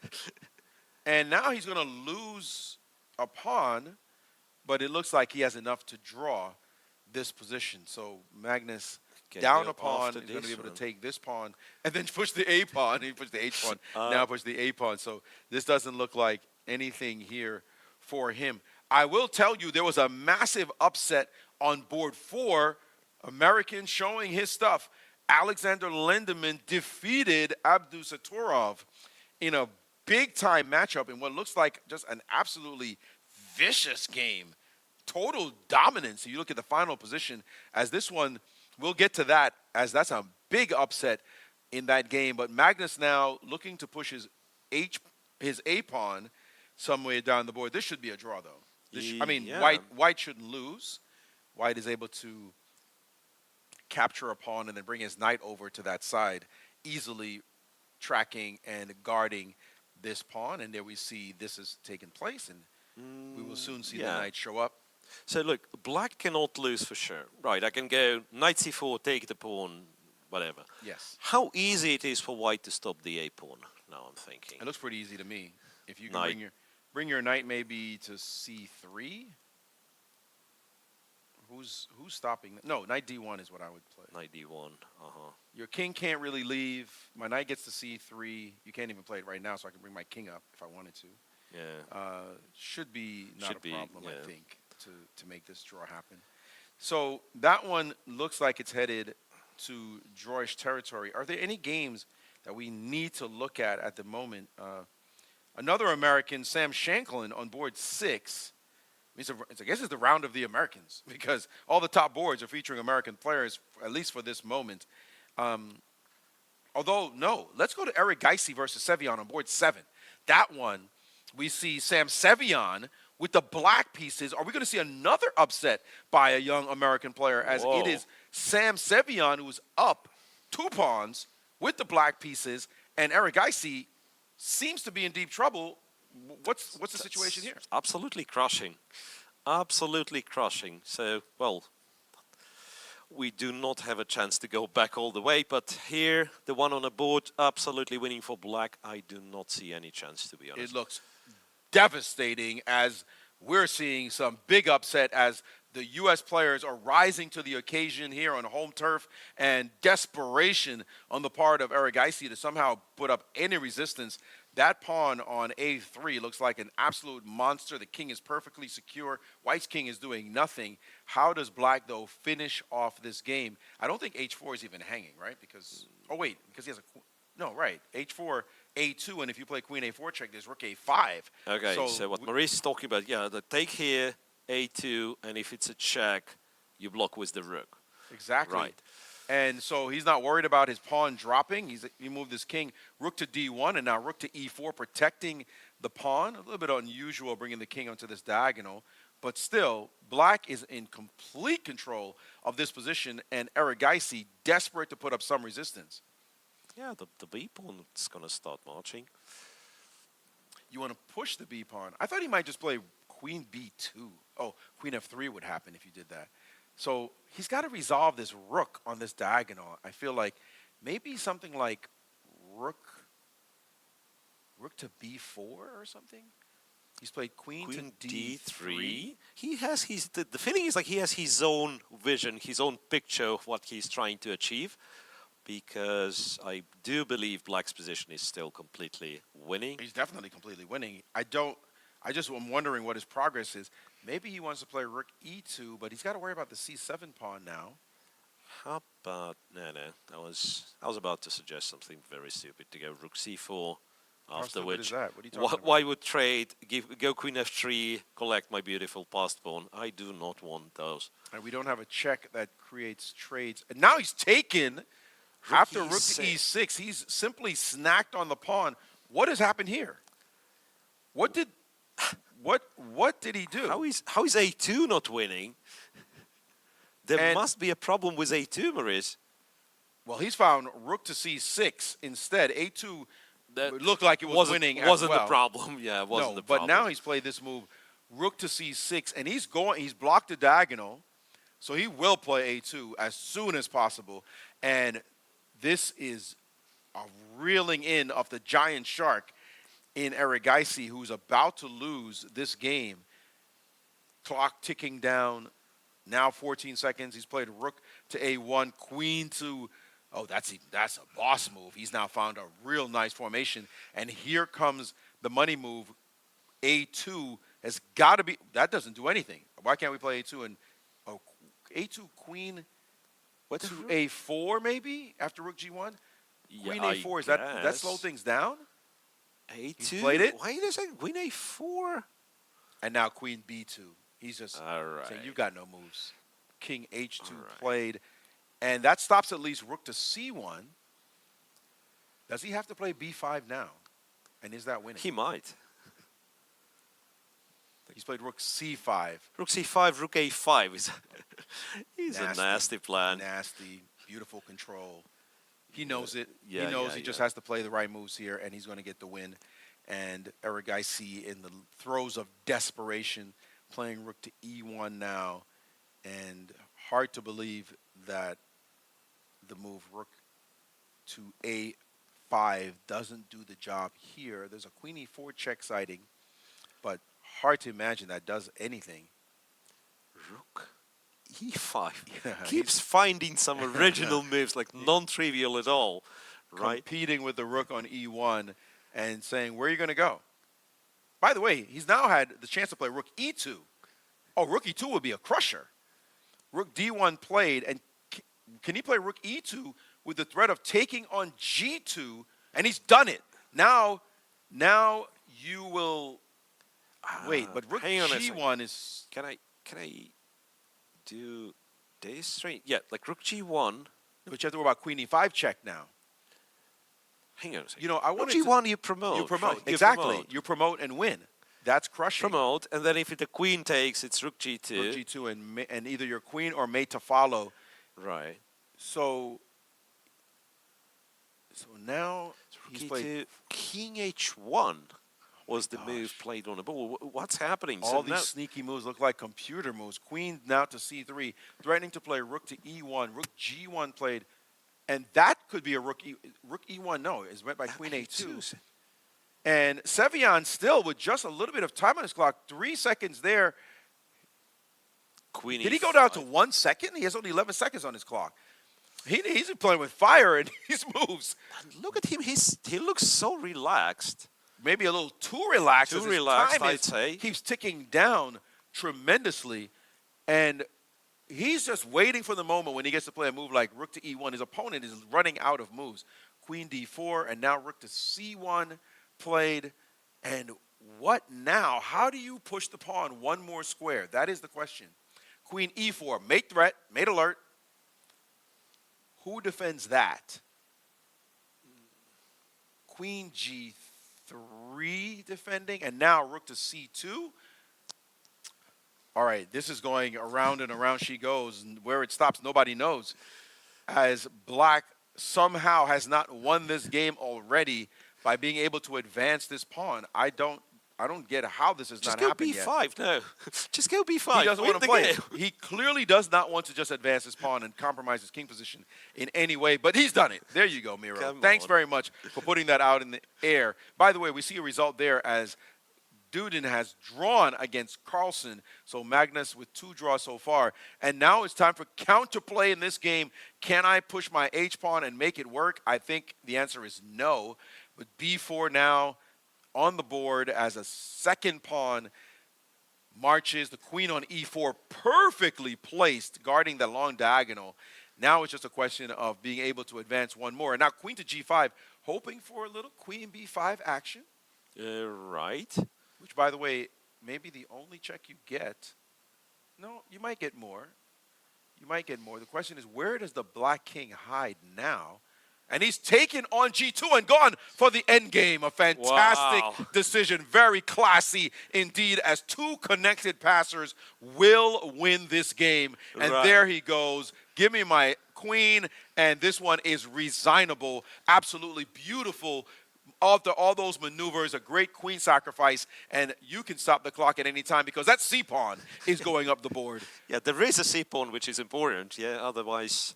There is literally no reason to make another move here. Evgenij has 0 chances to defend this position. And there we go. You could even bring the king up. C4, and slow right? but sure, he's trying to somehow put up some resistance. But no way this queen saves the game. We see Sam Sevian with plenty of time on his clock. We're going to see another upset on the top board as the king moves. And now he can even drive the king back with a check. King goes back, push the pawn. Oh, no, his king goes up. Okay, it's not going to change anything. Black's queen stops the pawn from advancing, while White's rook does absolutely nothing to stop that pawn from going down the board. I'm actually quite surprised now he's playing a check, but he's going to be resigning at any moment as he has 0 chances to save the game. His opponent has plenty of time on the clock. Watch out for a check, but even that's bad. Yeah, like everything even wins. C2 wins here, but why play it? As we see queen e4, we zoom in there on the clock times, plenty of time. But then, lost trick. Queen to g2, king goes to the h Excuse file. me, but we could also play start playing checks. Yeah. Oh, you mean the stalemate idea? Yeah, I see what you're saying. That's the one. That's yes, very good point. But now it's done. Now it's done. That's it. He's got to resign. Great game. Took a little while, a little merry-go-round, but another upset at the top for a young American. We saw Lenderman win his game against Abdusattorov, and now Sam Sevian beating Erigisi. Absolutely great result. By the way, Lanier Dominguez, however, an American player, did take a bite out of Niemann's position and managed to win an endgame we thought was pretty much drawn. That's incredible. So, well, does the round look concluded to you? Not that it I believe like we have some something's results. playing. First, we have results from the women's section. And Alice Lee, young Alice Lee, beat her countryman, Begim Tokyo-Genova. And that one we didn't get a chance to look at, but she jumps. I wonder what she is on the leaderboard, actually, because you look at the top 5 boards, they were all drawn except for that one matchup. Carissa Yip did draw her game as well. Gunina, former reigning champ, defending champ, I should say, did win her game. And any other, we see there, Tatev Abrahamian of the USA lost to Katerina Lagno, got her win. Harika Dronavali also won her game. A bunch of draws. And going all the way down, you see the scores there. So it will be very interesting to see what the actual standings are at some moment as we see some leaders trying to emerge. And maybe we'll get the results from the other section.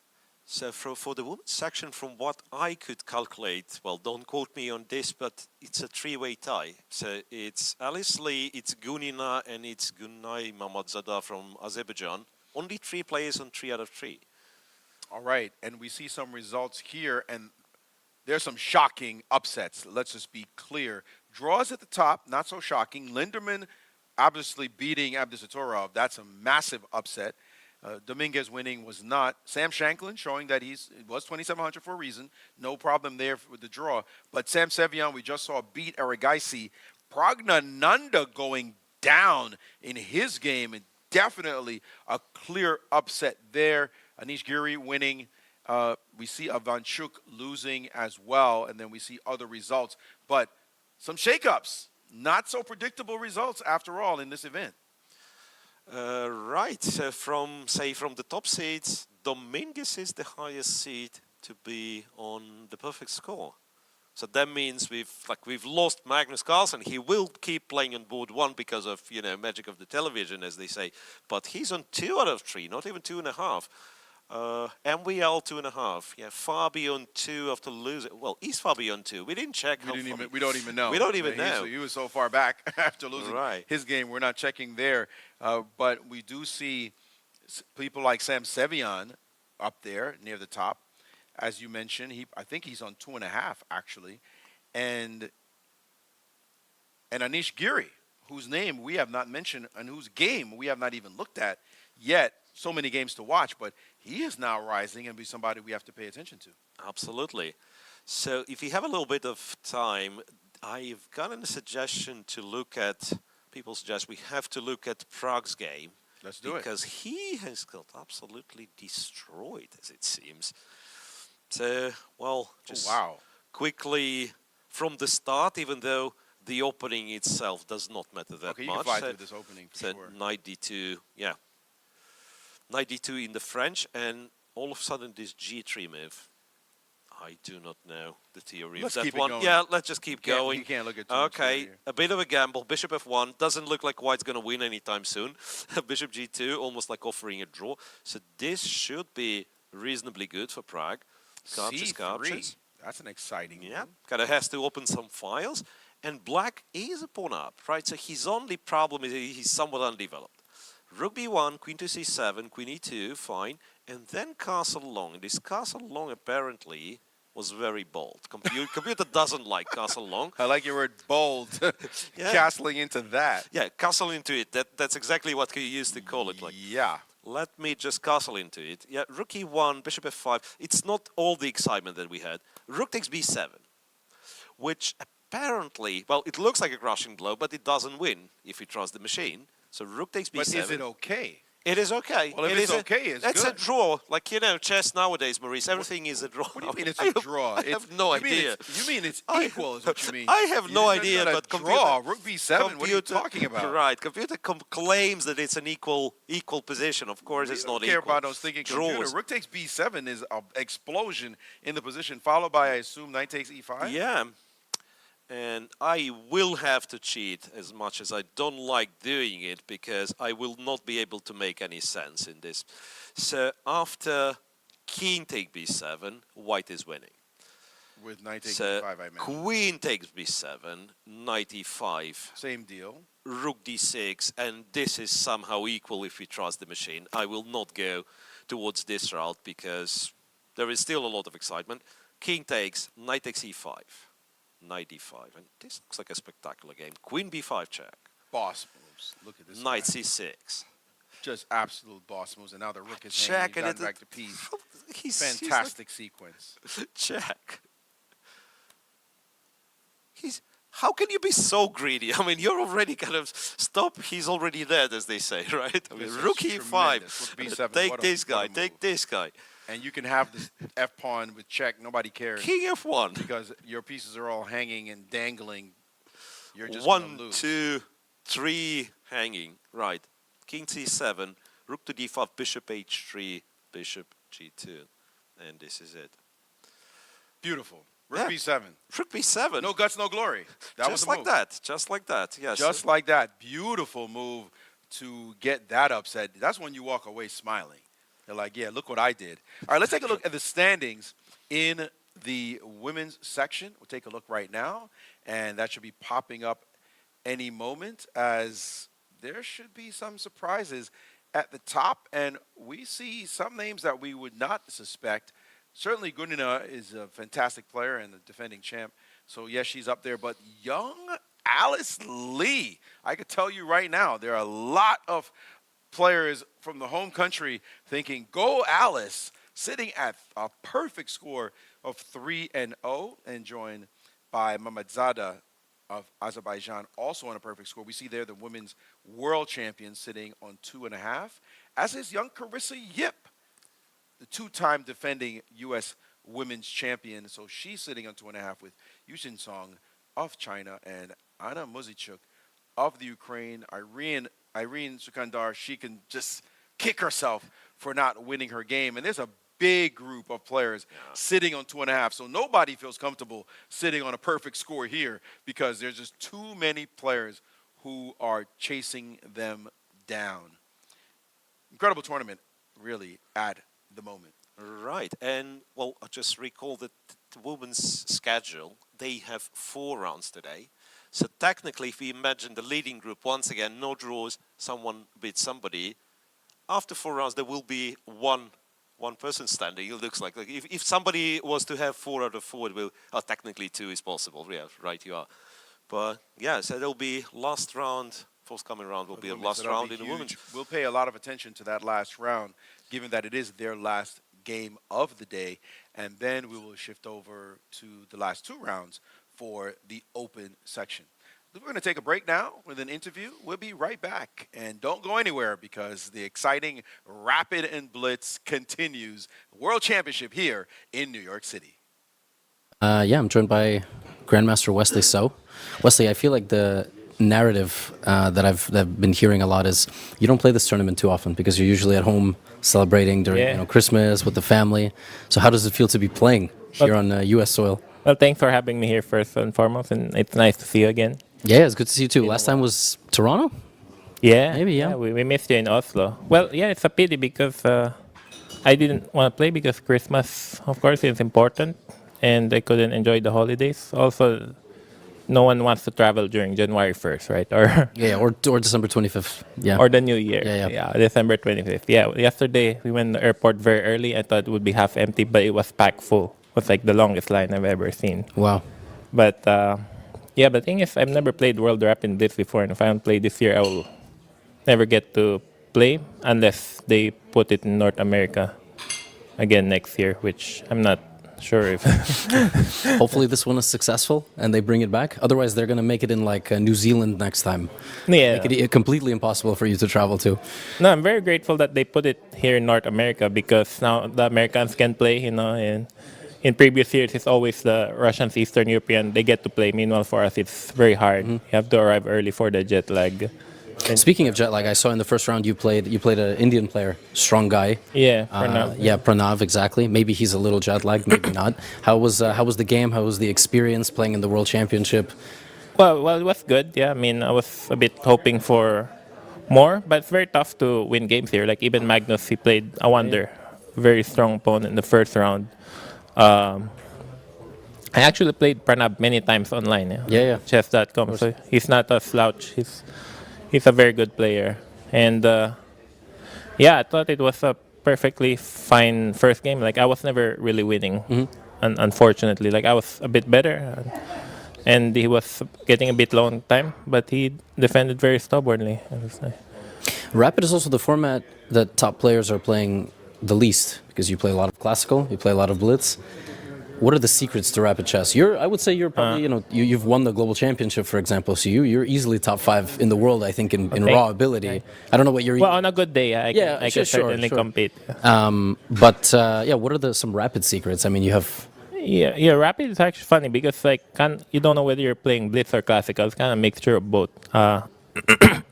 So I would say, like, for rapid, the time is not as big of a factor. Well, I guess secret, of course, to play well. Yeah. Play confidently. I guess for me, play the openings that you know the most, and to not get too far below on time. Because I mean, here it's 15 plus 10. I think other tournaments is 25 plus 10. So 15 plus 10 is much shorter. So it's good to be ahead on the clock, because it gives you a psychological advantage, mental advantage. Because when you're low on time, your heart starts beating more, and you get nervous and all that. So I'd say my tip is play good openings, play well, be very focused, and try to keep an advantage on the clock and put pressure. The game is not over until it's over. Like even Magnus has won 1 million drawn positions. Yeah, it's true.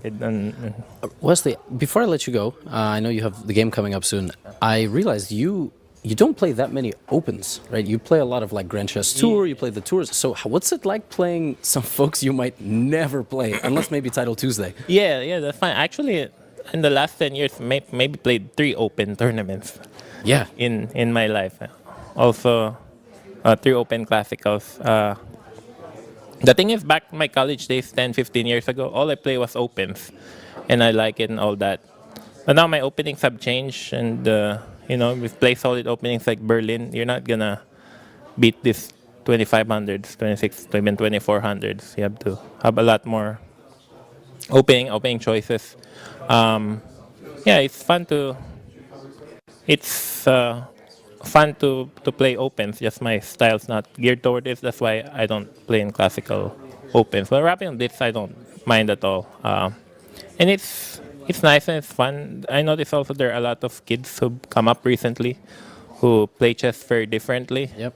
So you need like good preparation before going to one. Study their games, learn styles of these new kids, learn new lines. And that takes a while. So obviously you'd preferably play in like Norway or Grand Chess or Freestyle. You'd prefer to play exclusively. Yeah. Because the last place is higher than the first place in the Open. Wow. But like Fabi played in Charlotte. Yeah. First prize like $8,000. Yeah. But I mean, it's fun to play Open from time to time. Just need to be fully prepared for it. You know what to expect. Awesome. Wesley, thanks so much for joining me.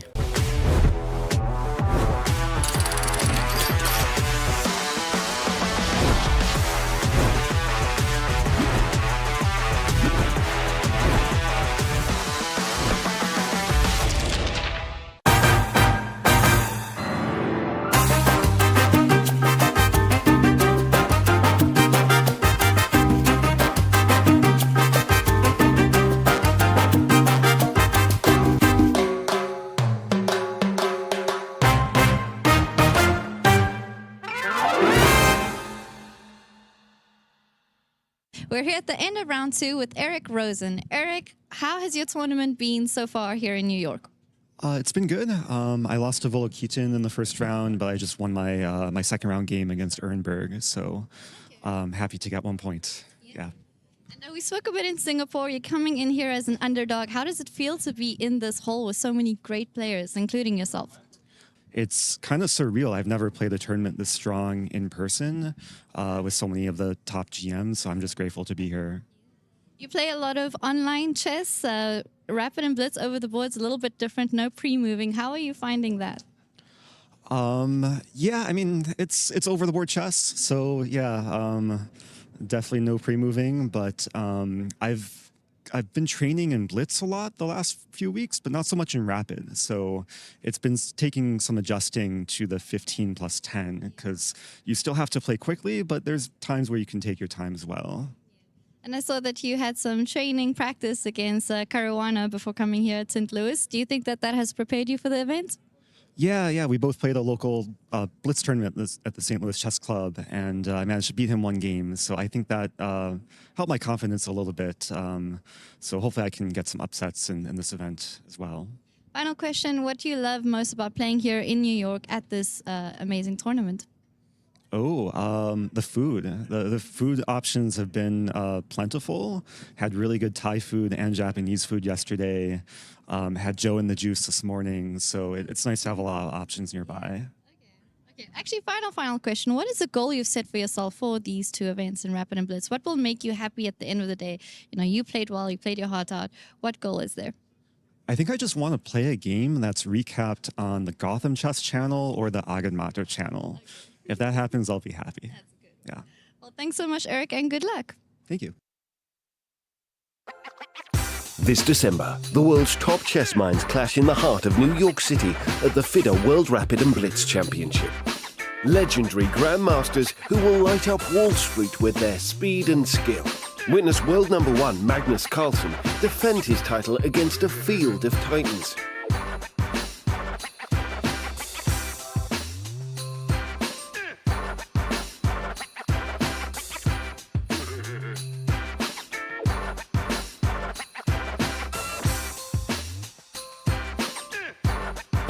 Rapid and Blitz, chess in its most thrilling form. Unpredictable and unforgettable. Fast moves, tactics and blunders, and moments that will keep you on the edge of your seat. Be part of this electrifying experience. Witness the pinnacle of chess excitement.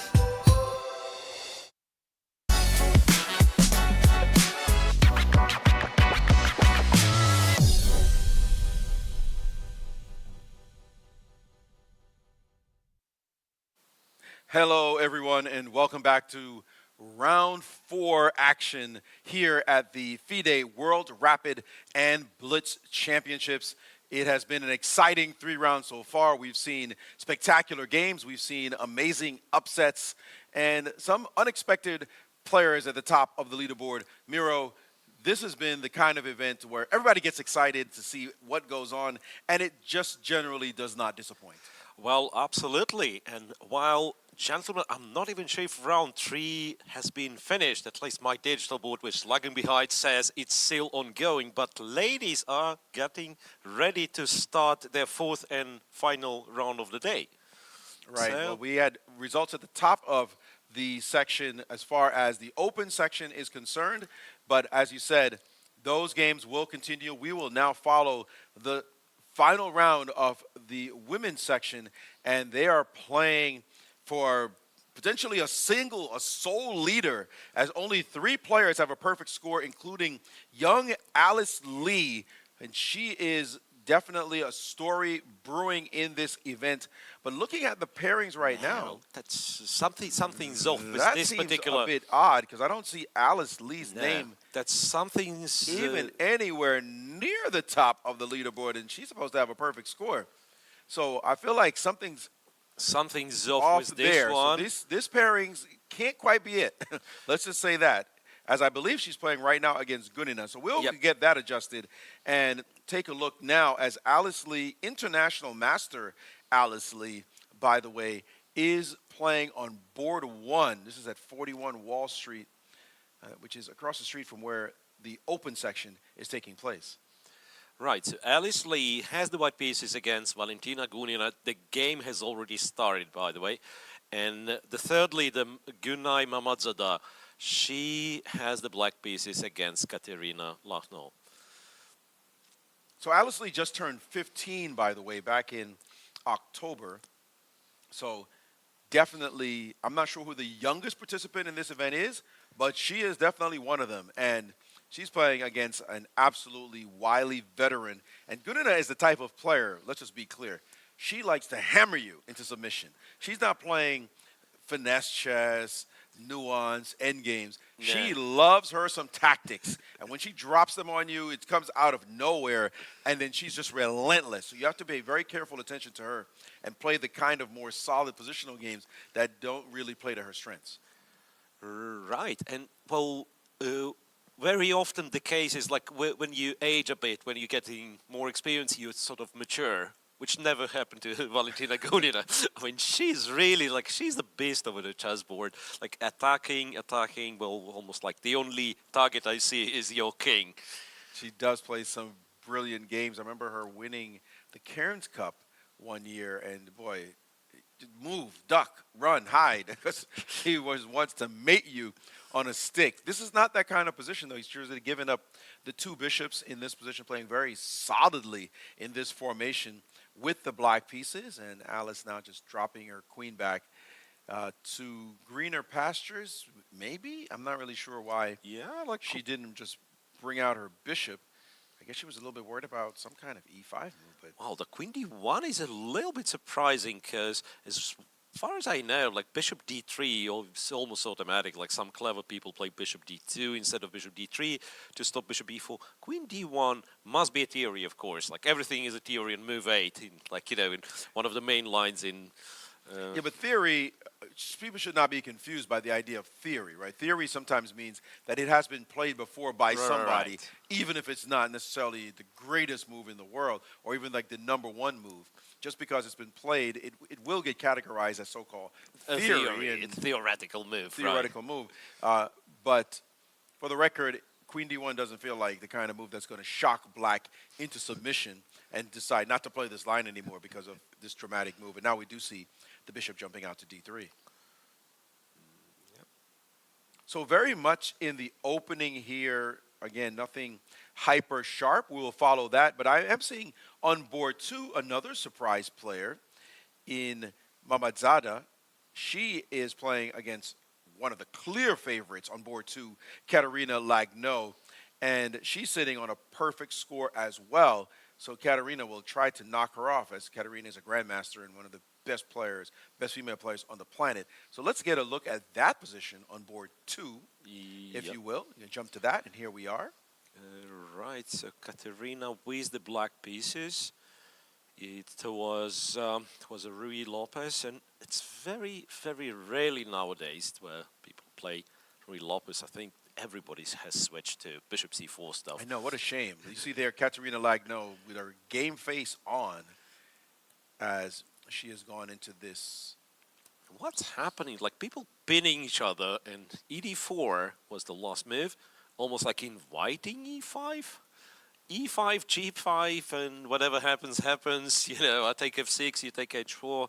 I mean, clearly she ain't scared because she's looking like, you want to play it? I'm ready to go. And her opponent now pausing to take a look at this position. Not a good sign in such an extremely sharp opening position that you don't have your move ready against this particular move order. So I'm got to tell you, I'm going to be liking black. I'm just going to put a little bet that I'm liking black here, preference-wise, as you get this kind of sharp position. We're only, what, move 9? Yeah. And we have not seen a move out of white, and white is in deep thinking mode this early out of the opening. Right, so Katerina managed to accumulate, in fact, like more than half a minute. And knowing her, it's not like her knowledge will not end anytime soon. The line's very sharp. You don't play this if you haven't deeply prepared it. And she's not even getting up from the board. It's not like she's super worried. But her opponent with head in hand, so you see there, she's thinking, oh boy, what did I step into? And how do I step out of it? Because this line is crazy sharp. Let's take a look at a couple of moves.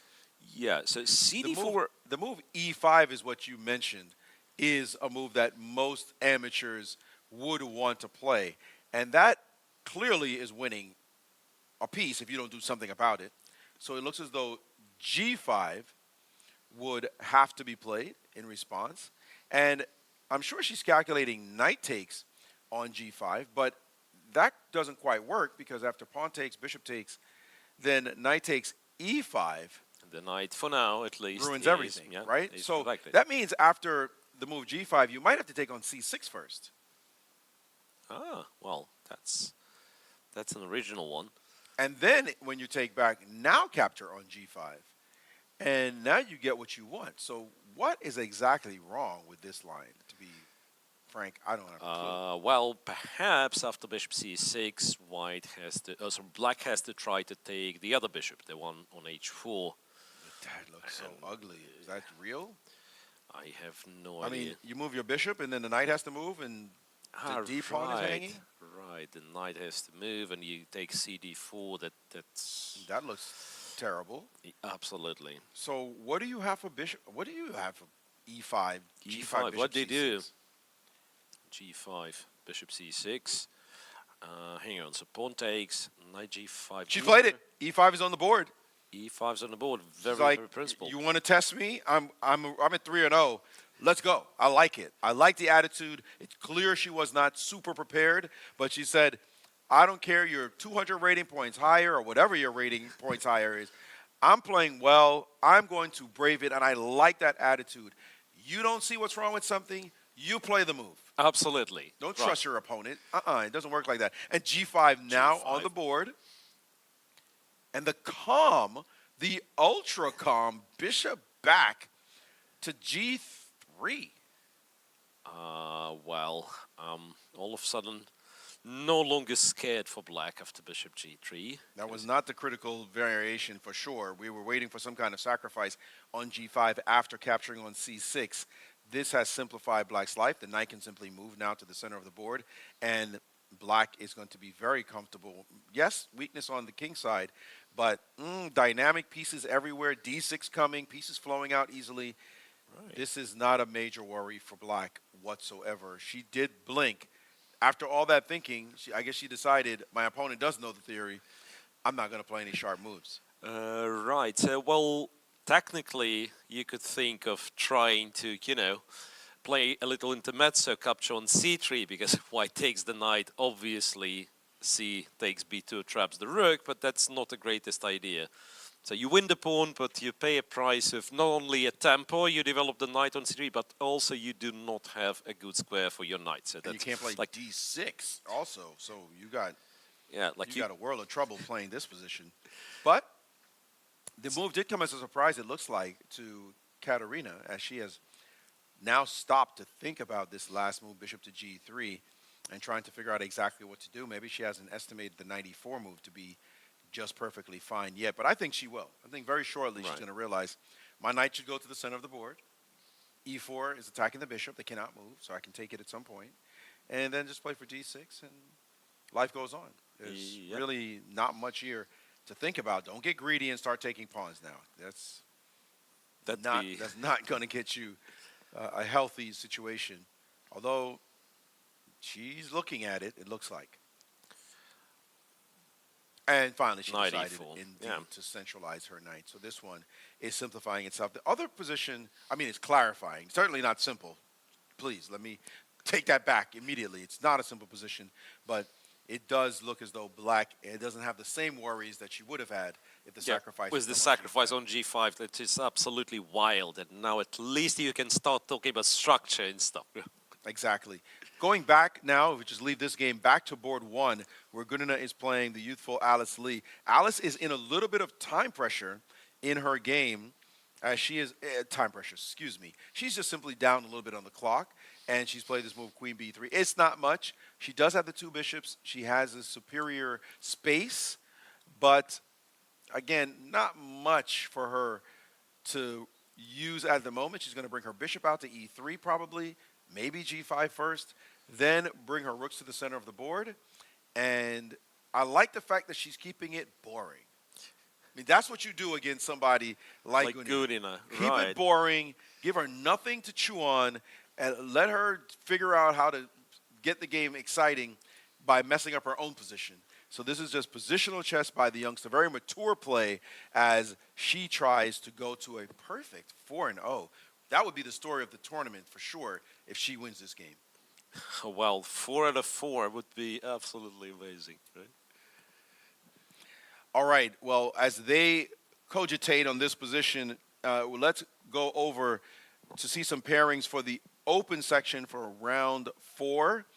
And I can't wait to see these matchups because the top boards should be interesting with the shakeup. And now we have here Magnus Carlsen on board 1 against Shimonov. And, oh, okay, our pairings disappeared pretty quickly there. Once again. Not sure why that was the case. We'll see that get adjusted in a moment. And here it is. All right, this is a better backdrop at any rate. And there we see Magnus on board 1. He's only got 2 points, though, people. So he is not leading the tournament at the moment. The people who are bossing this tournament around, Lanier Dominguez sitting there with the black pieces playing against Eltaj Safarli.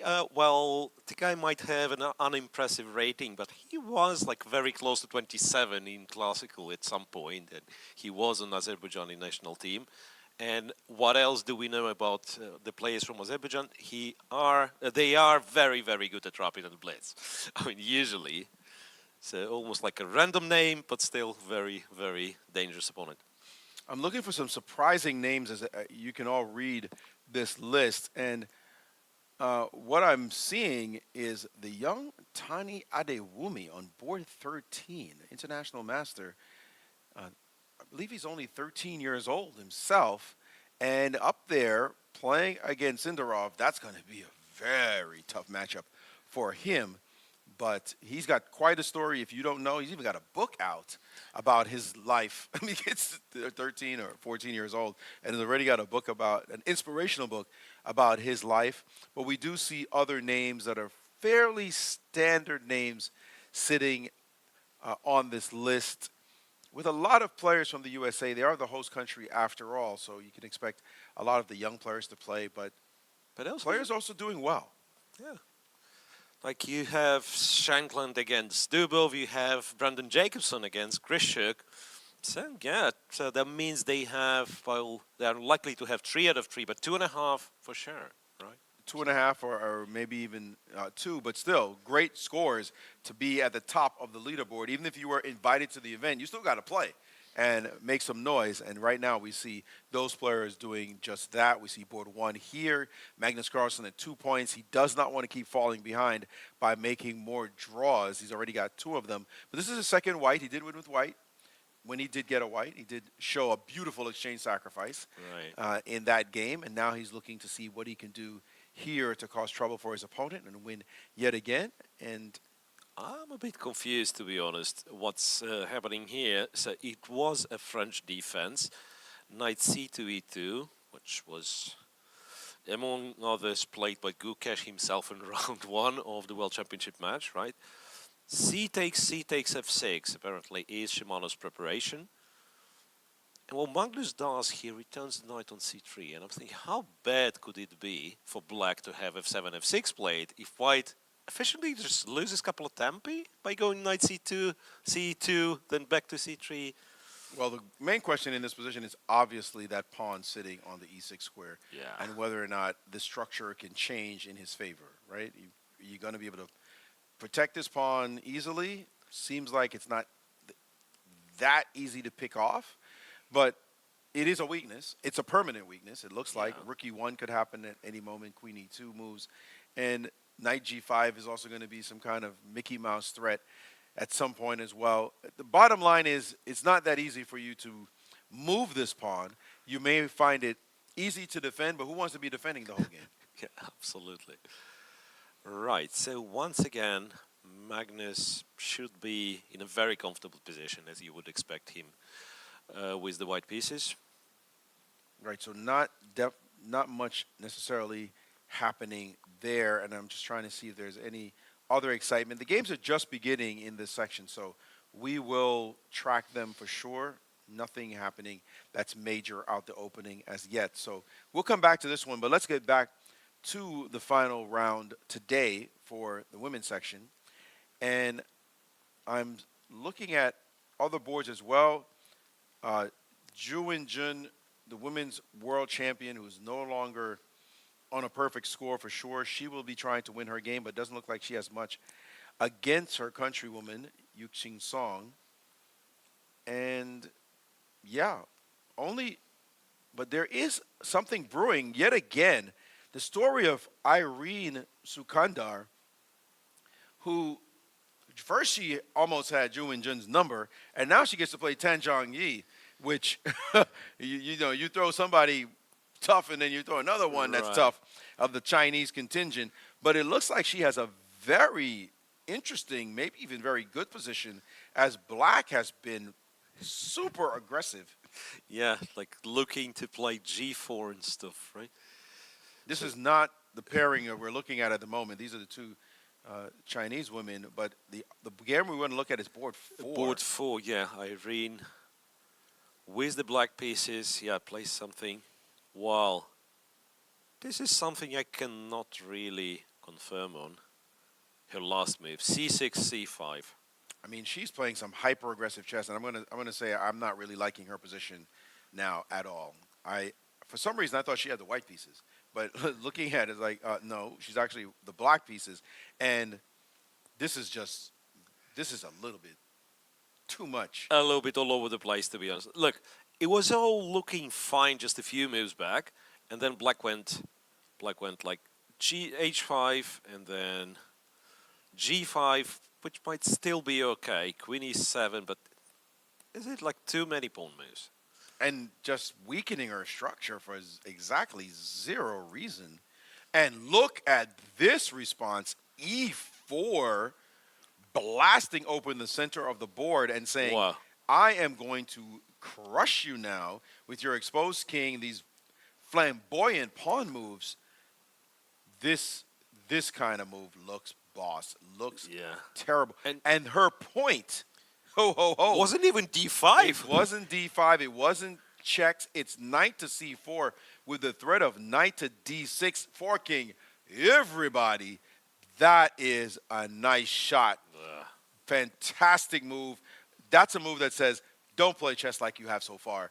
You are now about to get punished. The dark squares are unprotectable. Is that a word? I don't guess. think so. I guess. But they're undefendable, that's for sure, or indefensible.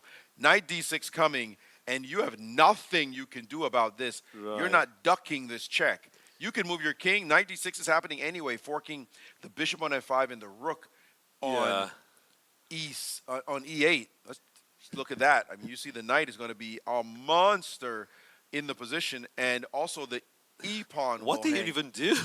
like, do you move the rook or?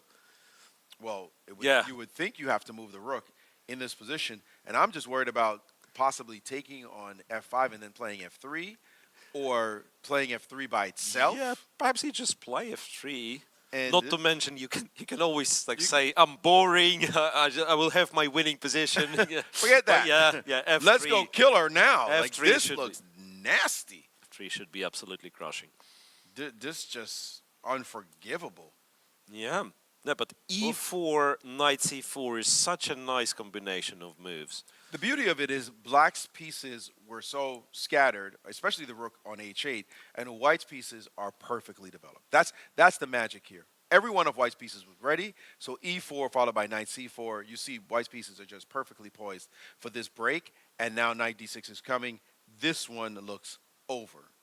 We will come back to it, but it looks like pure devastation. So let's find another board to inspect. It is the most exciting board, though, to be honest, as other boards have not developed with the same kind of intensity. So just trying to find another game that's as strong. No, it's that one. It's that one, and she's going to be thinking a while, trying to figure out exactly how to solve the problem. Well, I guess she moved.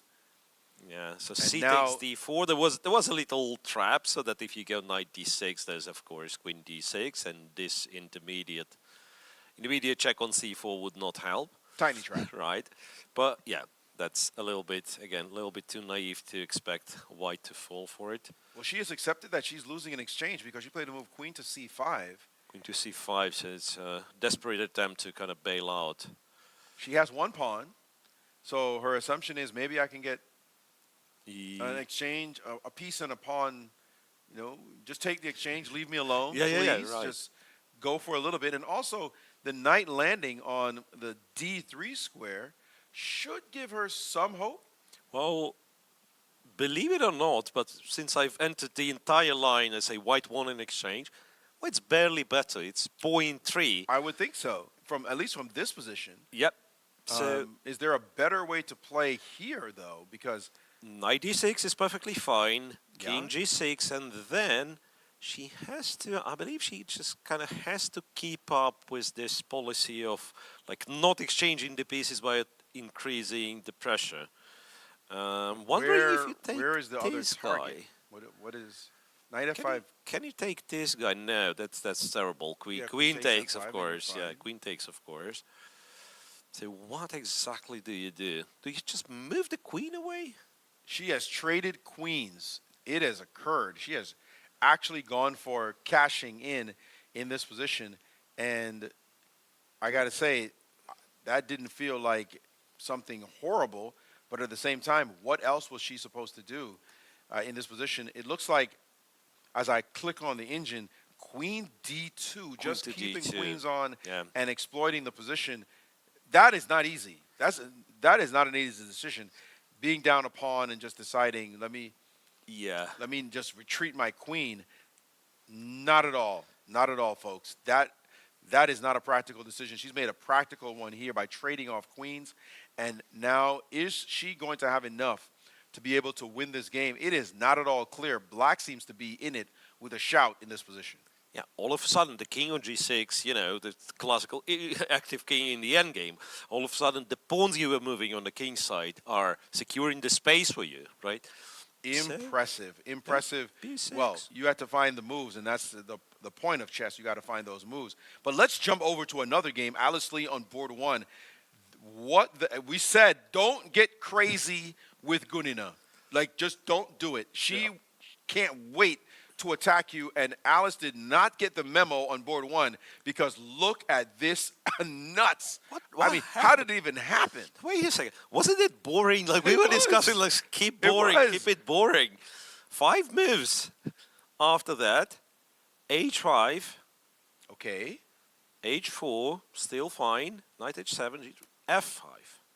Come on, how are you supposed to keep it boring if Gunina comes up with moves like this? So d5, f4, and it's just like, wow. And now you have to open up the game, and here she comes, and your king side is being ripped apart, and black is in business in terms of the attack. A truly amazing turn. And then just like 4 moves later, we went from super nothing boring to absolute explosions and fire breaking out on the chessboard. What a penchant she has to create chaos on the board. F5. It's a move other people may not dare to play, but no problem for Gunina. Let's just start throwing patties, if you will. Absolutely, and well, the most amazing how effortlessly she's done it. It's like for some people, yes, you're in a must-win situation. You spend all of your time and you decide, okay, I have to go f5. I know it's not a great move, but I have to do it. No, she's absolutely relaxed. Go forward, attack. The chance is going to happen. I'm going to tell you that actually, as I now find it hard to believe that f5 was any good, the inch is like, it's perfectly fine. It's just a move. It's just a move. And the problem was white trying to refute f5 with the move d5, allowing f4, etc. And now black is all over white in this position. You also have to respect the move knight back to h7. Which was a clever move. Yes, absolutely. Not only did it attack the pawn on h4, but it also paved the way for the very natural f5. For real? Well, if Gunina does a book on positional chess one day, I'm one of the first buyers. On positional chess? Positional I'm not chess. buying No, it. I mean, that's something new to me. That like is this insane. concept of knight h7, f5, which is, well, it tends to be very strong. That is, what a sequence. And now she has picked off the pawn on h4, so she is currently up a pawn on the board. Now, that said, there's still a lot of chaos on this board. Like, it's not like everything is settled. So white will look to see what she can do, and she's brought a rook to the E line. I'm a bit surprised she chose that rook, since the rook on A1 wasn't doing any work. Yeah, but maybe needs maybe to the mating run. problem Maybe on needs, H2. yeah. Gotcha. I agree. She saw that. Yes, we can So point that out, as a matter of fact. If you just go back one move, if you chose the other rook, which looks like the more natural one, pinning, then the queen can unpin with a move like queen d6, for example. Yep. And you can't Threaten capture on this. e6 because of the mate on h2. So that is why she decided, let me move my rook away and give my So king a that's- little space to go. And in the meantime, your pawn, it's a pawn under attack. So maybe you tricked me tactically and got some stuff going. But now with this rook move, I got me some ideas, and I'm going to go after your pawn on e6. Seemingly not a bad idea from the youngster. Right. So, well, Caruana, I believe, has a few very attractive moves, so she has to decide what exactly she's settling for. So knight g5 to point something out. Rook f8, kind of inviting to take on e6, because I do not think black is too concerned about kind of dropping this pawn. Because still there is like queen g5, queen c5, too many black pieces pointed at the white king. Queen g5, queen g3 is not a problem? Yeah, it is. Right you are. She's taken with the pawn on e6? Yeah, she's taken with the pawn because Caruana played a better move that I was suggesting. So I've mentioned that there is knight g5, but I was trying to play rook f8. Knight g5, pawn takes, and I don't know if I mean, it's better. this doesn't seem like It's game on, right? It's over anymore. A second ago, I was very scared for the youngster. Her king looked like it was going to get ripped apart. But now with this last sequence, the king is not exactly healthy, but that pawn on e6 looks pretty impressive. You're not touching this pawn without some pain. Yeah, it does represent something to, to kind of to be reckoned with. You cannot just leave everything, go with all of your pieces inside, because there will be 7, and then so something needs to block this pawn, right? Or can black? No, I mean, capturing on e6 would be crazy after allow c5. Yeah, that seems unnecessary. And first of all, how do you defend that? but right. But so, what exactly do you do? Do you move like king h8, sidestepping the potential pin? Seems too slow. Yeah, rook e5 followed by doubling rooks is coming. There's no question about that. But where is a good move? I found all the bad moves, Maurice. I found all the bad moves for black. But where is the good move? Rook to g4. Rook to g4. Well, at least pinning the bishop. Yep. It doesn't seem like a hard problem to solve, though. I can just move my king off. Well, king f1 seems possible there. Yes, it's either or, right? f1 or h1. So king f1. For whatever reason, computers happy to yeah, I'm not really thrilled having to bring my king to the f file, but putting it on the h file also seemed like a bad idea. Yeah. So not even sure what we did. Like, I'm still captivated with this idea of going to f8, F8, which apparently is wrong. Well, not as wrong as it was last time. So this one is actually playable and seems somewhat better for black still. Okay. Is there a threat for black, though, after rook g4? Like, does that do anything right now? I know there's a pending threat, maybe, of pushing the pawn. And she has played my move, king f1, which is sad for her because it does look like it's not great if rook f8 lining up on her f-pawn. She could have played rook to d1 as well, challenging the rook and preparing rook d7. I was clever, right? So now you do not have the time to go like rook f8 or rook something. f8, exactly. Yeah, so rook d7 would be there. Rook d1 made a lot of sense, and rook f8 now on the board. Rook f8 played. Wow. So what is exactly happening here as Caruana is starting to line up some random generalized threats with the move queen to f6, and we're hearing sirens off in the distance. It is New York City after all, but black is maybe the one who's saying emergency alert as a mating attack is brewing. Queen f6, we also have queen c5, we got h4, h3 coming as well, and she has played the move rook a to d1, hopefully not too little too late in this position as he tries to compete for the open lines on the board. So, is there something decisive for black? I'm thinking. Well, not that computer can see. It gives black an advantage, but nothing.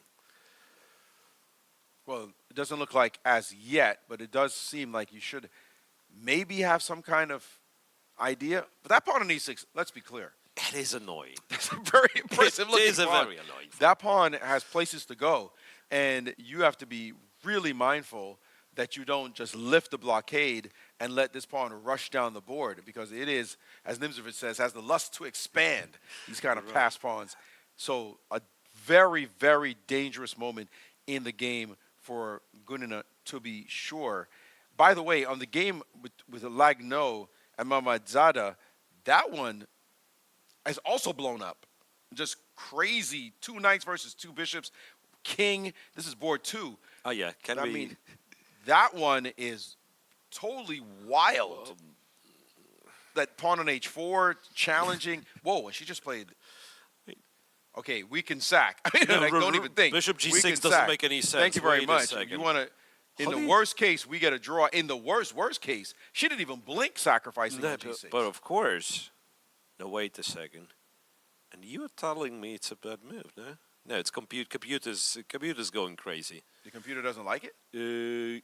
No, it was after Bishop G6, Rook G6 is the good move. White is winning, but also after the most natural response, it says it's a draw. So I do not know what it means. Okay, I'm not listening to that. And they've made a draw very quickly. She just got out of there as fast as possible and happily in a position that looked a little bit chaotic, but that is that. So that's now leaving only 2 players on a perfect score. Absolutely. So if Gunina wins, she is the sole leader. If she loses, if somehow Alice Lee strikes back, then she would be leading the tournament alone on 4 out of 4. We'll see, as now there's a threat of rook takes on f2. Somebody's going to have to defend that pawn at the moment, as there's a real threat in the position. And Alice down to 316, Gunina with 230.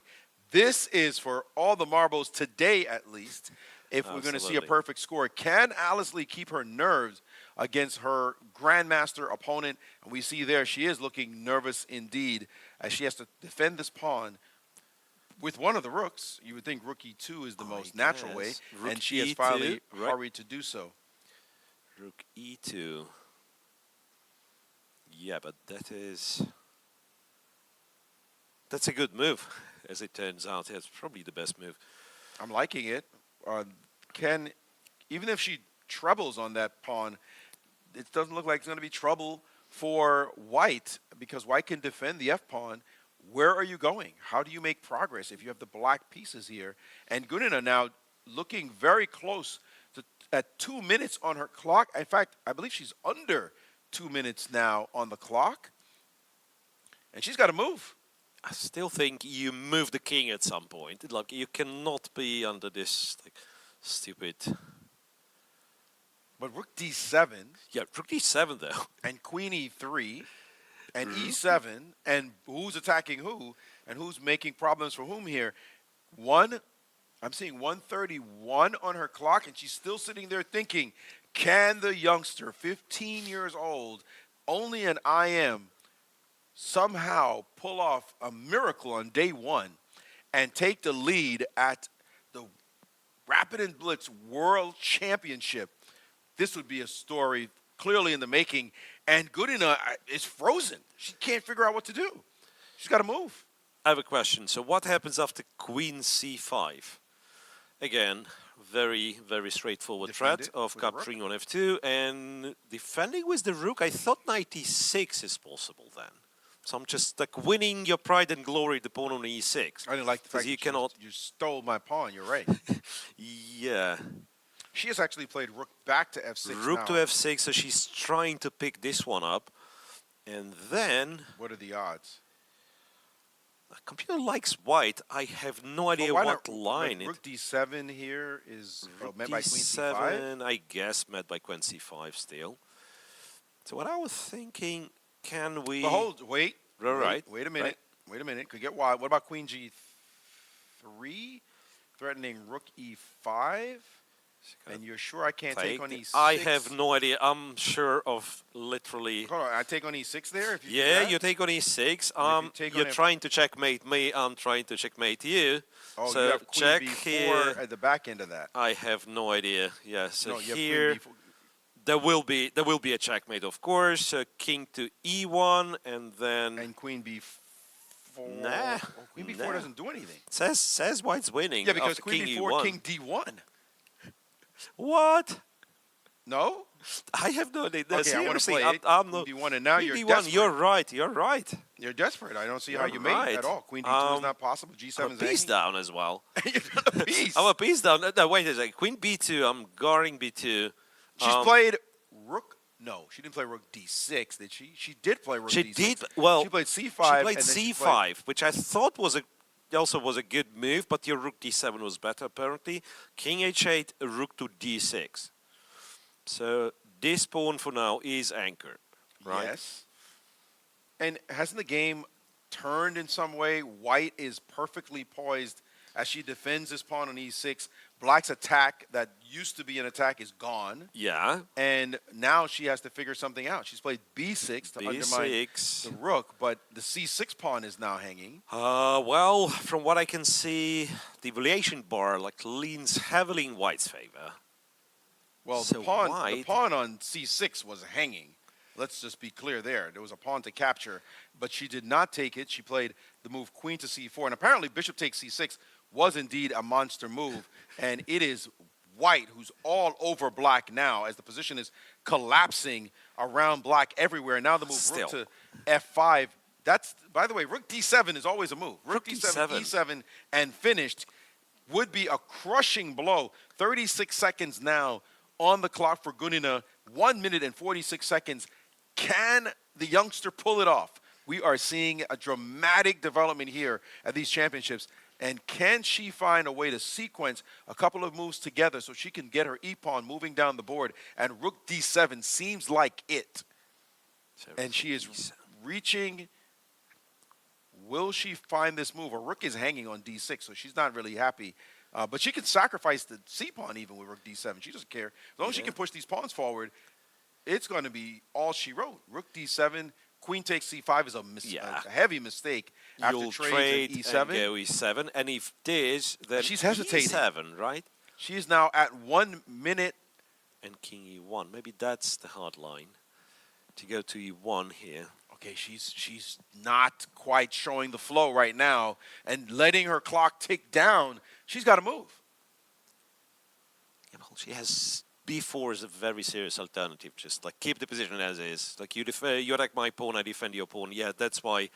So if she was desperate to play a move and there was no B4, it would lead to her easier finding Rook D7. But okay, but now she needs to just take on C5. No, what is she sitting there for? When she can just play pawn take. If you play B4, you take. And look at the clock now. She's under Gunina. Before she was ahead on the clock, but her hesitation has cost her tremendously. She is getting 10 seconds to move, but still, she needs to prove herself. And this position is absolute madness. What to do now for Gunina to defend here? Still White for choice with this monster pawn on E6, and she is down to 22 seconds on the clock, and now she's played Rook to B8. yeah, open files. Why Open not files, try to get some yeah. attack going? And That's a terrible move, to be honest. and now the king has run to G1, and now that has allowed knight F3 check. Oh no, she has exposed her king, and after takes and takes her king, now she has to deal with the move queen to G5 check. That was a big mistake on her part. She has thrown away the majority of her advantage here as black suddenly has an amazing counterattack in flow, and you have to deal with this threat of queen to G5 with check. Moreover, the table turned, you're still down on the clock, and you have to find moves. The king is no longer safe, right? No, King's not no at longer all. Safe, so not at I'm all. Not sure Her last what exactly move they was do here. definitely problematic. She missed some chances here, and now she has to turn it around with only 14 seconds and counting down on the clock. 12 seconds. Got to make a move. And she's played Rook to E5. That seems reasonable to at least That's a good stop move. the idea of Covering this. Of queen g5. She's also threatening her own idea of rook takes on h5. Wait a second. I mean, you got to do something. Yeah. What do you do? Black has to find some kind of move here. I'm not sure exactly what it's going to be. Rook to e5 seems like a massive problem in the position, and Gunina is taking a long time trying to figure out what to do, and she's down to 9 seconds, and you could see her starting to panic a bit as the pawn is in. She's not sure what to do, and she's played g6 with 4 seconds left on her clock, and she's exposed her king potentially to the diagonal threat of white. Queen, for example, to d4, played on the board. King now to g8, and this is just a massive change of events. Will she now play rook d7? Rook and to she d7. has. White is winning completely, Maurice. White is winning every which way in this position. She has this game under control. The move e7 is coming next. Queen f6 does nothing. It doesn't stop e7 at all. Discarded, everything. Whoa, she played rook f7. F7. And this move is a mistake. Oh, what? This move is a mistake because check on b1, I'm guessing, then check on it. I have no idea, but computer was showing. No, like, the White's queen is completely overworked. The queen is overworked on d4. So it's a check over there. And she can play rook f2 check Rook and then f2 take check. But she's not getting mated? No, she's Apparently not. She's not Check getting here. mated. She king can march up, and any check, she can march her king up the board. Get out of here. This is insane. And she's found it. Rook takes on f2 with check. She's found the move. What is going on? Why? Oh, she lost on time. She took too long and lost the game. What a crazy... No way. No what a way. crazy Did this really game. happen? It has to. We see triple zeros. She took too long, and what a turn of events. Alice Lee, the 15-year-old, is now in clear first. The game was equal, to be sure, so it wasn't like she was losing, but her opponent took too long and to find the sacrifice. She caused enough trouble, just enough, and took down the GM and is now 15 years young, playing on home soil in clear first place. Well, that's incredible, but I wouldn't call this game, I would call this game anything but equal. It was ups and downs. I mean, she was winning, then she was lost, then she was winning, then she was lost. It was a draw at the end. Would Gunina find everything? And she did, but, you know, 1 second too late. Too late. 1 That's why second it's too called late. rapid chess, to be sure. Wow. That was just absolutely incredible. I got to take a swig. This is water, by the way, folks. Wow. Don't get it wrong. What an amazing, amazing turn of events. Like we said, 15 years old and 4-0, top of the leaderboard in the women's event. So that is indeed the story of day one. All right, let's catch our breath and get over to the open section where exciting games are continuing as well. And just amazing, that result. Glad we were able to watch that all the way down. And let's see, we were talking about Magnus on his board trying to prove something with that weakness on e6, and like magic, Magnus has found a way to dominate the e5 square and is putting on a positional clinic. He is currently down a pawn, by the way. Let's make a note of that, Hang right? on. I'm looking at 5 against 4, but that knight sitting... Like, knight being on d1, sorry to interrupt, but I'm still kind of trying to wrap around. What is the knight What's all doing? that? And how did that even happen? Exactly. Take us through this, please. Yeah, so it all did look kind of normal.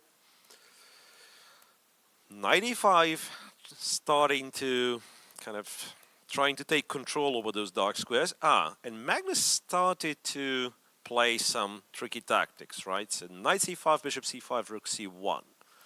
Trying to win material. Captured here. Knight takes c5, rook e3, knight e4, rook b3. Wait a sec. Wasn't he like completely winning here?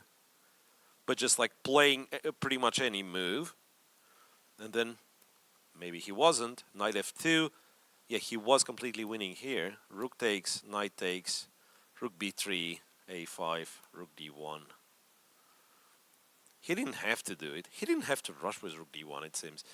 he captures on d1, bishop a4, knight f3. Yeah, you're absolutely right. There'll be just a clinical victory. Maurice mentioned Nimzowitsch today, so that will be like Nimzowitsch would be proud to include this one. My good buddy Yasser Sirwan hates all know, talk about Nimzowitsch. I know. But this is Nimzowitschian in all its glory for sure. Like you put it over here, the bishop on e5, the knight on d4, and it's, you know, my system in 3D scope with Dolby Surround. Yeah, you got it. Now, that said, let's get to the game where Dominguez in clear first may be in a little bit of trouble against his opponent, as Magnus will figure out how to squeeze his opponent there. And we see this one, and Dominguez with the white pieces now in some trouble as black's rooks. First of all, that c-pawn on c2 but looks. Dominguez wait a minute. Dominguez is the one with the black. Yeah, you got. I had it different on my screen. Right. Somehow it's flipped on my screen, but now I'm looking at it. It's Dominguez who's playing with black. You're absolutely right. And he's the one in the driver's seat here. He will be on a perfect score if he wins this game? Yes, he would be.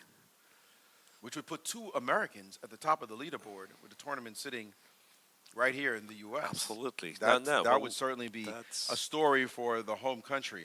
So can he pull it off? He's up on the clock. He's ahead positionally, but these endings are notorious for being very difficult to win. No minor pieces anywhere to look at. It's very hard to make breakthroughs when the pieces just decide, we're going to sit and ask you, how exactly are you going to make progress? Right. It's, you know, there was a belief that you cannot passively defend. And black says, like, I'll triple on the c file and you'll have to passively defend the c2 pawn. And white says, so what? Yes. You know, I'll go queen g2, I'll move my f pawn, you attack this 3 times, I defend it 3 times, I do not care. Show me where the break is. Yes, passive indeed, but it's so many positions where you just don't win at all despite having some kind of advantage. But you can bet Dominguez is going to play this one for another 50 moves if necessary. Absolutely. To see where he can push and probe and see what happens in the game. There he goes, g6, king g7, typical, just small technical improvements, and see where it goes. No need to force anything. Your opponent's the one who's defending, but if the opponent has enough experience, they can also just be patient and let the position develop. King g1. He's telling him, I'm not doing anything, I don't care. Yeah, I know. It is a passive position, so what? So what? Big deal. We're trying to win would be very, very difficult. So nothing super exciting there. But let's go to a game that is very exciting. As we see Sargsyan, he is seemingly giving Anish Giri all he can handle. Wow. Lots of activity in the position, although I'm not clear on whether or not white is actually much better. But it looks like the engine is saying that it is much better.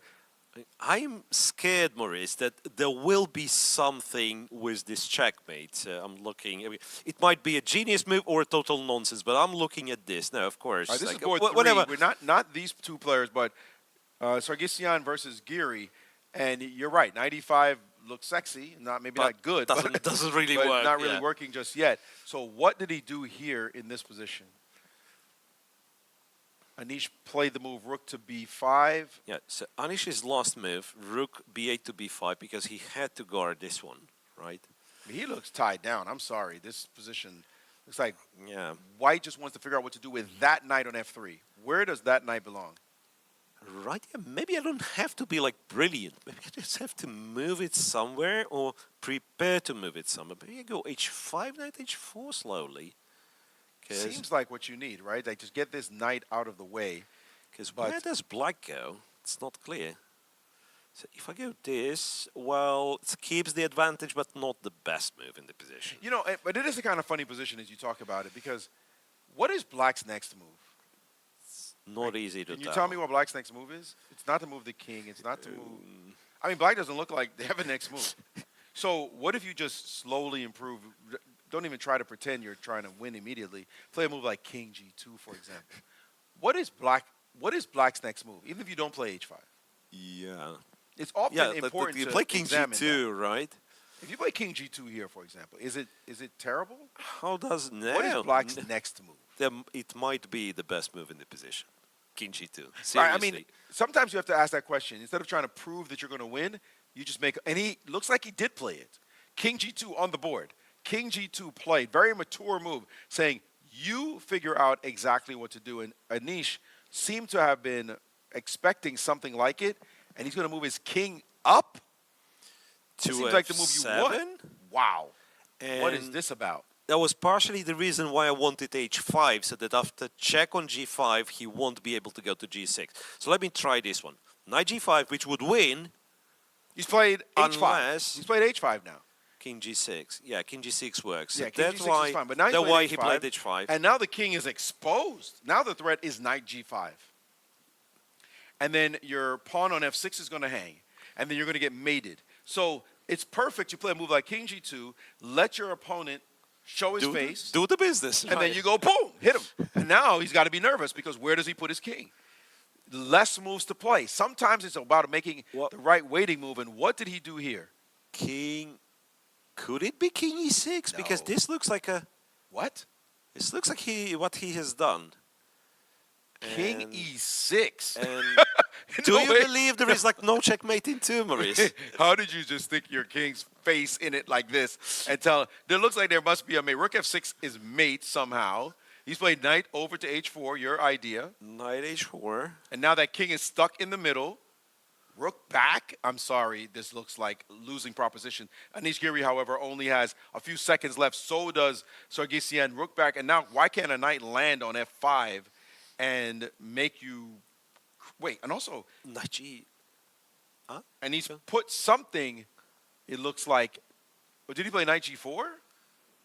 I do not know. Well, we once again... Yes, behind, it's but knight knight to g4 threatening. Rook takes e7. Bishop back to d8. This position has got to be busted. I am sorry. And now he's played knight to f5 quite quickly. And now rook to g8. Getting absolutely demolished. Because of the knight g7 check threat. That king is still just standing right in the middle of the board. Check on g7. He's played bishop to g7. Bishop to g7. His idea is to play something maybe like knight to... Or the other one. The other... No. The f6 pawn will hang in a moment. What's this? Rook b6 looks like a blunder. Excuse you. He took on b6. Bishop takes. And now, why can't you take on f6? Well, you absolutely can. Horsey takes f6. He's playing knight.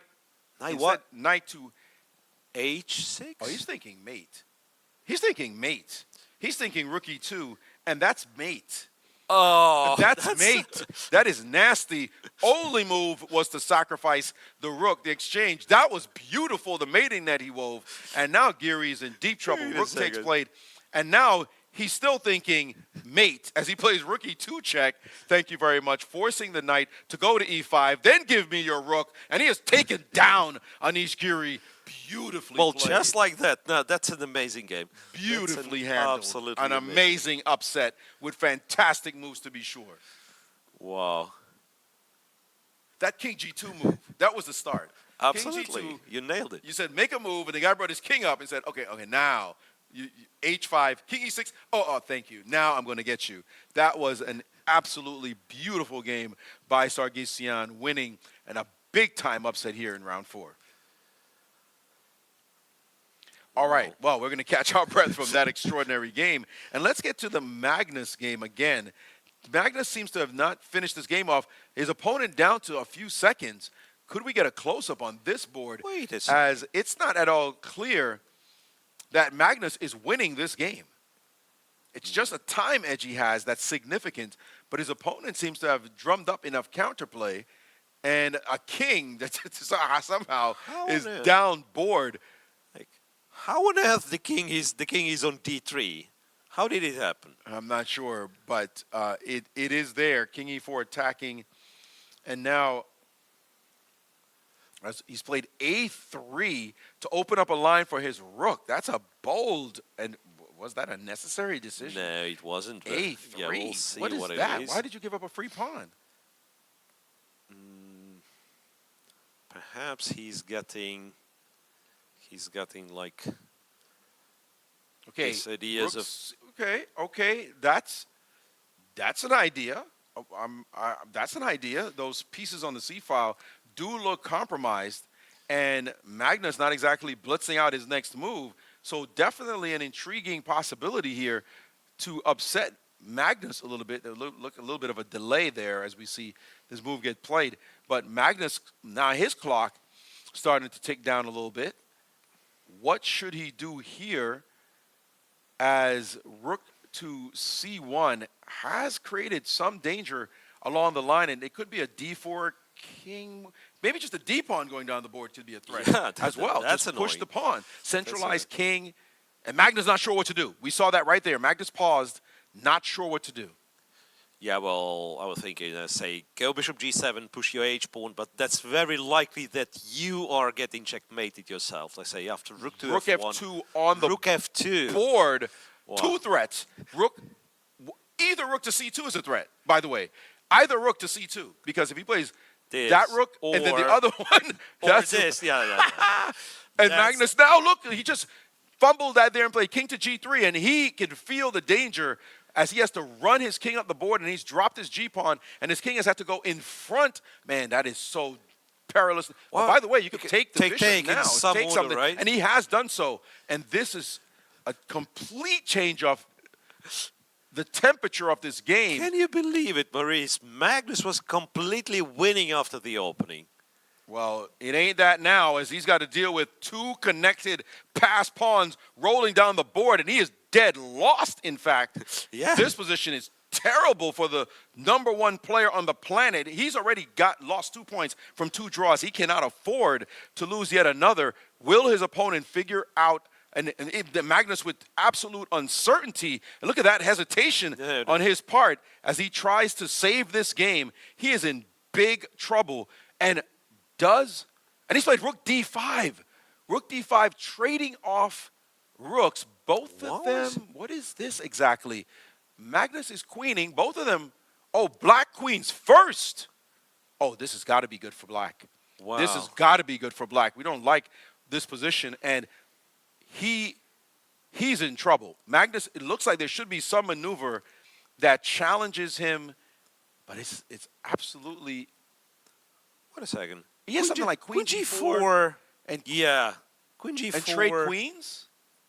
Yeah. Can he get queen e5 check in somehow? Yeah, so you go here. Magnus, look at Magnus. He knows here. He knows he's busted. So no 8th rank, no f6 or whatever, f6, g6, and then you go queen f5. The moment you play queen f5, there is, like, even if the king was here. Exactly. Magnus is now currently losing. He is losing this position. Black just simply has to stay calm and find the right sequence, and the #1 player on the planet will tumble to a loss in this game, and Magnus is aware. He's trying to stay cool right now, but this is terrible for him, and his opponent has enough seconds to stop and take a nice look, and he's played queen He played queen g1. Queen g1? I guess. What is that move about? Okay, he's got And this queen a7 idea that he spotted. But it was so easy.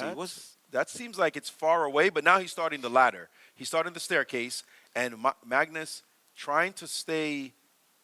Okay, this was not what black should have done.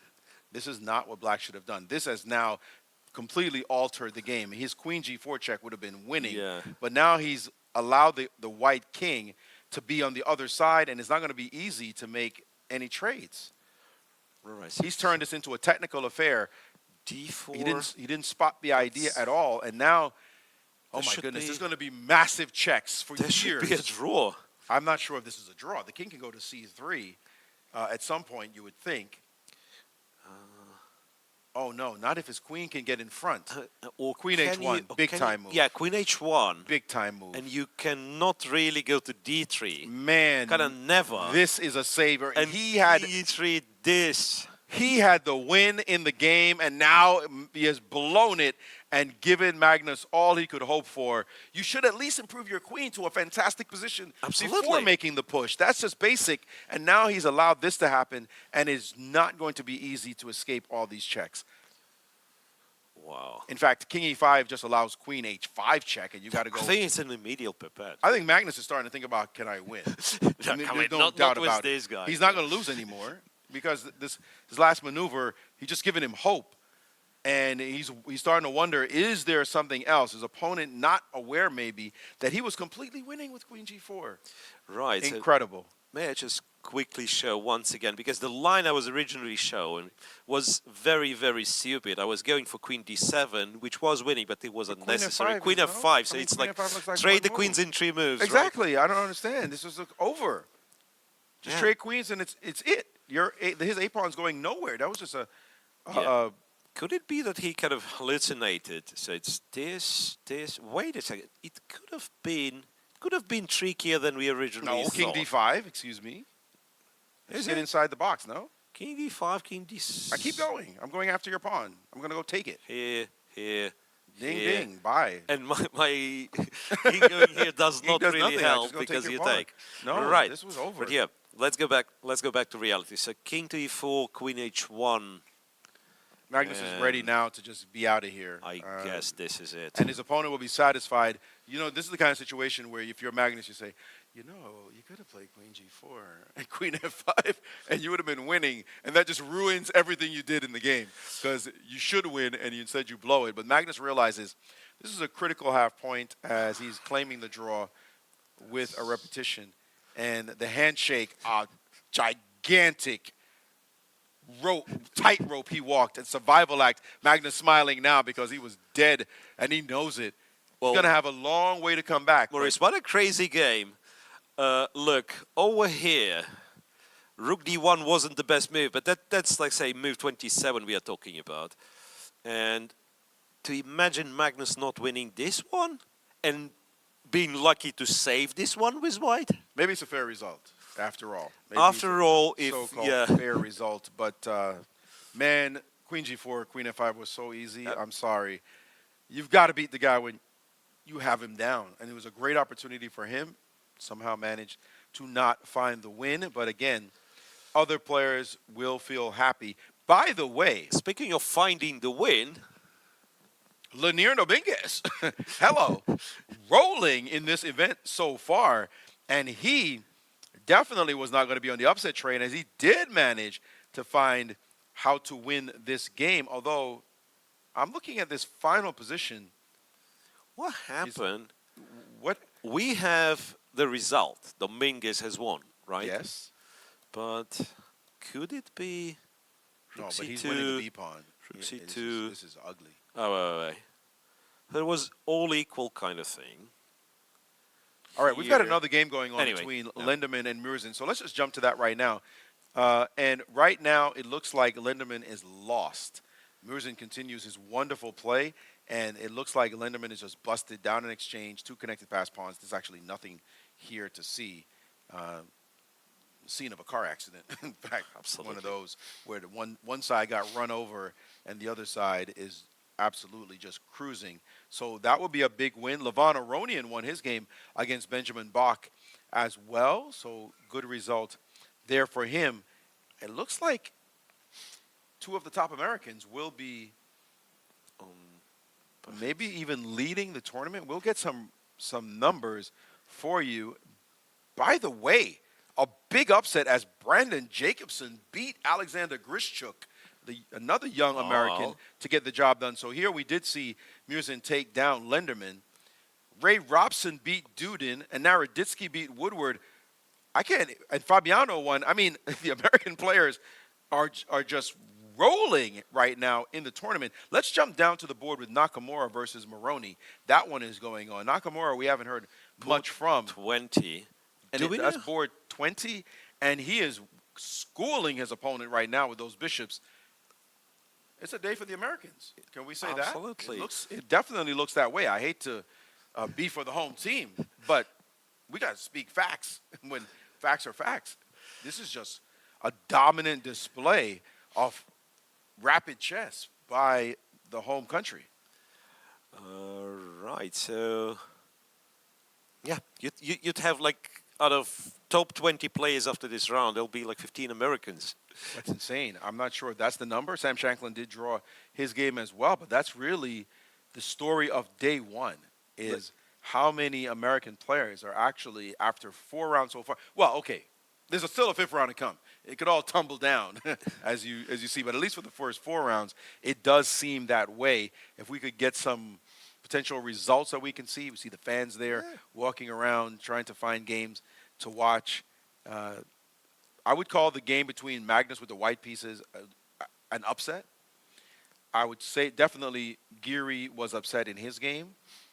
Sam Sevian drawing. Maxime Vachier-Lagrave also only drawing. Lots of draws, in fact, on the top boards with some decisive results all the way down near the bottom. So let's take a look at the scores in the women's section, or is it just the results? But would love to see what the position is after day one for those players. As we said, Alice Lee winning her game. Ju Wenjun was able to defeat her countrywoman. And Sukandar ran out of steam as she lost her game to Tenjong Yi.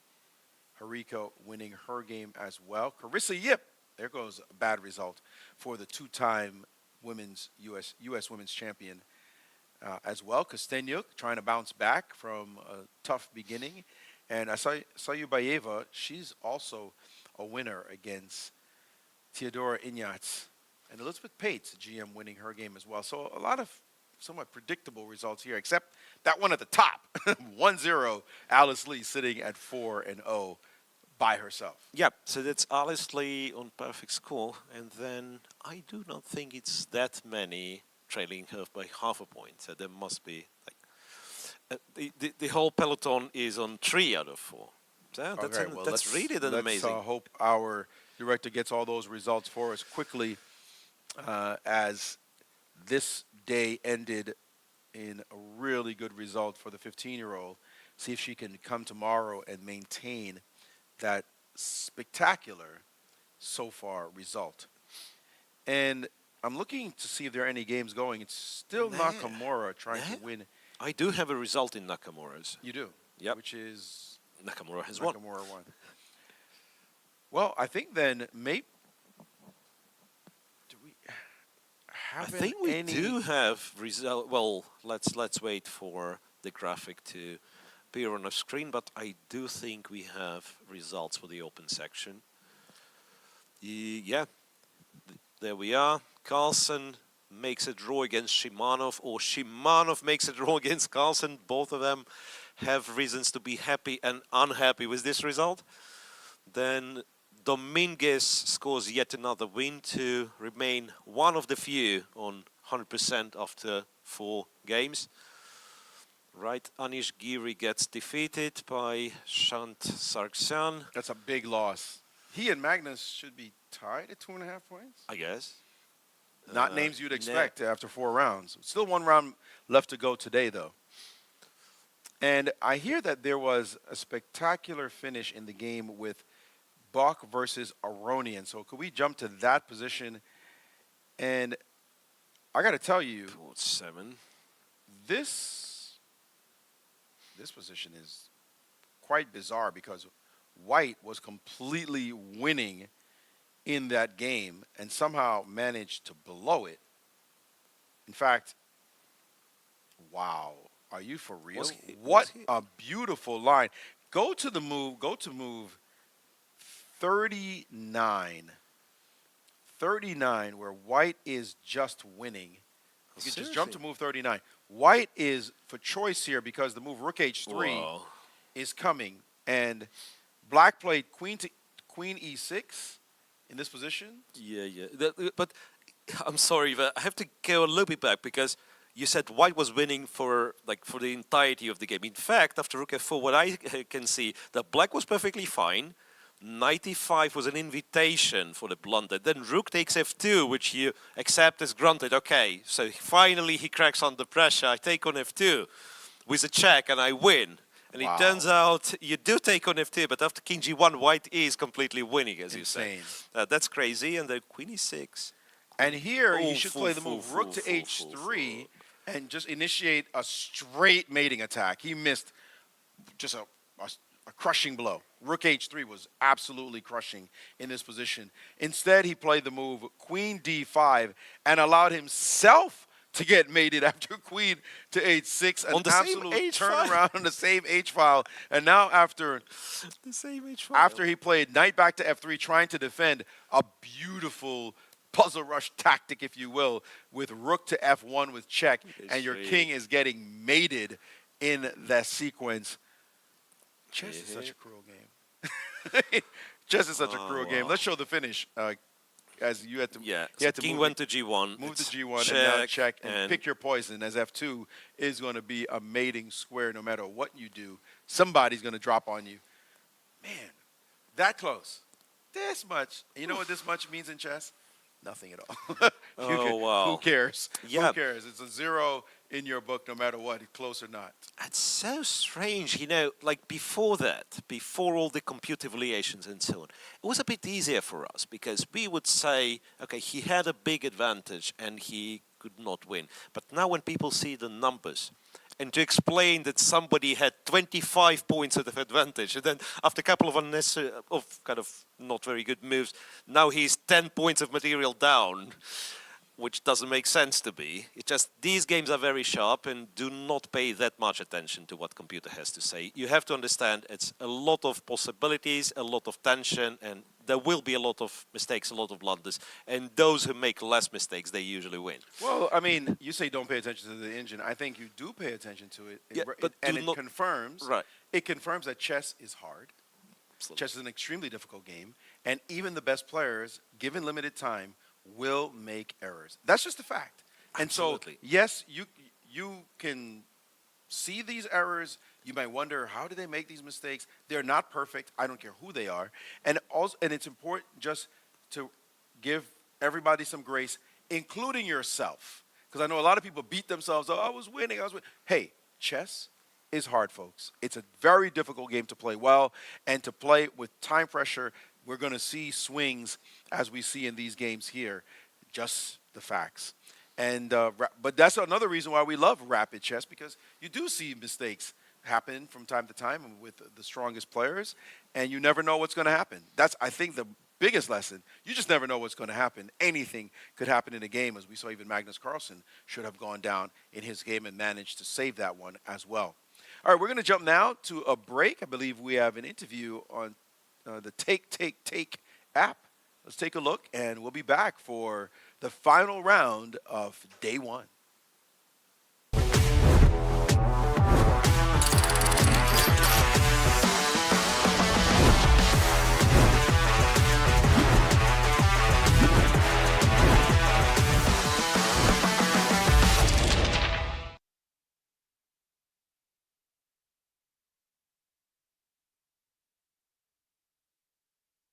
Magnus, game one is in the books. Take me through it. I described it as a wonder trying to bore you to death. Yeah, well, there was one moment when, I mean, he clearly missed my idea over there with doubling the rooks on the d file, because from a position that was absolutely safe, like, it became a question of finding, I think, two moves that hold other, or like one move that like definitely holds, which he plays, and another move that holds but leaves him like a little bit worse. But yeah, obviously it was not ideal to play somebody who's 150 to 200 points underrated with black, so that was kind of a tough start. Didn't really know what to expect, and I thought, don't want to like mess the tournament up in the first round, so let's try and play solid, see what he wants to do. It seems he didn't want to do all that much. That was that's sort of what I was saying. Your opponent plays e4. You can of course play Sicilian. You can play French, you know, like Ding style. You can play Sicilian, but you went e4, e5 because is there sort of like a feeling? If he plays 4 knights, or so, I'll sort of figure it out. But then when it's on the board, it's a little maybe harder than it looks. Yeah, you're sort of thinking in classical, like there's little to no chance to win there, but if he does it in rapid, you know, you can still, like, equal positions are won and lost all the time, so even fairly flat ones. So I thought it's not it's not a huge problem. I'll just try and play, and sometimes you succeed. This time I didn't, but yeah, it's the way it is. What can you say about, looking at that endgame as a noob? Bishop is supposed to be better than the knight in the endgame, and white has like a nice pawn structure, but it seemed like you kind of had more dynamics. Anything you can teach folks at home about the endgame from the black side? Yeah, I think, as you said, it's kind of concrete. Long term, he might be a bit better, but it's hard for him to sort of stabilize and have these tactical resources. Like he actually, like, I have to say that there was one point where he could have liquidated position even more into a draw by taking my pawn and on c6 when he moved this bishop instead, which he sort of regretted a little bit later. That would have led to a position where he absolutely could not lose, really couldn't win either, but that would have been a very clear draw. So he did reject that one opportunity to make a draw. But I guess this is what you play in these lines as well. That's why you sort of pretend that you want to try and win a little bit, but there really isn't much. I will let you go, get some rest. You've got about 20 minutes until the next game. But what is the secret to success? It's a 15-round tournament. It's 13. It's 13. It's 13. So it used to be merely survive. Okay. Day one and you're fine. But now the distance is a little bit shorter. It has been the last few years. There's still plenty of time, but you got to keep it in mind a little bit more. So I obviously can't let this happen in every black game. Yeah, but you have white next. So actually, I mean, I would, if I could tell you who you're playing, I guess I would. Yeah, I mean that's of course a complete crapshoot at this point. But losses hurt a lot more than draws here. So I'm staying calm for now. Yeah, 12 more to go. Thanks for joining. Thank you. Good luck in the second game.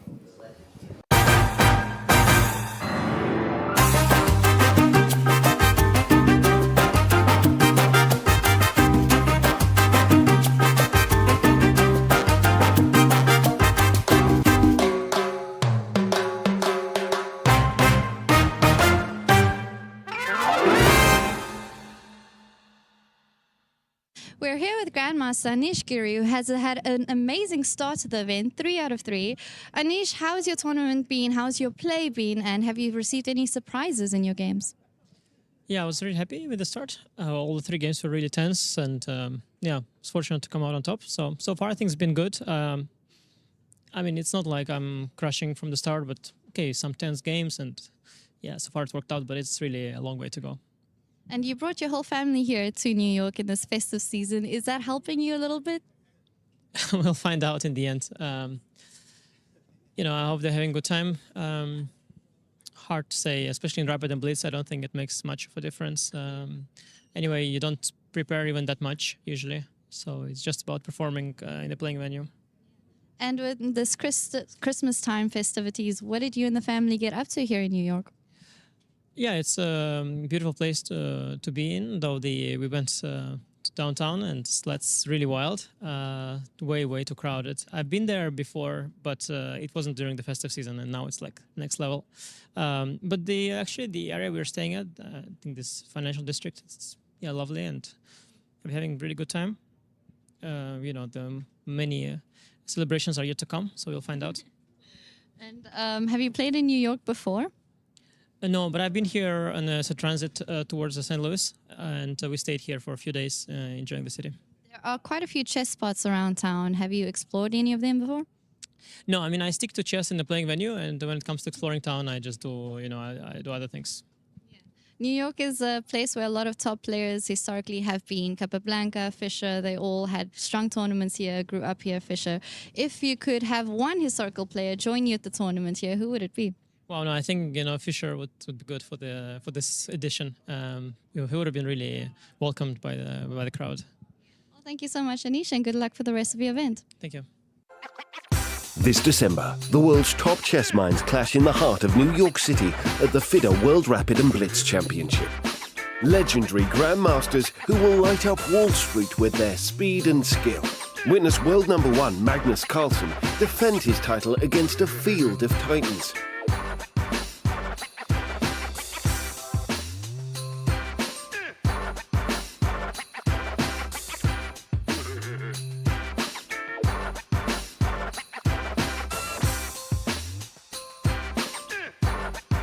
Rapid and Blitz, chess in its most thrilling form. Unpredictable and unforgettable. Fast moves, tactics and blunders, and moments that will keep you on the edge of your seat. Be part of this electrifying experience. Witness the pinnacle of chess excitement. International master Irin Sukandar from Indonesia with us. Today she has a very nice tournament. We just drew against Wenjun on the first board, but you had such a big advantage. Irin, can you please tell us about your game? Well, first of all, it was I think it was quite a good game by me. But of course, Wenjun did some mistake earlier in the game, like after the opening. She sacrificed a pawn, but I don't know. I think she equalized the position rather quickly, but then I just kept pushing for initiatives, and in the end, I managed to get like a position that I wanted. It was very attacking, and then I took some time, and in the end, I decided to have a queen versus bishop and rook. I think a queen should be better, and then there was a position where I could have just gotten +5 or something, but I was a bit too scared to take it because also I only had seconds on the clock. I couldn't really calculate anything, but of course now I'm thinking about it, I should have taken that opportunity. But instead I was just trying to get her pass pawn, and then the position kind of stabilized a little bit, and in the end, even though it's like 0.7 evaluation for me, I don't think it was very easy to get a win, and also I might have blundered myself too, so we decided to just repeat the moves. Irin, besides the chess part, how does it feel to be at this location, Wall Street, for the chess tournament? And it's also the last days basically of this year, so what is the feeling for you? Well, spending New Year's and Christmas in New York was always quite a dream for me, but I already fulfilled that dream a few years ago. So this is I don't know how many times I visited New York already, but around this time of the year, yes, I knew it would be quite cold, it would be quite freezing, so that's why I'm very prepared with my clothing. But I mean, I haven't really played so many tournaments this year, but I mean, I did lots of commentary, but it's always good to finish off the year with some chess, Rapid and Blitz. Right, Irin, we also saw on your social media that you had a bit of training camp, so-called. Tell us about that. Well, I spent some days in St. Louis right after Qatar. So I just went to my old university, Webster University, and I asked the head of coach, Lee Kwang Lim, who is also participating in the open section, to include me with the team for some training, because they're also preparing for the Pan Americans collegiate team right after this. And then yeah, he was happy to have me, and then I had to force myself, of course, to train, because otherwise I was worried that I would get slaughtered in this tournament. Everyone was so strong, so yeah, I'm happy I did some part of the training. Best of the luck for the remaining games. Yeah, thank you, Kathy.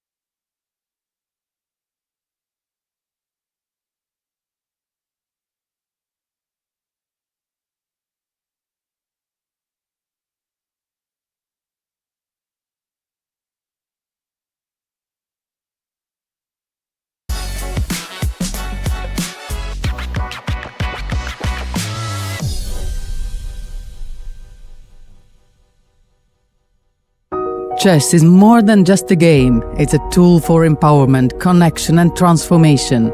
In 2025, FIDE is proud to launch the Year of Social Chess. We believe in the power of chess to bring about positive change, from therapy and education to rehabilitation and inclusion. Social chess is our way to build a better world. The Year of Social Chess will introduce groundbreaking initiatives across the globe. Monthly themes will address critical social challenges: chess for protection in refugee camps, chess for cognitive health among the elderly, and even chess for addiction recovery. Through this initiative, we are mobilizing communities, conducting research, and creating opportunities for all to experience the joy and impact of chess. Join us for online chess events, global conferences, and even a documentary film festival that will showcase the power of social chess. Let's make 2025 a year to remember. The Year of Social Chess is here. Let's change the world, one move at a time.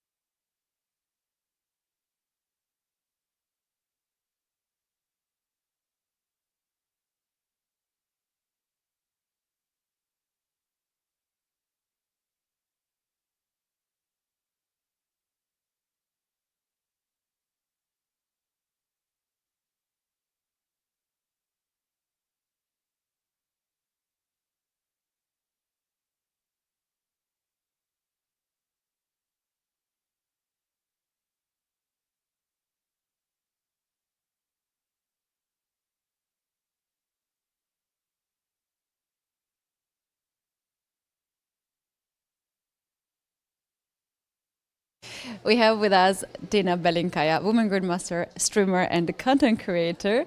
Dina, how is your tournament so far? It's going great. It's very exciting. I've been playing. I played 2 grandmasters, which is like a privilege, and yeah, super exciting venue. Everything seemed cool, and I was on my way to check out the refreshment area, and then saw you, so decided why not to join. Are you happy with all these conditions? And do you know that we're playing actually in the building which has been built in 18th century? So how does that makes you feel that we have this kind of playing venue? Yeah, I think it's really a great opportunity to be playing in the heart of New York, in like the biggest city in the United States, in North America. It's really something different, and it's really cool. Like, I'm here, like, just enjoying myself, and grateful for this opportunity to be a part of it. Dina, I see you're very fashionable today. I see this beautiful chess bag, and you also have chess nails, your usual thing. So tell us, what is your goal here to achieve? Are you going to also do some content that you like to do, or you're fully 100% to chess? No, I'm definitely gonna try to do both, as I usually do, play my best chess, but also in the free time do lots of content, hopefully with you, Katie. Yeah, it's and yeah, speaking about chess patterns, it's just a part of my brand. So you just I know what you want, I know what comments section wants. So I'm just here for the memes. Perfect. Dina, tell me, who do you think gonna win in the open section, Rapid and Blitz? Who's your favorite this year? So for the open section, definitely I'm rooting for my colleague Hikaru Nakamura, and for the women's section, I don't really have a favorite, but I'm excited to see some fighting games, and yeah, I root for the best chess. Thanks very much, and best of luck for the next games. Thank you, Katie, and good luck with your very important job.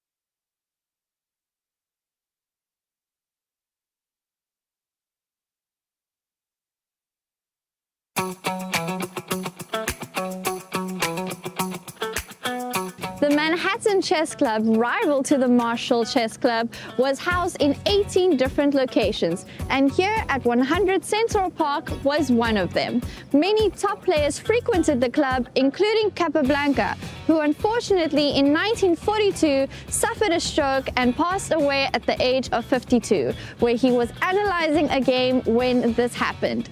Then, 1955, a young Bobby Fischer also joined the club, and this was just his humble beginning of becoming the great player we knew him to be. The club does not exist anymore, but it produced many great players and many great memories.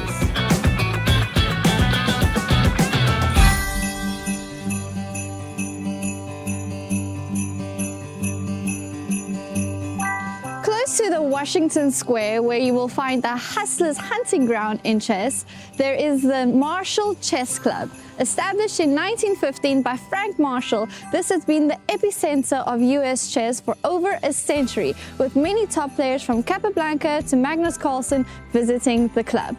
The club, which has been here since it first opened its doors in 1915, spans 2 floors and is most definitely the place to be if you want to play chess in New York City.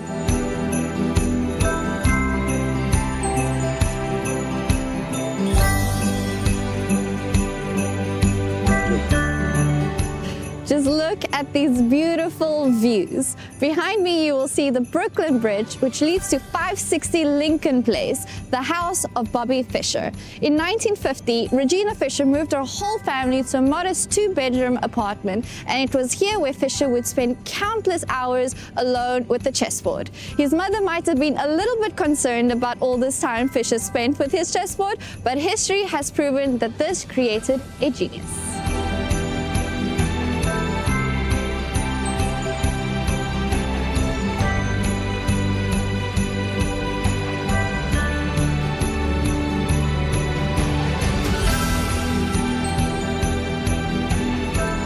Imagine tall and towering sculptures of rooks and knights adorning a beautiful chess hall. This was the scene at the Alamac Hotel here behind me, which hosted the New York International Chess Tournament starting in 1924, with some of the world's strongest players at the time, from Capablanca to Alekhine and Lasker, playing, and beautiful ideas coming from this tournament. This is really one of those spots in New York where the culture of chess was vibrating and amazing, and you can get many of these throughout the city, as chess is really woven into the fabric of New York.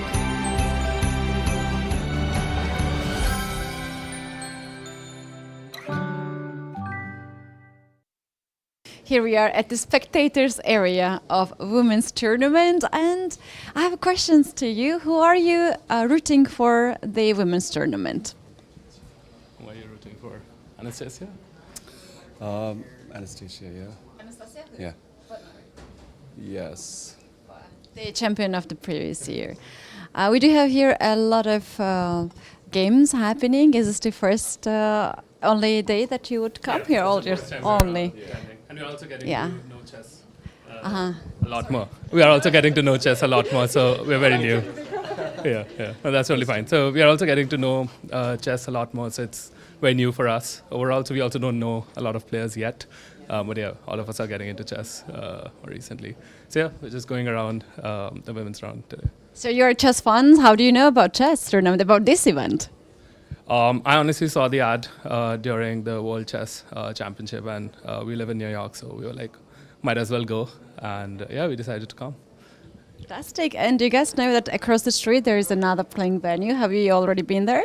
Not yet. Not yet. And is there any chess player that you're looking for to meet? Because we have a lot of stars here playing. I think the Indian players, all 3 of us are Indian, so we, yeah. Arjun Ergazi, yeah. Well, I hope you meet him, and yeah, thanks very much for visiting us. Thank you. Thank you.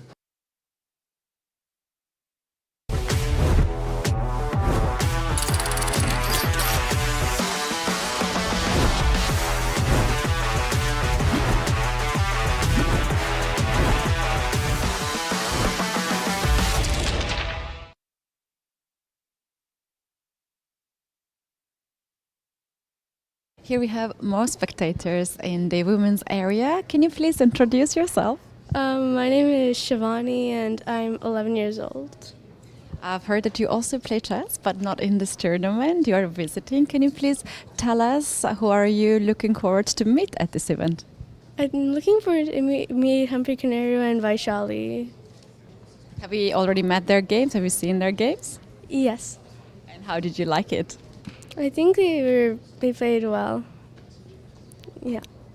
And what is your chess goal in the future? Would you like to play at this kind of events and at this kind of tournament? Yes. Thank you very much. This December, the world's top chess minds clash in the heart of New York City at the FIDE World Rapid and Blitz Championship. Legendary grandmasters who will light up Wall Street with their speed and skill. Witness world number one Magnus Carlsen defend his title against a field of titans.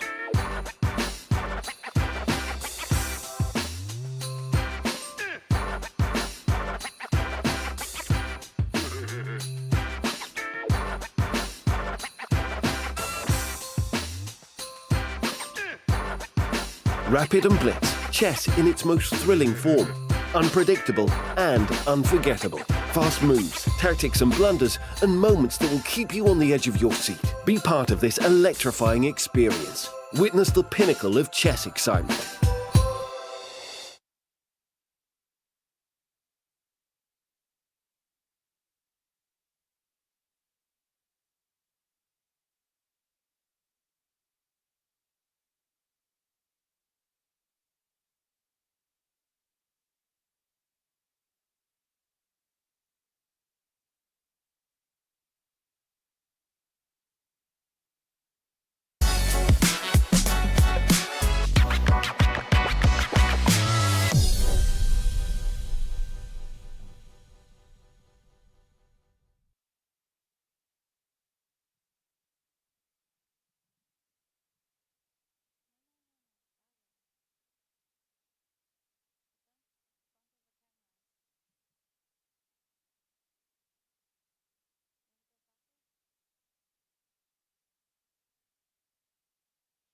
Are live in the playing hall of the FIDE Rapid World Championships, where the final game of the day, round 5, is about to begin. It's been a very long but exciting day of chess. We have 3 leaders in the open section: Rosen, Sargassen, and also Dominguez.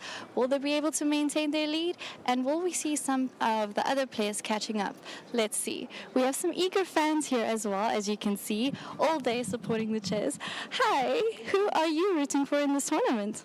Of course, Arjun. Arjun. Yes.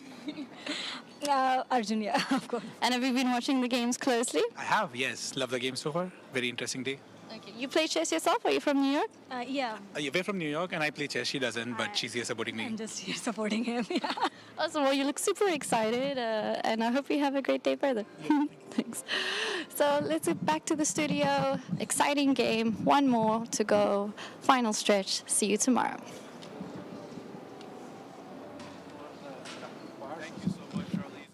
Why wouldn't you be excited with this kind of amazing event happening here in New York City for the very first time, the FIDE World Rapid and Blitz Championship. We've had incredible 4 rounds so far, and now for round 5. There have been some surprises, some shockers really. One, we have to say in particular, Magnus Carlsen on 2.5 out of 4. Didn't lose any games, but 3 draws and struggling to make draws. Actually, that last game, he should have lost. That was a shocker, to be honest. So, well, he comes, of course, as one of the prominent examples of people not having a great tournament. But where is Fabiano Caruana? Well, he's not among the leaders. He's like where is Hikaru Nakamura? He's not among the leaders. So that means the opposition is very, very tough. Everybody can play chess in this tournament. If you are not at your peak, you will be having problems. Indeed, and he is having his problems. So we do have 3 leaders at the moment, perfect scores. At the top, Lanier Dominguez showing his incredible class and why it is that he was able to win this event many years ago. And a couple of other names you wouldn't expect, Sargassen and Rosen, who are also tied for first. But so many rounds left in this event. Only 4 rounds have concluded, 9 rounds to go. It's not how you do on day 1. It's how you do at the end of day 3 that counts for who will win the Rapid title. Yeah, well, I believe it goes for 9-rounders Swiss tournaments. Well, but someone very wise said, like, it does matter how you play your last 3 games, because in the previous 6 you will score some points. Yeah, so, you know, last day will be very important, but we are about to watch the last game of round 5 of day 1. The day round 1, 5, yep. The day 1 scores for the women have concluded with Alice Lee in clear first, 15 years young, against just a monster group of players, including the women's world champion. There's so many titles actually in this event, like players of the highest class playing, and for a 15-year-old to be on a perfect score is just simply an extraordinary result on day 1. But again, there's a long way to go in that event. 7 more rounds. In fact, the ladies will come back and play 4 rounds tomorrow and then 3 rounds on the last day. But it is the final round here for the open section. And these are the pairings. And look at this. Magnus Carlsen against Denis Lazovic, who just competed in the CCT finals, well, the CCT championships, season-ending championships held in Oslo, where Magnus was able to win that event. And there we see Lanier, Dominguez, and Sargsyan, 2 perfect scores, looking to see if they can keep up that sterling beginning. Levon Aronian playing well as well, and he will try to knock off the upstart Volodymyr Murzin in that matchup. Sam Sevian, and again, the theme of the Americans on the top boards. Look at this. You can take out board 1 because Magnus is actually going to always be on board 1, being a featured superstar in the event. You've got an American on 2, American on 3, an American on 4, another American on 5, 2 Americans on 6, another American on 7, another on 8, 9, 10. What the heck? It's a U.S. show. I told you. Incredible. And that's not because you're doing the Americans any favors. That's because they're actually putting them up, or picking them up and putting them down. What an impressive beginning indeed for the U.S. players, while other players, of course, are trying to do their level best to stay atop the leaderboard. Well, we'll have an exciting round coming up. It looks like the players maybe have begun their games. Yeah. So let's jump into it. And this is board 1. I got to say, yes, it's Magnus, but we could probably leave this board unless you have something interesting to say about it. He's sitting at 2.5 points, as is Denis probably. So we should take a look at the leaders and start following them more closely. I would like to see Dominguez Perez versus Sargsyan pretty much right away. Absolutely. That's, in fact, the game I had on my analysis board when we jumped to the games. Because, yeah, Carlsen having to defend this exchange Slav, we are not interested in. No, we'll see whether or not he can pull that off and not make another draw and tumble further behind the leaders so he can have a chance at the end. But here we have this game where Dominguez loves his e4, but at the moment it does look very positive for Black. Black has gotten all that he needed in this position and could now play for d5 and pretty much equalize this kind of position. So what I'm trying to process, Maurice, is it any different after knight d4? Is it any different from Hans's game, Dominguez with Niemann, where it was, I believe, rook to c8, b2, b3, d5, e5, knight e4, bishop f4, and so on. Right. I think that was... So the first independent move in this game is queen c7 and move 17. I don't know if they have the chance to prepare in between the rounds, but yeah. And Dominguez plays bishop d2 and bishop c3. I don't know if it's part of his preparation or, well, as you said, he is experienced. He knows his Ruy Lopez very, very well. By the way, while he does ruminate over his next move, I'm looking at board 5. Do you have a draw as your result as well? I do, and I do not understand what does it mean. Sadwani versus Robson, a draw after just 13 moves. Yeah. Are they really done already? Let's just get the heck out of here and close day 1. Maybe due to fatigue. We'll see if we can confirm that result, but a very quick result if it is the case. And so there's nobody at the board, so I guess that's what happened. Yes, it is a draw. 13 moves quickly, barely started the round, and those two players said, you know what, let's go. I want to go get some dinner. I want to relax. I've had a long enough day of chess, and so that's that for that game. I'm looking, by the way, at the titles.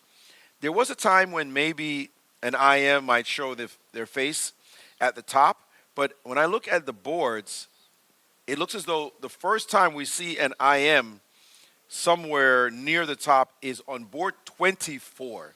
The GMs have now That's decided. impressive. Yeah, like right now the GMs are saying, you know what, just move out the way. Yeah, that's enough. It's our turn. It's our turn. So the GMs are indeed leading and showing their strength. But let's also go to, we said board 3. Moving with Aronian. With Aronian having the white pieces and would love to win this game and jump up and maybe join the 2 other players if they draw. That is between Dominguez or Sargsyan. So we'll see what happens there. Sam Sevian, by the way, on board 4, playing very well. And Sindarov, of course, also doing well. That doesn't seem like much happening there. This game, though, Mirzin has been showing quite the show. Like his ability to play really great chess, accurate chess, and he's up there now with a perfect score, even though he's only, so to speak, 25-88. 25-88, and he's Against quite young as well. And you can see he's a young guy. So he is trying to make a name for himself right here, be a breakout star at this tournament. But still, early goings as far as the openings are concerned. Not really sure I see any positions of great interest just yet, as it's just the first few moves. Let's talk about, though, Magnus's dilemma. Because you don't want to fall behind 2 points, 2.5 points on day 1. Right. And right now he's a 1.5 down, so it's unlikely that he'll fall 2.5 down, but he could be 2 points down. Would he be out of the tournament, or you think 2.5 points down? That means no, he's not going to be 2.5 down because he's got 2.5 right now, and the leaders have 4. So unless he loses and somebody wins, then he's way out. But we've seen him make majestic comebacks before. How bad is it going to get before you say, okay, now Magnus is really not going to catch up? Yeah. Well, in his case in particular, like until it's mathematically impossible, I would not rule him out of the competition. You're not putting your money on him. Yeah, well, this guy, he has shown his ability to win like games in a row, like many, many games in a row. This results in, I believe it was in Blitz, but sometimes 9 out of 9 on a playing day in Grandchester. That speaks for does speak for itself. He does put up some insane numbers. I would say one player I'm very surprised we're not talking about at all, and I don't see him. Where the heck is he on the leaderboard? Okay, there he is. Hikaru Nakamura on board 10. So he's not that far out. And we saw Alireza Firouzja start off the competition, and we were paying attention to him. He's on board 9 right now. The big names are trying to crawl into it. I wouldn't be surprised if we saw those big names emerge after this round near the top of the leaderboard. So there's some people, I had to say, somebody like Nakamura, I don't think we've seen even one of his games to feature. Yeah. As we did see one of his finishes from the last round, those 2 bishops, Right. only because it was one of the last games played. So this position, what do you think? Is this anything for White? I mean, this looks as boring as as dead as it. Yeah. Well, what I was told by none else but Alexander Greshek, that over here, let's say, well, the position does not matter, but the structure does. So if White gets this and this, he's somewhat better. A4 and B4. And thanks to these double pawns, Black cannot really, well, he can play D5, but it doesn't help much. And White eventually going to play B5 somewhere. However, if A4 happens, let's say, Black always can play A5. And then White has close to 0 proactive ideas because D4, Black always takes, C takes, and it's a nice square on B4 for the knight. It's somewhat simplistic explanation, of course. There's a lot more to this position, but it's not exciting by any stretch of imagination. All right, well, then let's get out of here. There is an exciting development in Magnus's game, as a matter of fact. So let's go to that board as Magnus has played a quite saucy move And that is just before we saw this position, he did play the move G5. Because if you go back up, just a move pair there, and we see the position was very solid, not much going on. Knight A4, trying to do a little squeeze on the queen side, maybe drop a knight on C5, for example, just trying to improve his position. And Magnus said, you know what? I ain't got time for this nonsense. Let's go. G5. G5 on the board, and now we see the move bishop to E5 in response, offering this bishop. You would have thought he would have played bishop to G3, but he's offering the bishop to be captured by one of those knights on the E5 square. Can you do something ridiculous? Can you go F6? No, that's probably bad for some reason. Because my original idea was if bishop has to retreat, then I'm even willing to play H5 or something. I mean, after all, it's not your position. You can push off if you want. Absolutely. But I'm afraid there could be some nonsense like this. No, it doesn't work. Never mind. Bishop G3 after F6 is in fact the best move. F6 is not played yet. Well, Magnus has 3 choices, well, maybe even 4, but he can capture both ways on E5 with the knight. He could also play the move F6 you talk about. He could also move his rook. Yeah, he could There's go even bishop G8. F6, by the way, which looks maybe not looks a bit too not bad, the best. right?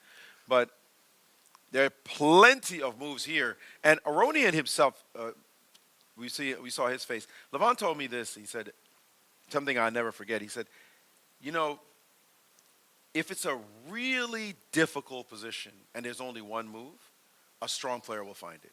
Yeah. We saw, for example, Ding Liren in the World Championship against Gukesh, that position where you had to find this amazing sequence with Rook F7 and Rook C7, Queen F7 and Rook C7. And we saw this line, but it was with Rook F8 and Rook C7, excuse me.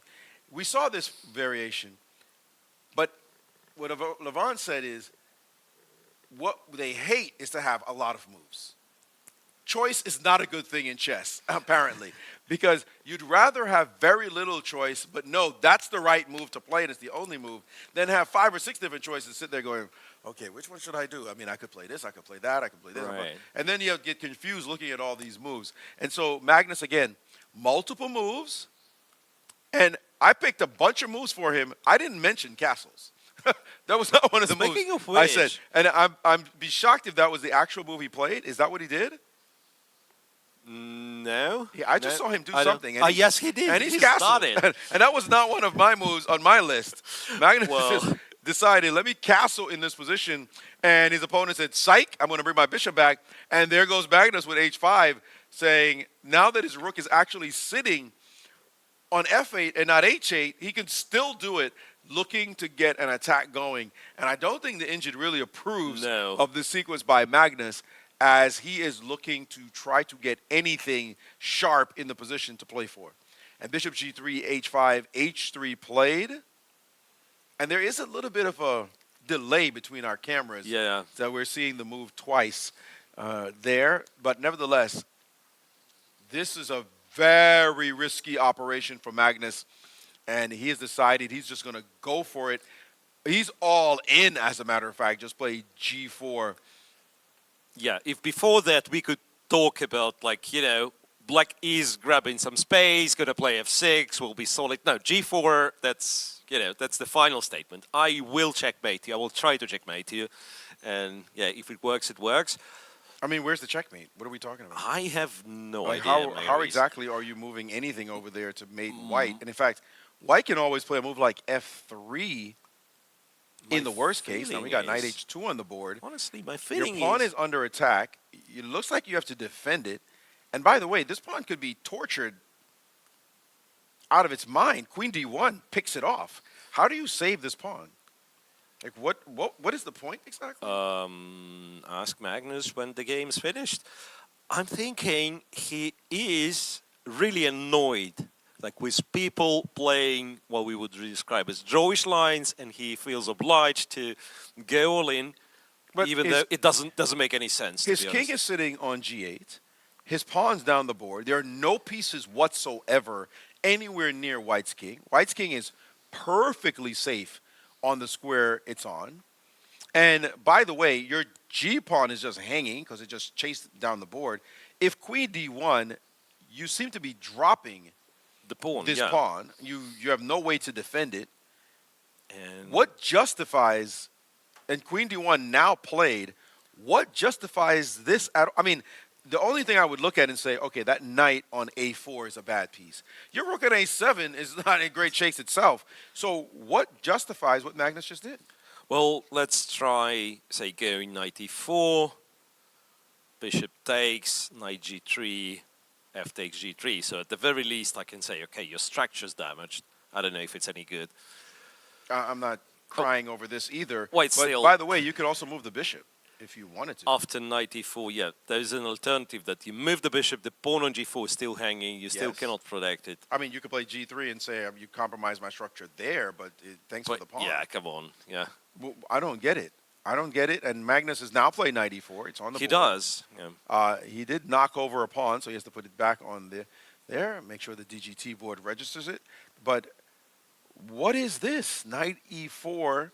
Now a decision. Do you take the pawn immediately? It is a pawn, juicy looking as it is. Or do you move your bishop? And he calmly says, you can't have my bishop. I'm going to move it. And next now, I'm getting a pawn. I mean, that's just going to be a pawn.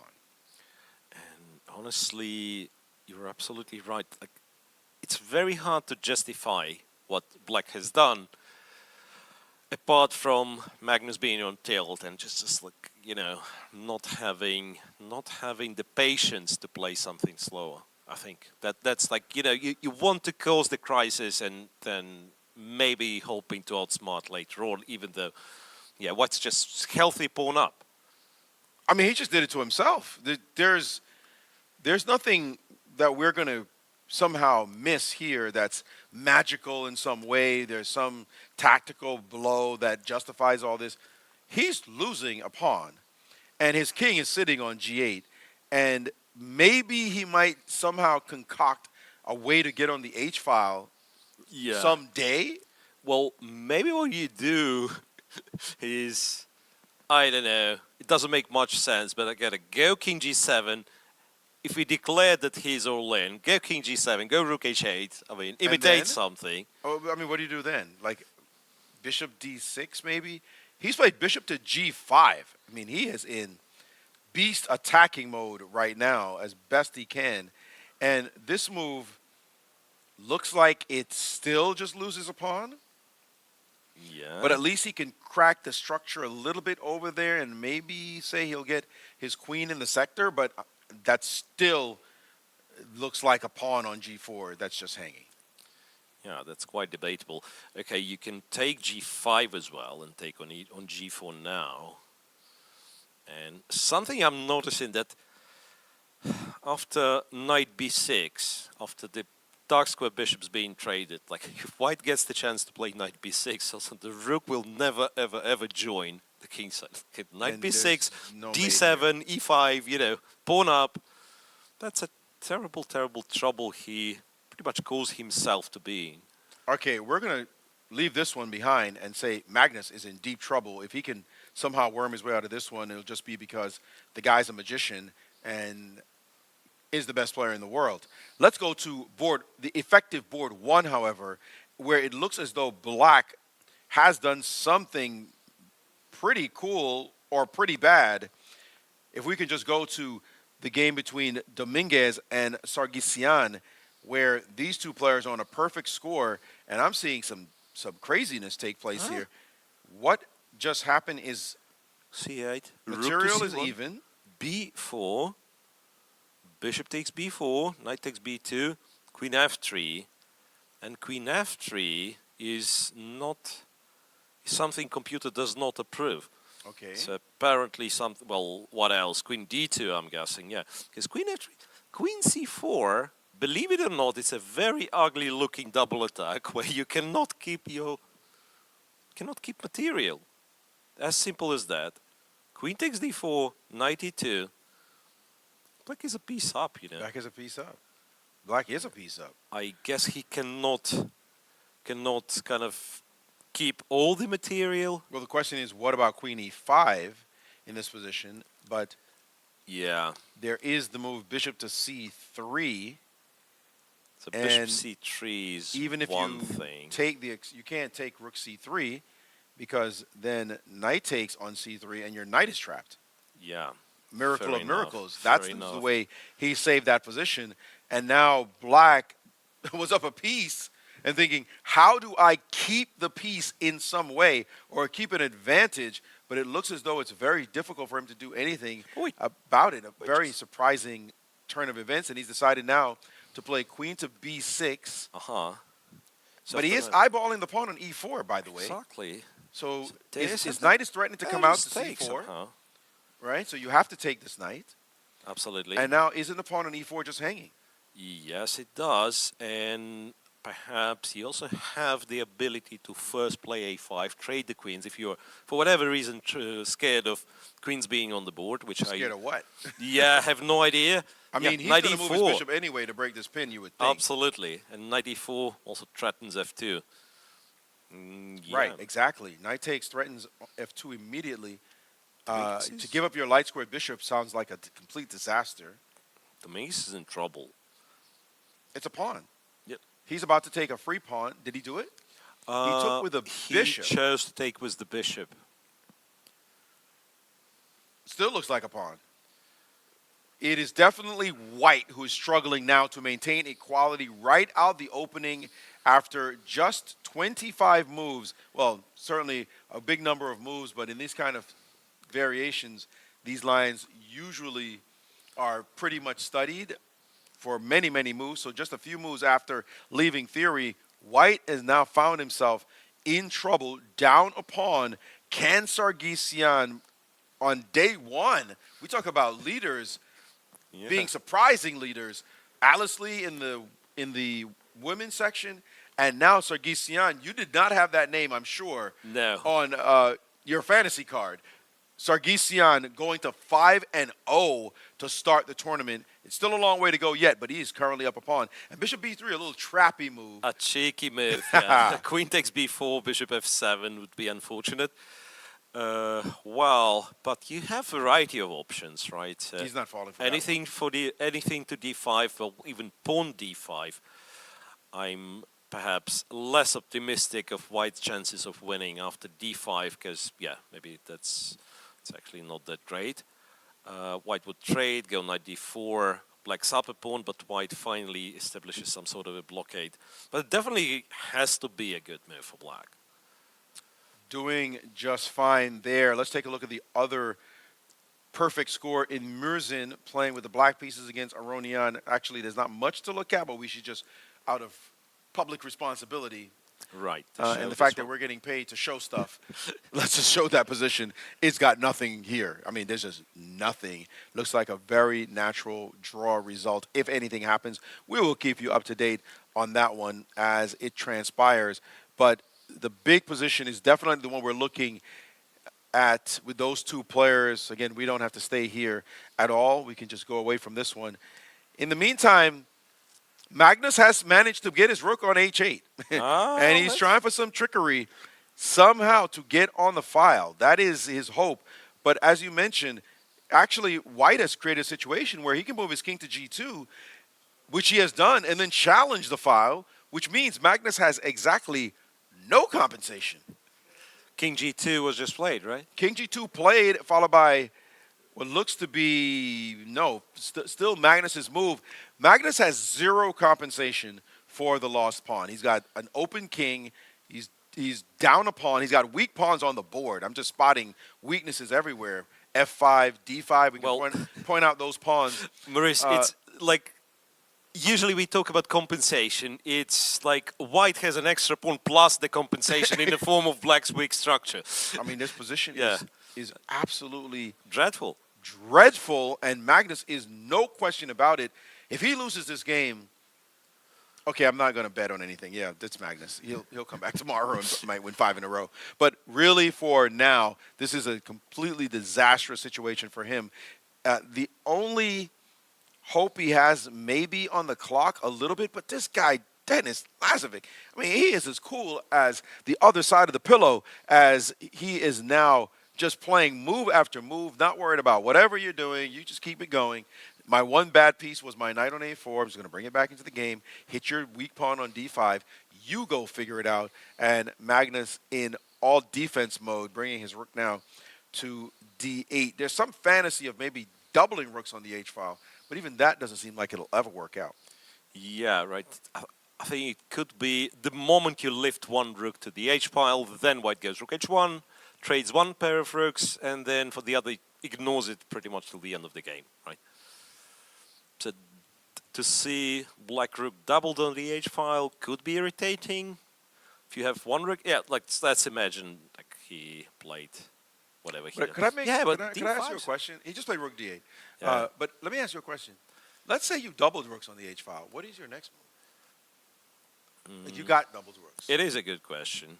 like, I mean, so say you play a3 Yeah, we're gonna waste for whatever reason, right? You play b4. Not that these moves are good, yeah, right? And now So you you go rook. here. Now we take your d pawn and ask you. What Now you you did all take this the for. d pawn. I do not know. There's not much. That's not much. Even here, like here, any sort of brilliancies, I was thinking, like you can do this and pretend you're threatening a checkmate. The king's gonna run away. Yeah, so you can go rook h1 and you up the entirety of material on the board, like you won literally everything. Let's be clear, he's got nothing. There's no magic here, no mystery. Absolutely. Magnus is just in deep trouble right now. And yeah, that's that. Let's move again back to that big board.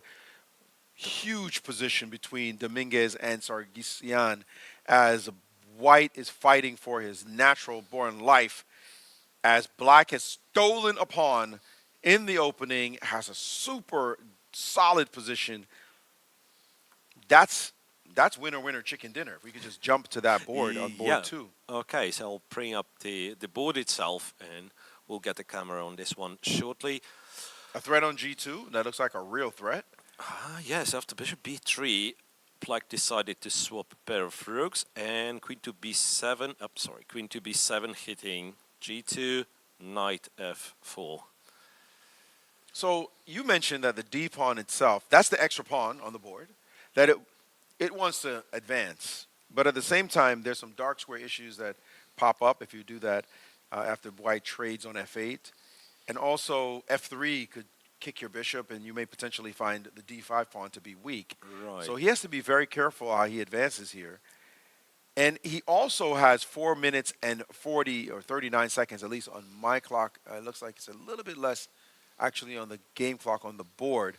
As you see there, 28. So it's 4:28 and counting down. While Dominguez has almost 7 minutes on his clock.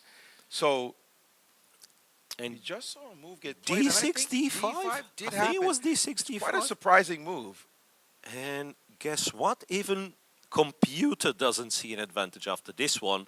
Bishop takes f8. He captures with the rook. And I'm guessing it should be something relatively simple, like install the queen on d4, go f3, win the pawn back. Yeah, we weren't really fans of this move d5, the way this just transpired. And we're seeing why. White has now put everything on dark squares, is ready to play f3. Your d-pawn suddenly becomes a very clean-cut target. And it's not easy to eject that queen. That's probably the biggest point. Yep. How do you get that queen off of that square? And one weakness or one strength often against these players is not enough. You need to have something else going on. If it's just your d-pawn, we blockade it, Yep. we try to punish it, you don't move it, and the game's a draw. Right. Well, and Dominguez seems calm, so no. Well, he should be. This was a massive improvement after that move d5. It is not a trade. A lot of times people say, when you're up material, trade. No. Well, make good trades. Make good trades, yeah. That was not a good trade of the dark square bishop at all for white. So Dominguez may have, for black. So Dominguez may have dodged the bullet. And in the meantime, I'm looking at the other board. This Magnus Aronian, does it have, do they have something going? A little something tickling over there. But let's go back to the Magnus board, because the H-file did get to show something. And what is going on?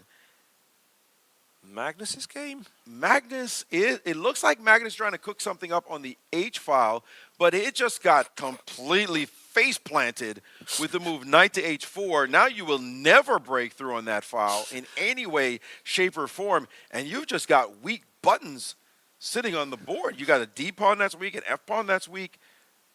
Well, man, I'm sorry, I couldn't stop laughing, but it's like Magnus gets schooled on positional play the way usually he schools people. Like knight to h4, just, you know, kind of showing the how in vain all the efforts are on the h file. And then you go rook h1, and then you know, trade the queens, win the f5, d5, you win everything. You see he just flick of the eyebrows there like, I got nothing. What I've done to my now, position, and he's just yeah. dropped his knight back to defend, and this is just pure defensive duty. A move like that one, and f6, right? What is knight f6 doing exactly, except defending? And here comes what it looks to be a rook h1 move. Who's got the h file? I think I'm going to take that h file from you. This is completely busted. There's no question whatsoever that white is owning this game. Still a ways to go. You still got to beat the guy. And he's not just going to sit there, but where is he going to put his queen? Is it G4 looks like the only real square to put it? Yeah. He's reaching for it. Well, technically he doesn't have to move the queen right now, right? He's playing king f8. Well, whoa, that drops material. Knight check. Knight check. That just drops material. Knight g6 check. Hand us your rook on h8. That's crushing. That's the game. What happens to Magnus? I mean, man, what happens to Magnus? And he you can't just even fell apart. Can he even kind of bail out with this because takes and the and his opponent did not find the move. He did not play the move. Gave Magnus a chance. Knight g6 was definitely a winner, and he missed it. But Magnus has given it to him again. Queen d3, knight e7 said there is once again knight g6 check.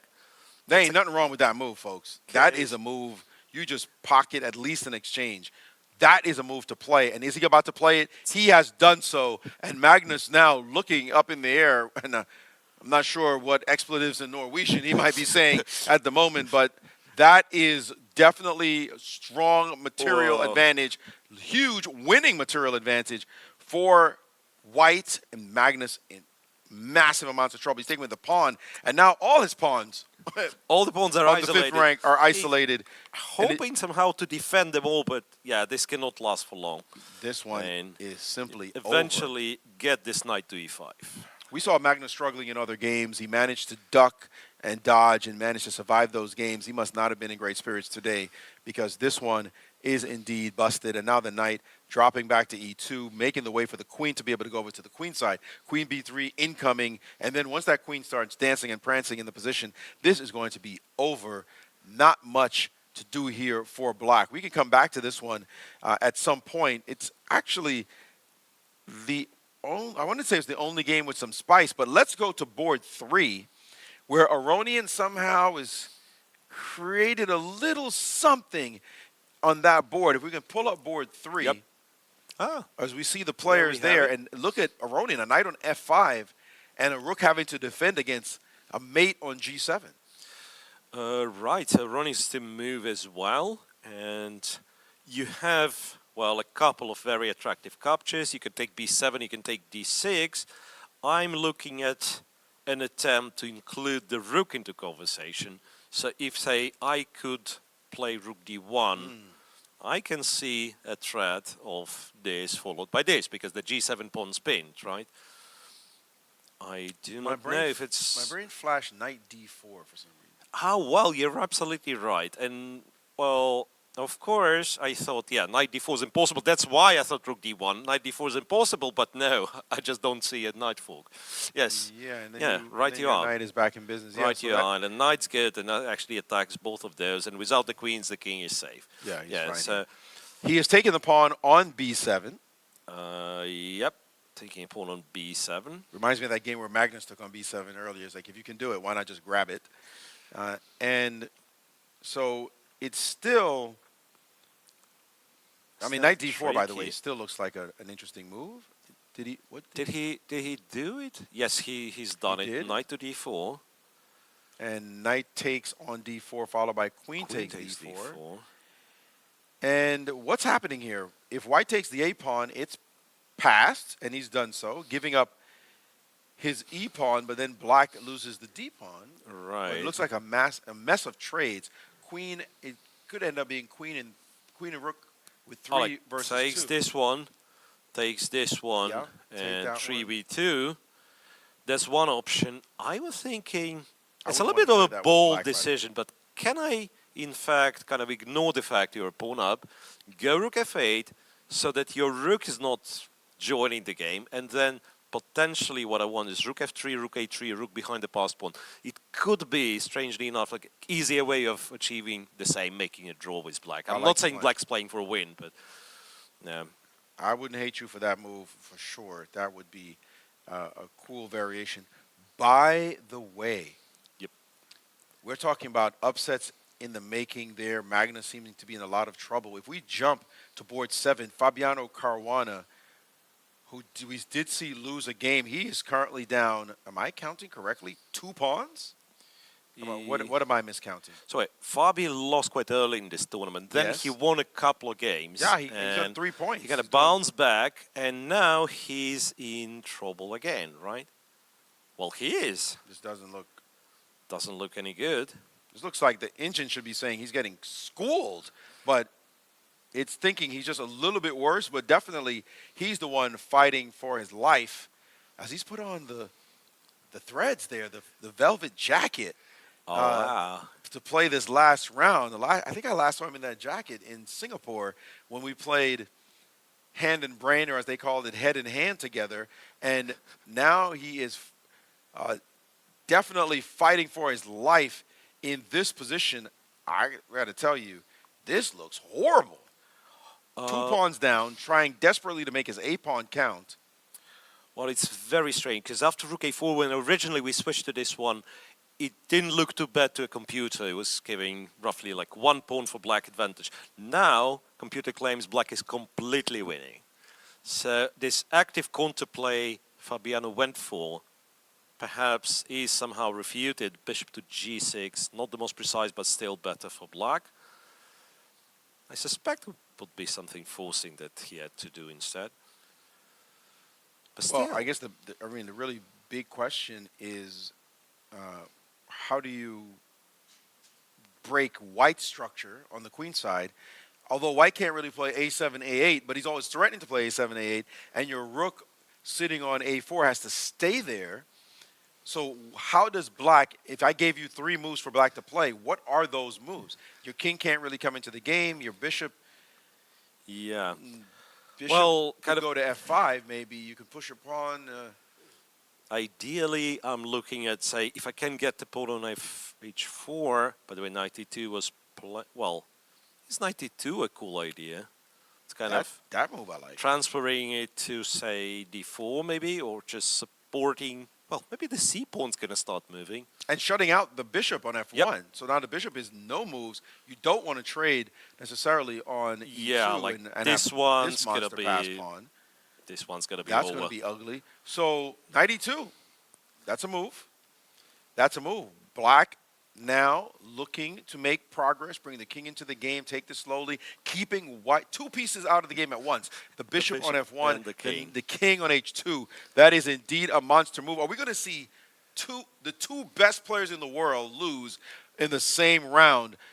Not impossible. It's not impossible at all. And as one has already lost. And so one has lost. Magnus has lost his game as we suspected. You guys can take a look at that one. We thought he was going to lose anyway, and he managed to absolutely go on tilt this day, and only 2.5, 50% from a 5-time champion, 5-time title or tournament champion, I should say. He is now at only 50% with a long haul ahead of him in order to possibly keep the title. That was a really bad day for Magnus. I'm sure he's coming out tomorrow. Wow. Whoever plays him first, watch out, because he's going to look to kill them. But let's get down to this game we're talking about with Fabi. Fabi has a chance, Maurice. Fabi has a chance because Look, rook d8 was a brave but insufficient way of establishing the counterplay. Black had to go to f7. King h7, intuitively you feel like, okay, king is safer, but how about knight e6? It's a very well-known mechanism of, a perpetual check, right?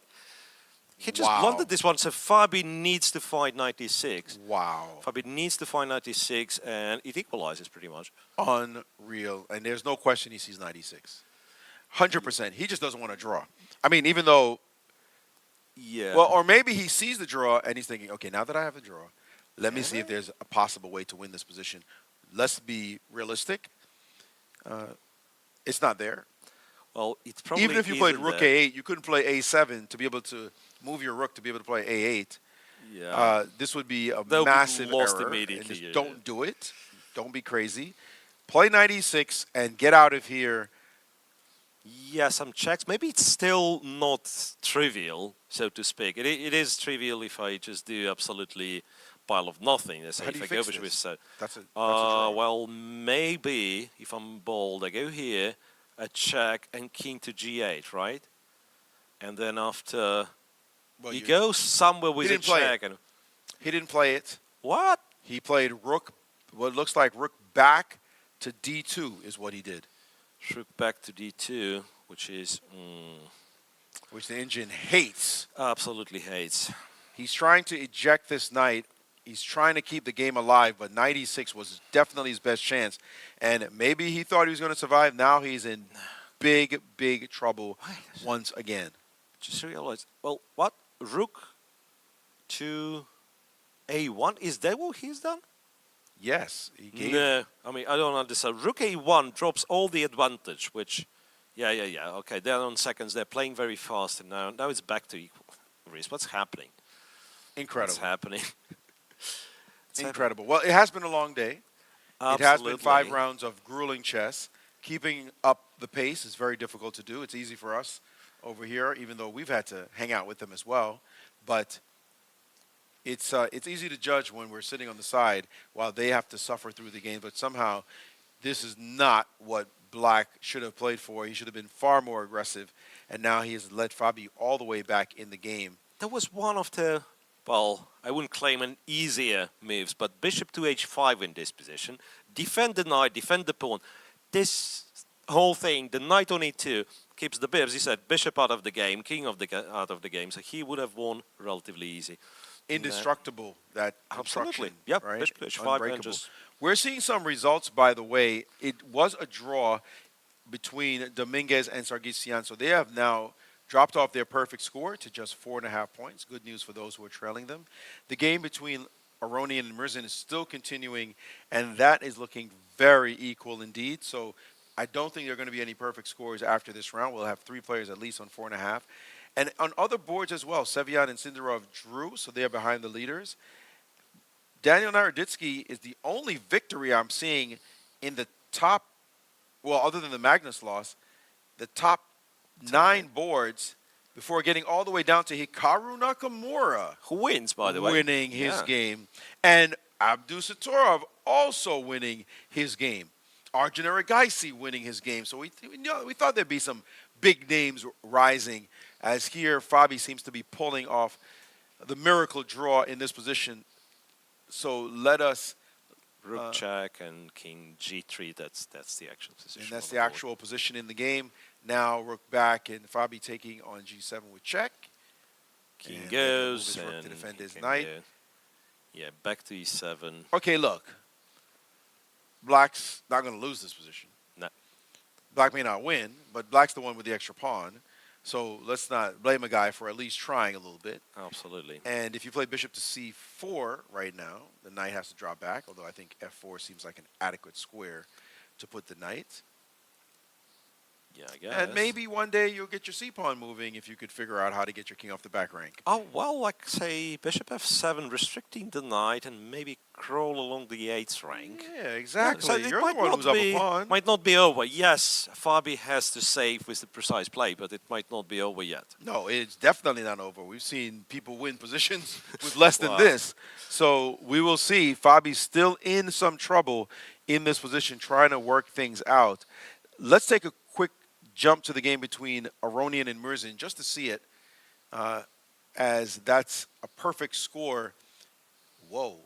Aronian has played an interesting pawn structure, to be sure, but it looks like he's still pretty much okay, but Black's completely out of danger. Right. So, well, Aronian done it to his position himself, right? Advancing f3 and g4, one would say grabbing some space, but how about weakening the king at the same time? You have one target, which is a d6 pawn, and you don't have enough resources to push on this target. Agreed. Yeah. No, there's nothing. There's nothing there for him. So why did? Okay, Fabi's game is still going on. So let's jump back to that. We expect to see a draw from this game, almost 95%. And so back to Fabi's game. The bishop is now gotten to you.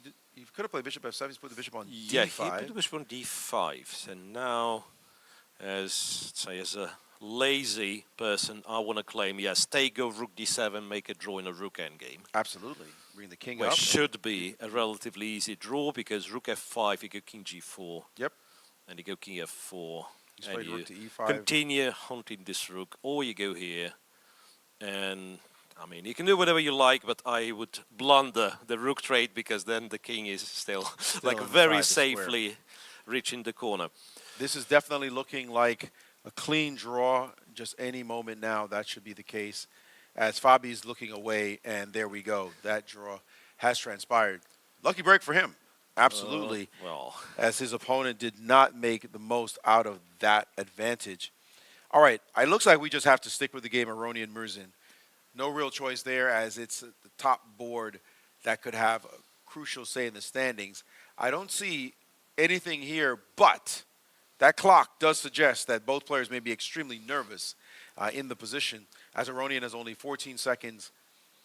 We might want to close in, if we could zoom in on the game board and the clock, that would be amazing, as we could see a much better view. At the moment, we really can't see the position from this angle. Yeah. They got to kind of adjust this angle a little bit. Whoever has got this camera, this is just a wide view, not really helping us to see the board. In fact, I no longer can take this view because we got nothing here. Let's get back to the 2D board, please, because this doesn't help us much to see exactly what's going on in the position, and even this view doesn't help us that much as well. Well, not that something, something dramatic has happened in this position. So, even so, we want to see the board. Yeah, give So me another 10 moves, Maurice, and I'll be reminding our viewers about 50 moves rule again. Because believe it or not, with queens on the board, with rook on the board, that's been what? About 10 moves that no one... Okay, but a trade just happened, so you got to start over from scratch. Right. Rook C8 did happen, followed by Did queen he take? C8. And now G5 played. G5. Is there anything to this G5?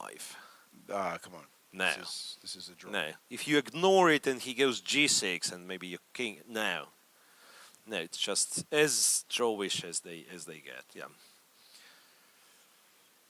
Games have entered the end game, and nothing much on many boards. We see a lot of results, but this looks like we will know after this round two things. One, the three players who were tied for first, right? Which we know will be Dominguez, Sargsyan, and the young man you see in front of you here. You may have not known his name before now. I did not. Volodymyr Murzin has come to play. Those will be the three players tied at 4.5 points. And there'll be one Magnus Carlsen, 2 points behind, the clear favorite to win this tournament. Before you had asked me Magnus versus the field, but now -2 is Magnus, and the field is looking pretty good. The field does look pretty good, but Magnus is Magnus, and we spent, well, some good 10 minutes talking about how good he is after a bad day. So I would look, you know, at tomorrow's result before coming up with any bold predictions, kind of ruling Magnus You're out wait of the whole day tomorrow to make a bold prediction. Before the last round, Maurice, I'll give you my answer. There's no bold prediction if you're going to wait all day tomorrow. Stop it. Like, come on. All right, here we got this going, and this one is going to be a draw. You can start putting together the result board, the result table now. The standings table is what I meant to say, because there is no way anybody's losing this position. Interesting. What did he do? King F2, kind of. And no reason to trade, and no reason to rush. It's just equal here. Nothing really to look at. They can go on and on and on, but it's very hard to imagine this being anything but a draw. It is definitely nothing but a draw. I'm trying to... And Levon decided to repeat the moves, yeah. So draw it is, Maurice, and it makes what? Like 7 out of top 10 boards a draw? We do not count Magnus Carlsen. Let's say he plays on board 1, but we know he's not one of the leaders. Other than that, it's Dominguez makes a draw against Sargsyan. Levon Aronian is a draw. Sevian Sedar of the game we did not take a look at. Finished in a draw. Ray Robson was a very quick draw against Ranak Sadwani. So the decisive Naroditsky beating Jacobson, right? Naroditsky-Jacobson was 1-0, and then after that more draws, and then Hikaru wins on board 10. Hans Niemann did lose his game against Jan-Krzysztof Duda. That's the first time I actually said Duda's name in this on this entire day. And so we have a bunch of results as we see on our screen. And a big result in Abdusattorov winning, as we mentioned. His game was a huge game for him. So we see the results in front of us. That top result is really the one you need to focus on, because all those draws just maintain the leaderboard essentially, with Naroditsky moving up a bit. I don't think he's at 4.5 though. He's probably at 4 with that victory over Brandon Jacobson. Later down the board, we see Hikaru Nakamura and his victory keeping his hopes alive. Abdusattorov winning, Duda winning, and also Eric Geisy winning. So some really big names being able to close that out. That game, by the way, between Martirosyan and Abdusattorov, that game... You want me to pull it up? Please pull it up, because a dramatic moment happened in the game. You have to give me just a tiny bit more time, because I had to check it up, and Naroditsky does have 4.5, in fact. So he joins the lead. Wow. Yeah. We did not realize how many points he had. He was at 3.5, so 4 players at the top. Naroditsky being one of them. Amazing. So 2 Americans, by the way. Right. Tied for first. And we are looking at Abdusattorov's, right? Board 11, yes. We're going to board 11. And this position, go back to move 21. 20, so move 20, move 21. Queen E4. And you look at this position, and you're not that impressed by whatever black is doing, although somehow the engine says that this is definitely better for black. But just take a look at how quickly this position collapses for white. Rook C2. Rook C2 was also not necessarily a fantastic position either. But then the move Queen E3 was the massive blunder. Looked like such a natural move, I'm going to tell you. But after Queen check, the shot heard round the world, King F1, was met after this check by the blast. Rook takes E2. What? And oops. What happens? Okay, Queen takes, I understand. The bishop drops with a check, but if King takes... Well, B2 hangs with check, no? B2 hangs with check. Well, Rook E8 is... everything is happening. Everything's happening. Okay. Rook E2, blast in the position. White just simply lost a piece, and the rest was history. A little tactic there, a little combination to win the game. So Abdusattorov happy to steal that game and keep it moving. So we've got some big names certainly at the top, but the surprising one is still Magnus. Absolutely. Well, when we had this top 15 results on the board, I've noticed like we probably shouldn't stop at 15. Just it doesn't fit the screen, but on board 15 we had the Riga EC. Well, so the names in this tournament, the tournament composition is absolutely outstanding. All right, let's take a look at the standings. We have final standings for the day, and that is in both sections. Let's take a look at least the top boards as the tournament is now clearing out from the first day, and look at that name at the top. international master Alice Lee with 4 points, 15 years old, ahead of a gang of just killers following behind, including Ju Wenjun, the women's world champion Tang Jianyi, also the challenger, Erika Dronavali. I mean, she's got to be pinching herself. Hey, I don't know about y'all, but I'm sitting pretty nice at this top of this leaderboard with just a monster list right behind her. So that is the story of day one in the Rapids women's section. Now, let's take a look at the open section, where there's some surprises for sure, although one player has shown that he could win this event and is at the top of the leaderboard, and that's Lanier Dominguez at 4.5. But would you have this, if you had bet this at the end of day one, Daniel Naroditsky, obviously a fine player, as is Sargsyan and Murzin, but excuse me, they would be leading after day one? Simply an incredible change of what anybody could have possibly predicted. We see Denis Lazovic, Caruana, Lenderman, Shanklin, Antipov, a bunch of players all the way down to number 16. There's something off here because, well, Aronian's on 4 and Sintaro's at 4. So I think, yeah, something's off. What we've gotten right, though, is the top 4 players. So that's for sure. So the standings are weird because you're right. The 4 points should be over on the left side of the screen, but we do see Nakamura's name sitting on 4, Aronian's name on 4, Eric Geisy, Sam Sevian, Abdusatorov. Nobody on 4.5 feels very comfortable after day one. That is for sure. There is, however, one name we see standing by himself at 2.5, and that is Magnus Carlsen, of everybody on this list. And by the way, we don't see the other 3s on the list. So he's got to leapfrog a ton of people in order to come back in this tournament. But it is a close affair. Even at 4.5, even if you've been playing well so far, there is absolutely no security whatsoever. Right. Well, isn't it wonderful? So if you had a reasonably good tournament and you are in plus, you're in front of Magnus Carlsen after day one. All right, let's not keep piling in on the number 1 player in the world, because I guess what? He's a big boy. He can figure things out, and he'll come back. I would not be surprised if he goes 5-0 tomorrow. I mean, literally. You probably wouldn't take a big bet. I'll take 6-1 if you give it to me. Well, let's discuss this after the show. All right. Well, there is that. The day has ended, everyone.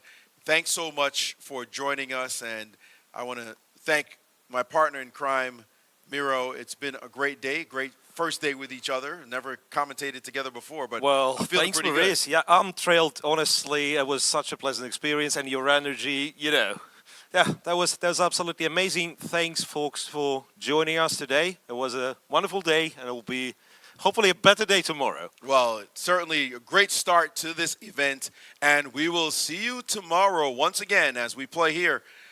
The FIDE World Rapid and Blitz Championship in the Financial District, Wall Street in New York City.